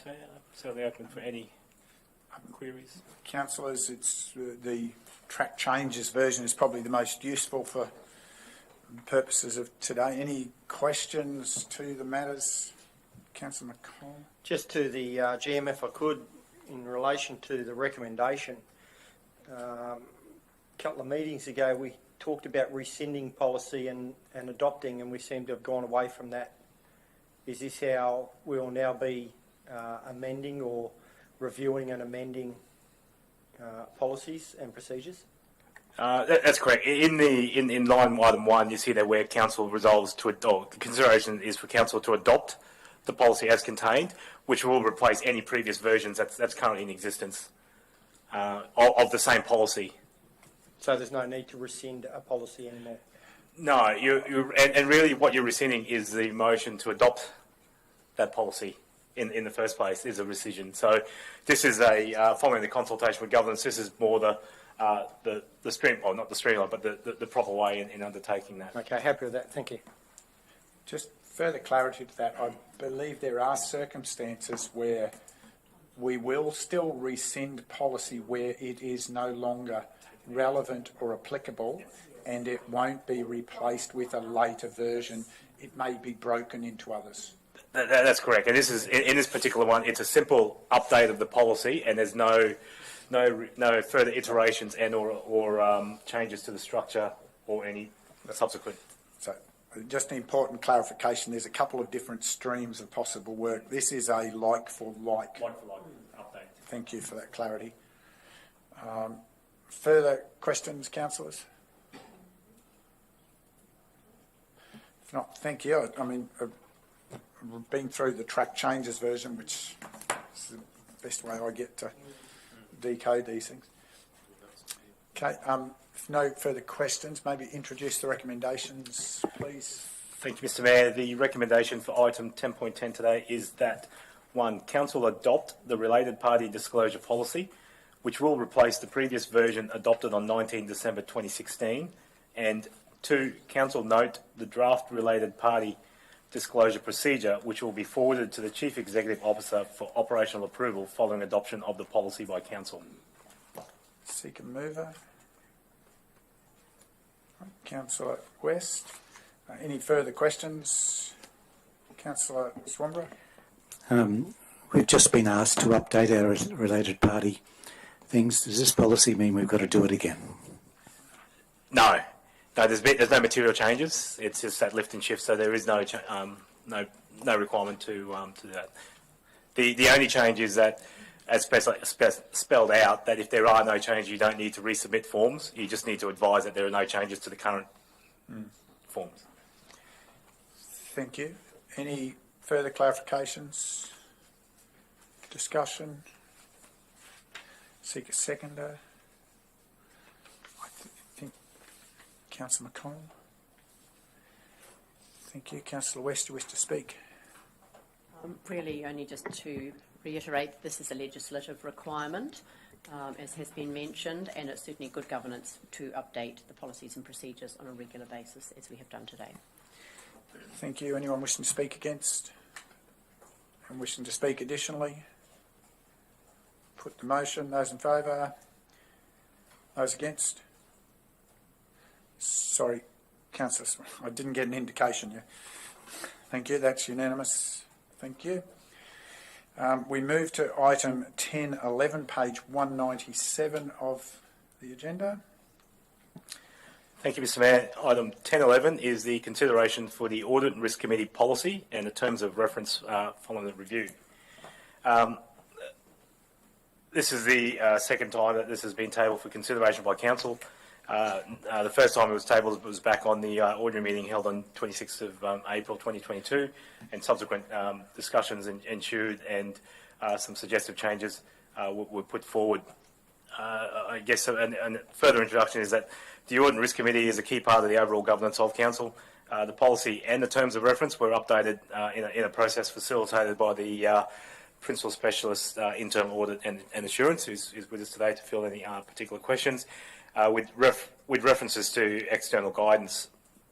The changes have been through an extensive consultation process, including the Audit and Risk Committee themselves, and as well as with the Council. The attachments provided today show the changes made since the previous drafts were provided to Council. Overall, these documents are considered to reflect the current best practice and will sufficiently meet the needs of the organisation. The changes in particular that were put forward or raised at the meeting held on the 26th of April 2022 were in regards to appointment of external members, as well as setting of the service fee paid to the external members, and the rotation of the chair of the committee, and they've been subsequently updated accordingly, and the track changes provided for. Thank you. Councillor McConnell? Can we just, terminology, can we just confirm it's a sitting fee, not a service fee? So that's, that was a suggestion made in the Audit Committee meeting, and so I've adjusted that in the drafts that are presented here, and I believe I made a brief mention to that in the covering report, but if not, I apologise. No, it's just, yeah, the wording from the GM was service fee. I just wanted to confirm it. The correct terminology is a sitting fee. That's what's been put into the document, yes. Thank you. And that's with advice from the Audit and Risk Chair and the other independent member as to what is a normal industry definition. So, councillors, I think we remember there were some pieces to address previously. I think those have been addressed in this, and I think the piece that may not have been as clear in the introduction, but it is there, is that the chair has, the Audit and Risk Committee, the chair and independent member particularly, have looked at this and are comfortable with where this now rests.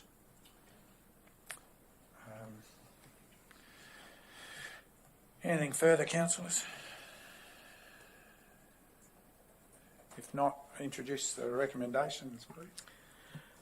Thank you, Mr Mayor. The recommendation for item 10.11 is that 1. Council adopt the revised Audit and Risk Committee policy, which will replace the previous version adopted on 25 February 2019. And 2. Council adopt the revised Audit and Risk Committee terms of reference, which will replace the previous version adopted on 20 January 2020. Yes, seek a mover. Councillor McGuinness?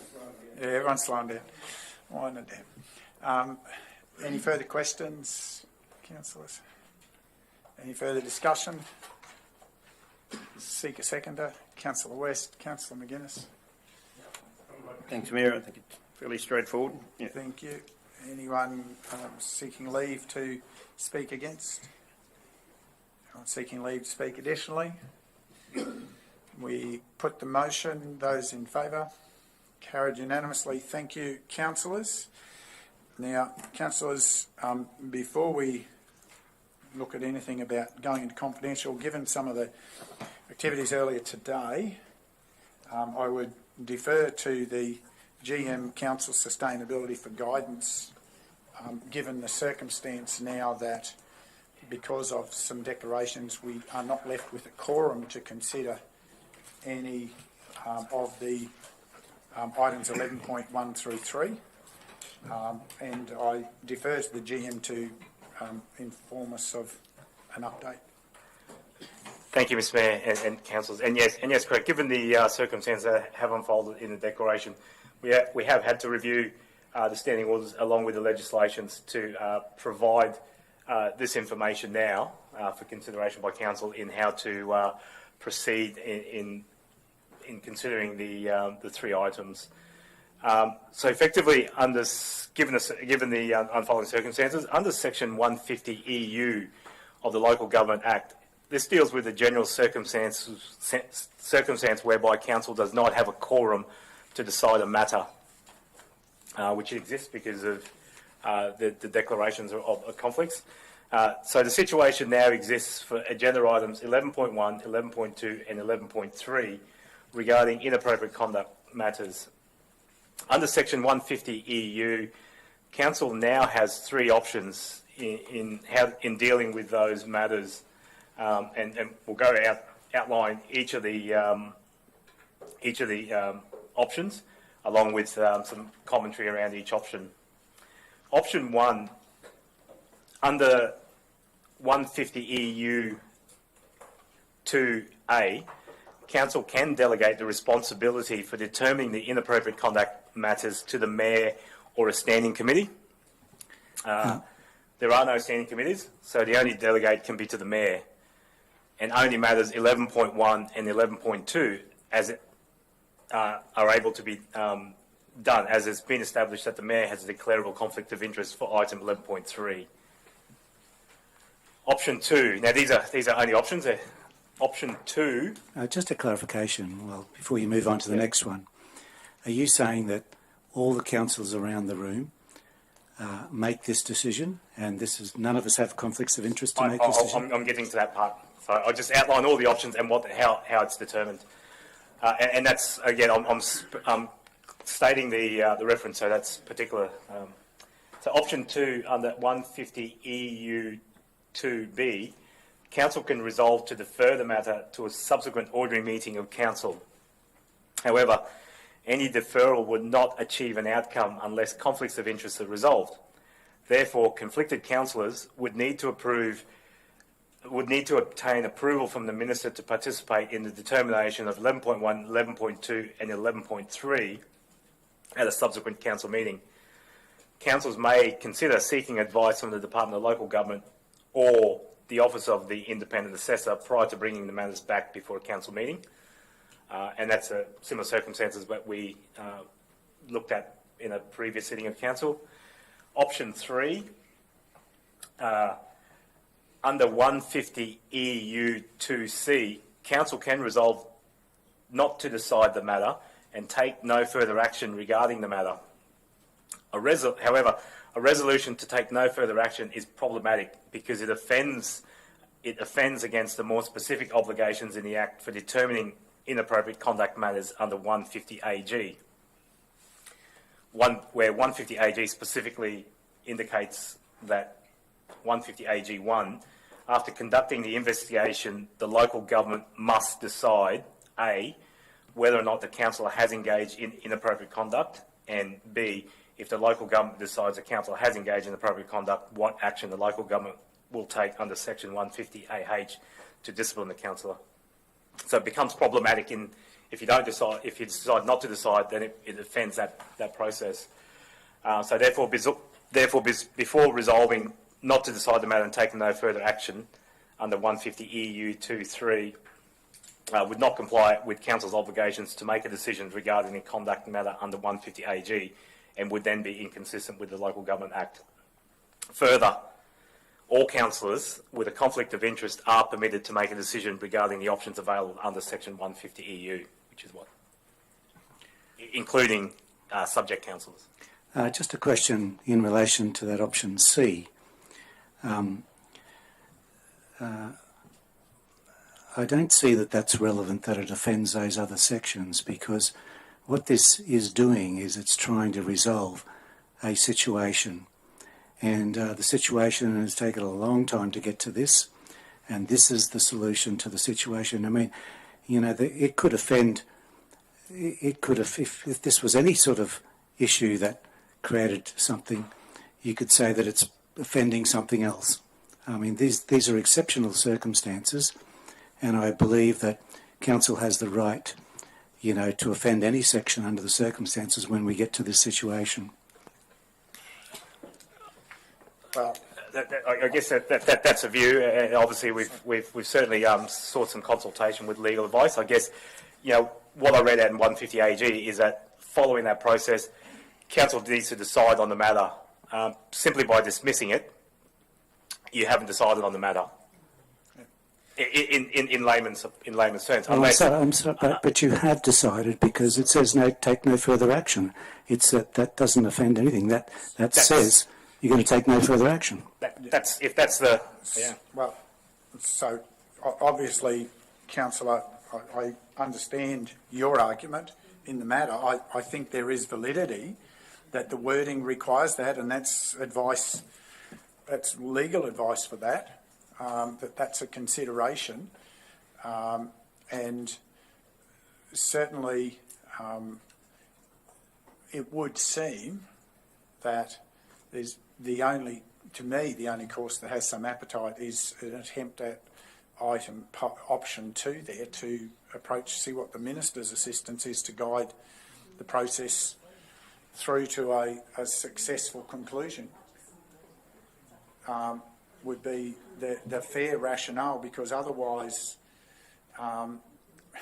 what's the point of the process if you're going to get to a point that then just relies on saying, well, we're not going to do anything about it, and that doesn't give any determination of what are the matters under consideration and what those impacts are on behavioural expectations.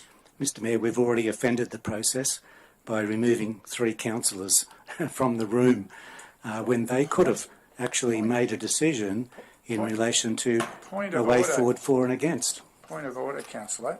We followed the process. 3 councillors identified there was a process. It was very clear the process was followed quite clearly, and 3 councillors, as I heard it today, then removed themselves from the next piece of the consideration. We had to remove ourselves for due process, Mr Mayor. So I'm not saying what I want. All I'm saying is all I'm pointing out, councillor, is 3 councillors identified a basis that they couldn't participate in the process. Through you, Chair, I believe Councillor Swammer was referring to, when we referred to standing orders, about 9.1. 9.10 in the standing orders, where if it was deemed that the unaffected councillors in maintenance couldn't decide, then it was taken that the councillors were to have a conflict and they were to remove themselves from the room. It wasn't. It was a subsequent one. I think that's what you're referring to, councillor. Yeah. So that's clearly stipulated in the standing orders 9.10. So I don't, unless you can provide further clarity how we offended that. Seek. No, councillor agreed that was the section. Oh, no. But I guess the comment was that we offended that process. Can I just go back to your, and I think it might be on the previous page, if you just go up. No? Okay. You mentioned 257, and that you said the only one there was the Mayor. Yeah, it's 150. So delegate 150 EU. No, 150 EU. Yeah. Talks that. Or standing committee. I've got to get back to 150 EU. The wording that I believe EU 2A. I believe the wording you said was a mayor or a standing committee. That's correct. Yeah, that's So in 257. The delegations part 2 talks about a local government may only delegate a power to make a decision about a councillor's conduct. Then it's the mayor or standing committee. Otherwise, council can delegate to a wider group. I think that's where. Okay, so 150 EU, no quorum in regards to conflicts of interest. 1 applies in relation to the meeting if the matter of one prescribed interest, loss of a quorum. 2, the local government must do one of of the following: delegate deciding the matter under section 257 unless the matter cannot be delegated under this section. So can it be delegated under 257? Two of them can.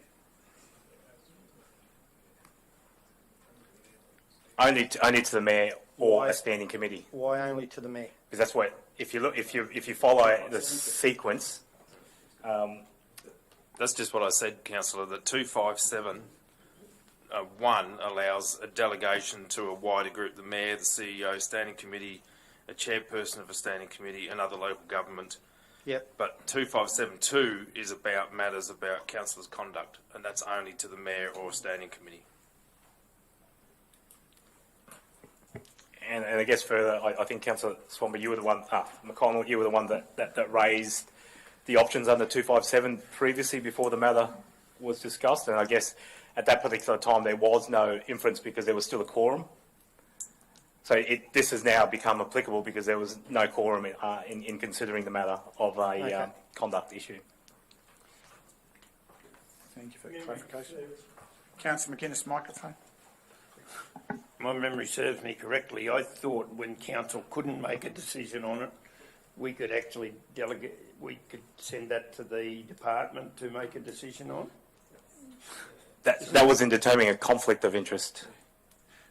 Not in making. Not in making a decision about the conduct of the conduct matter. So, in that previous matter, everyone was, we were determining about whether their conflict was a conflict or. Yep. Okay.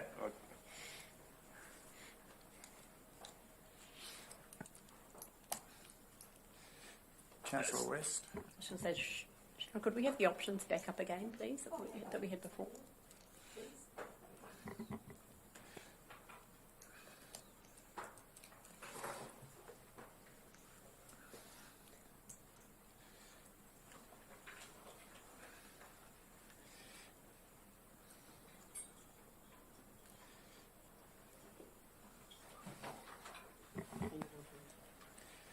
So any further comment, councillor, or Well, I was going to say option B looks to me to be the way to go. And Mr Mayor, I'll move a motion if you like. Councillor, well, I guess anyway. I think the Councillor West was in the process of moving one, so I believe. I didn't believe so. Oh, I believed so. I believe She the didn't councillor was she didn't providing an indication. She didn't say she'd So, move a motion. councillor, you interrupted while the councillor was speaking anyway. So the councillor was speaking, and I had given the floor to the councillor when you interrupted. I thought she'd stop speaking. Well, Mr Mayor. then wait till you're acknowledged. It's not hard. Councillor West, please continue. Well, I am happy to move the motion, actually, that council proceed with item 150 EU 2B. The council can resolve to defer the matters.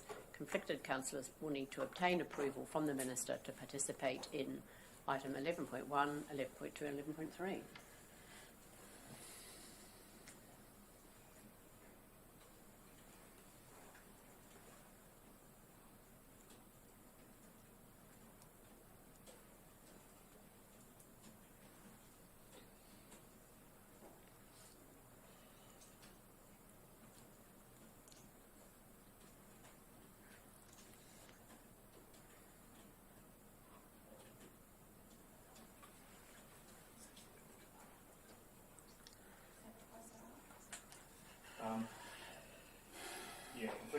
Conflicted councillors will need to obtain approval from the minister to participate in the determination.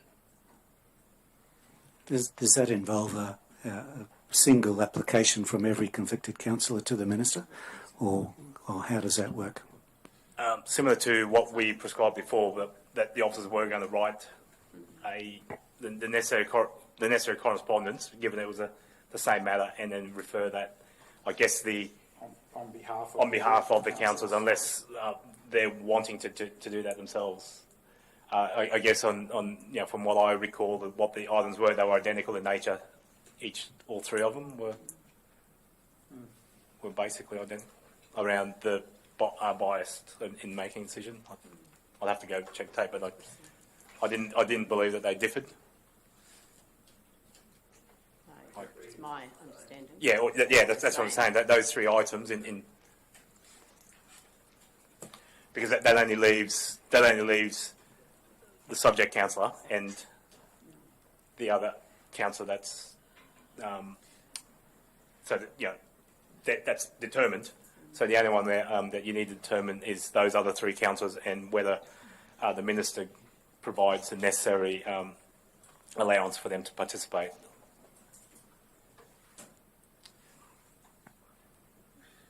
Okay, we have a Can motion. okay, Sorry? The motion. Do you want to? Sorry, just a question, can we get the department back down for consultation before we send this so we can understand what's happened throughout today in regards to being accused of bias, not being accused of bias, and then having to leave the meeting so we can fully understand what that option means? Certainly, given that it was in open session, there is a recording. Hang on, sorry, Mr. Mayor, you had something to say? I heard you mumbling under your breath there, so I'm happy for you to... Councillor, I was tempted to declare a point of order, but there's no point because the comments are already out there. The process was followed. I could equally make protest about being accused of bias, but I've just accepted the process has rolled through, and I'll live with the process and respect the process and not keep having snide remarks at it. But I can understand that that's where we're at.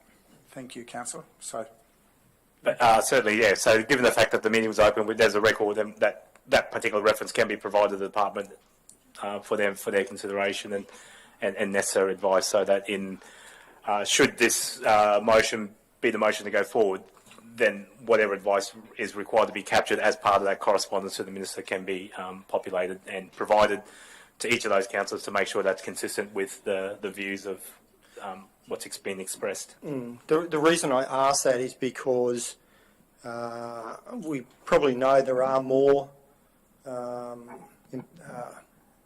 allegations coming against the councillor, so we need to make sure that we don't go through the same process of 3.5 hours to deliberate conflicts of interest, and I think it's important that they come down and provide some guidance.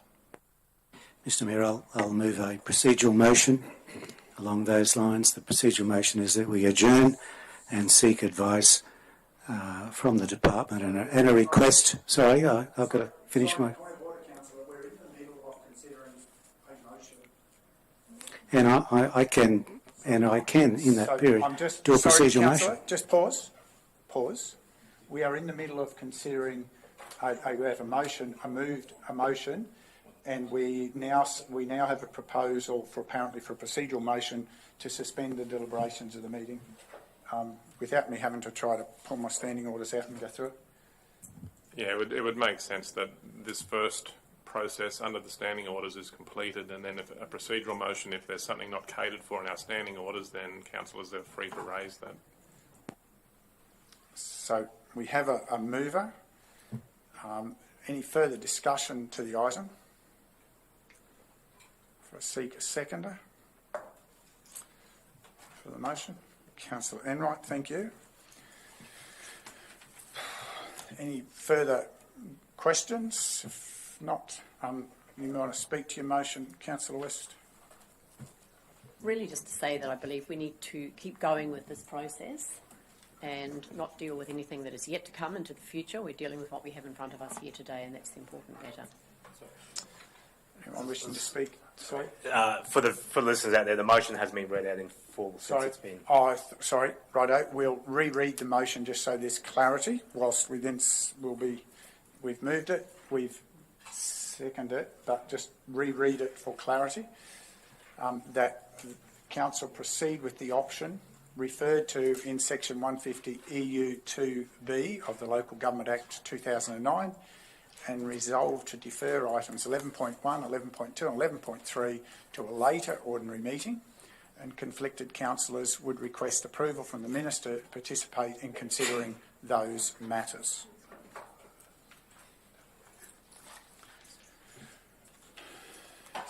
Anyone wishing to... Councillor West spoken to them for the motion. Speaker against the motion. Yep. Councillor Guinness. Mayor, I'd like to move an amendment that we also seek indulgence from the Local Government Association on this before we set the meeting down. The Local Government Department, as well as the Minister, on what is the correct way to go. I want to see the amendment first.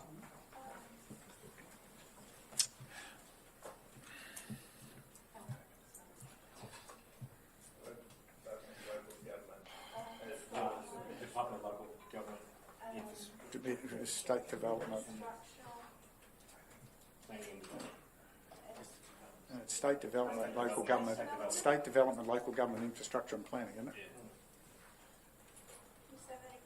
Department of State Development, Local Government Infrastructure and Planning.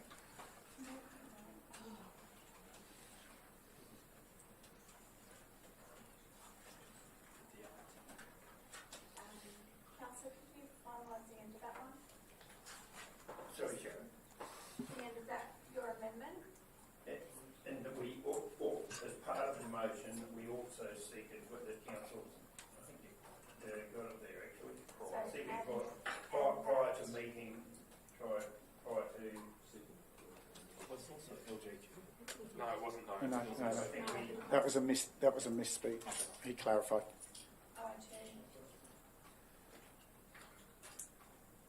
Prior to coming back to council, or the council considering it. Are you saying prior to proceeding with part one? Is that what you're intending? I would have thought we can do the both in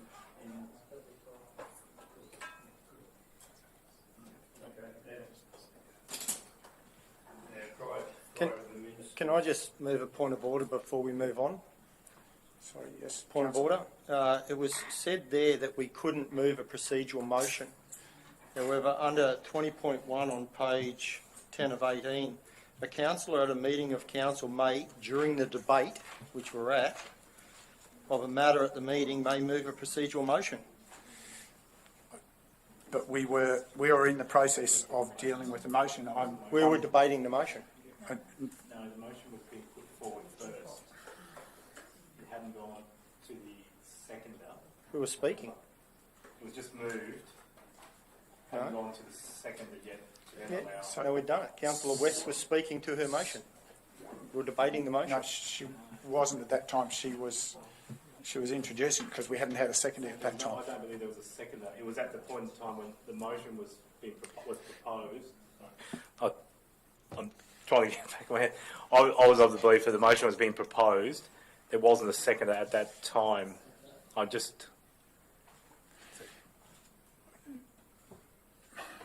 So, just a point of order on that, Mr. Mayor. Mr. Mayor, this wrong advice sent council off in the wrong direction. Clearly, the standing orders say that a procedural motion is viable, and it could have been, as soon as Councillor West stopped talking, it could have been done at any time. But the way you ruled and the advice that we received was misleading to us from the standing orders. And there is a procedural motion on the table, and under the standing orders there is a requirement that be considered.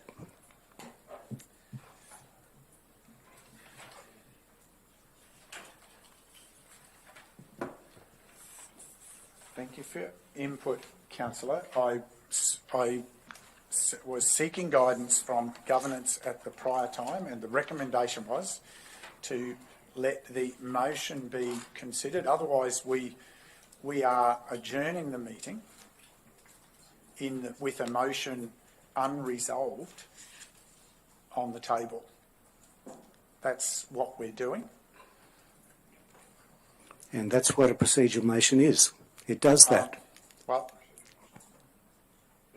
procedural motion is quite a wide range of things, Councillor. But a procedural motion can be either adopted or fail, Mr. Mayor, but there is an obligation that the Chair allows a procedural motion to be considered.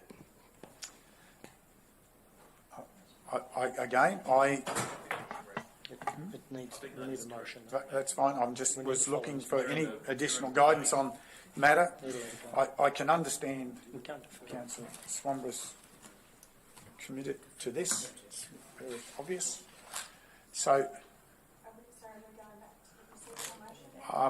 I'm just seeking any further guidance because Councillor McGuinness now has an amendment that he wants to add and consider, but we now have a procedural motion that just leaves all of those things set open. Any governance guidance, please? Yeah, thank you, Mr Mayor. Considering that procedural motions can be many things, and including a point of order is a procedural motion, a motion of dissent is a procedural motion, suspending a rule is a procedural motion. So in the middle of a councillor proposing a motion, it would depend on what the procedural motion is that is being interjected there and whether it's a point of order or what it is. But I don't think it makes any difference to allowing depending on what the procedural motion is, we don't know what the procedural motion is about, whether it was a point of order or a motion of dissent or what it was. And my understanding is that the councillor was entitled to finish her motion before someone else jumped in to activate another section under the Point of order, Mr Chair. Standing orders. The point of order here is the advice that we've just received is not correct. I made it clear with my procedural motion that there was a motion to adjourn to do what Councillor McConnell had suggested, and that is we get advice. We adjourn the meeting and we get advice from the department so that we don't run through this situation every time these matters come up. So I don't like my words being twisted or truncated in a way that is clearly not the intention and not what was stated. Well, certainly, Councillor, I don't think any of us likes being on the receiving end of that. So in that we can agree.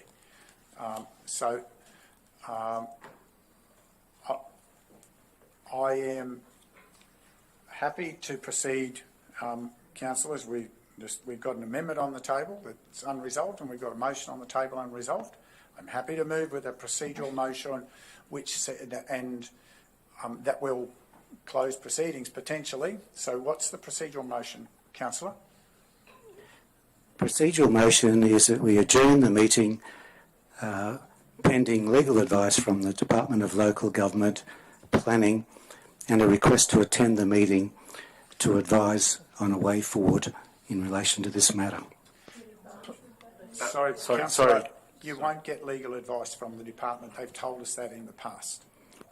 We'll get departmental advice from the department in relation to how to resolve this. Exactly the same as what we did last time. Everybody was, accused of having a conflict of interest. Just through you, Chair, just for further clarity, adjourning the meeting means this meeting will go on until such time. Was the intent to defer the matters, not adjourn the meeting? I believe I was just waiting for the councillor to finish, and then I was going to come back and clarify. I believe. That's right. Let's defer the matter. Let's make it a deferral rather than an adjournment.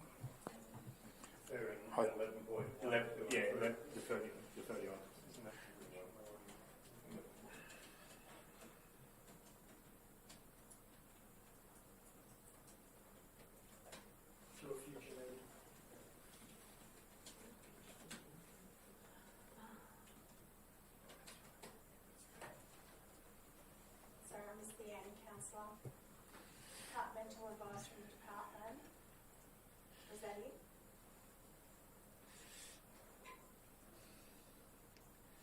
Way to proceed with these matters or something?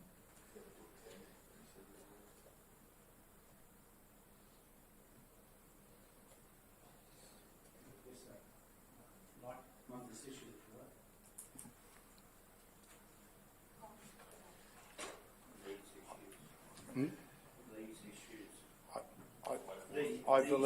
I believe the councillor previously. These issues.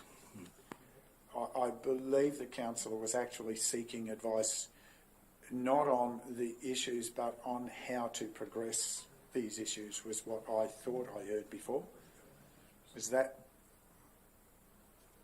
I'm happy if we want to put those words in. That's clearly the intention. You don't want all the focus on 11, 1, 2 and 3. You want it on the matter of the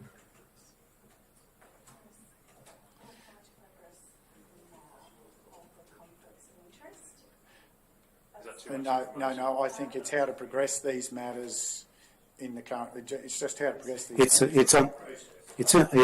Well, the matter is a loss of quorum. That's what we're facing here. So the matter is a loss of quorum. It's this whole accusation of bias. I just need some specific. Yeah, right, Councillor. Councillor Swansborough just said it wasn't about those three matters. I said, well, progress the matters, and we all know what they are.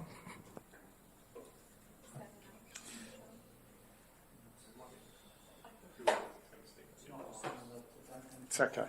Just the context of how the context of that need being in a quorum, etc., can be. We also need to clarify who's seeking the advice. We should really be the CEO, I would think. Yeah, it rightly does need to be the CEO. The CEO? Well, councillors can't really delegate to anyone else. No. Yeah.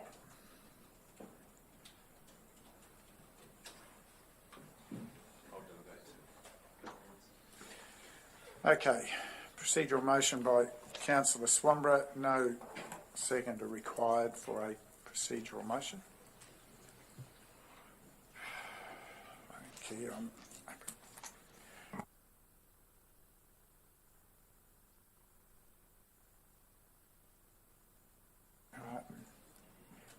wish to speak to your procedural motion any further, Councillor? No, Mr Mayor. Anyone wishing to speak against? Put the motion. Those in favour? And those against? Motion's carried. Councillor West voted Against? Voted.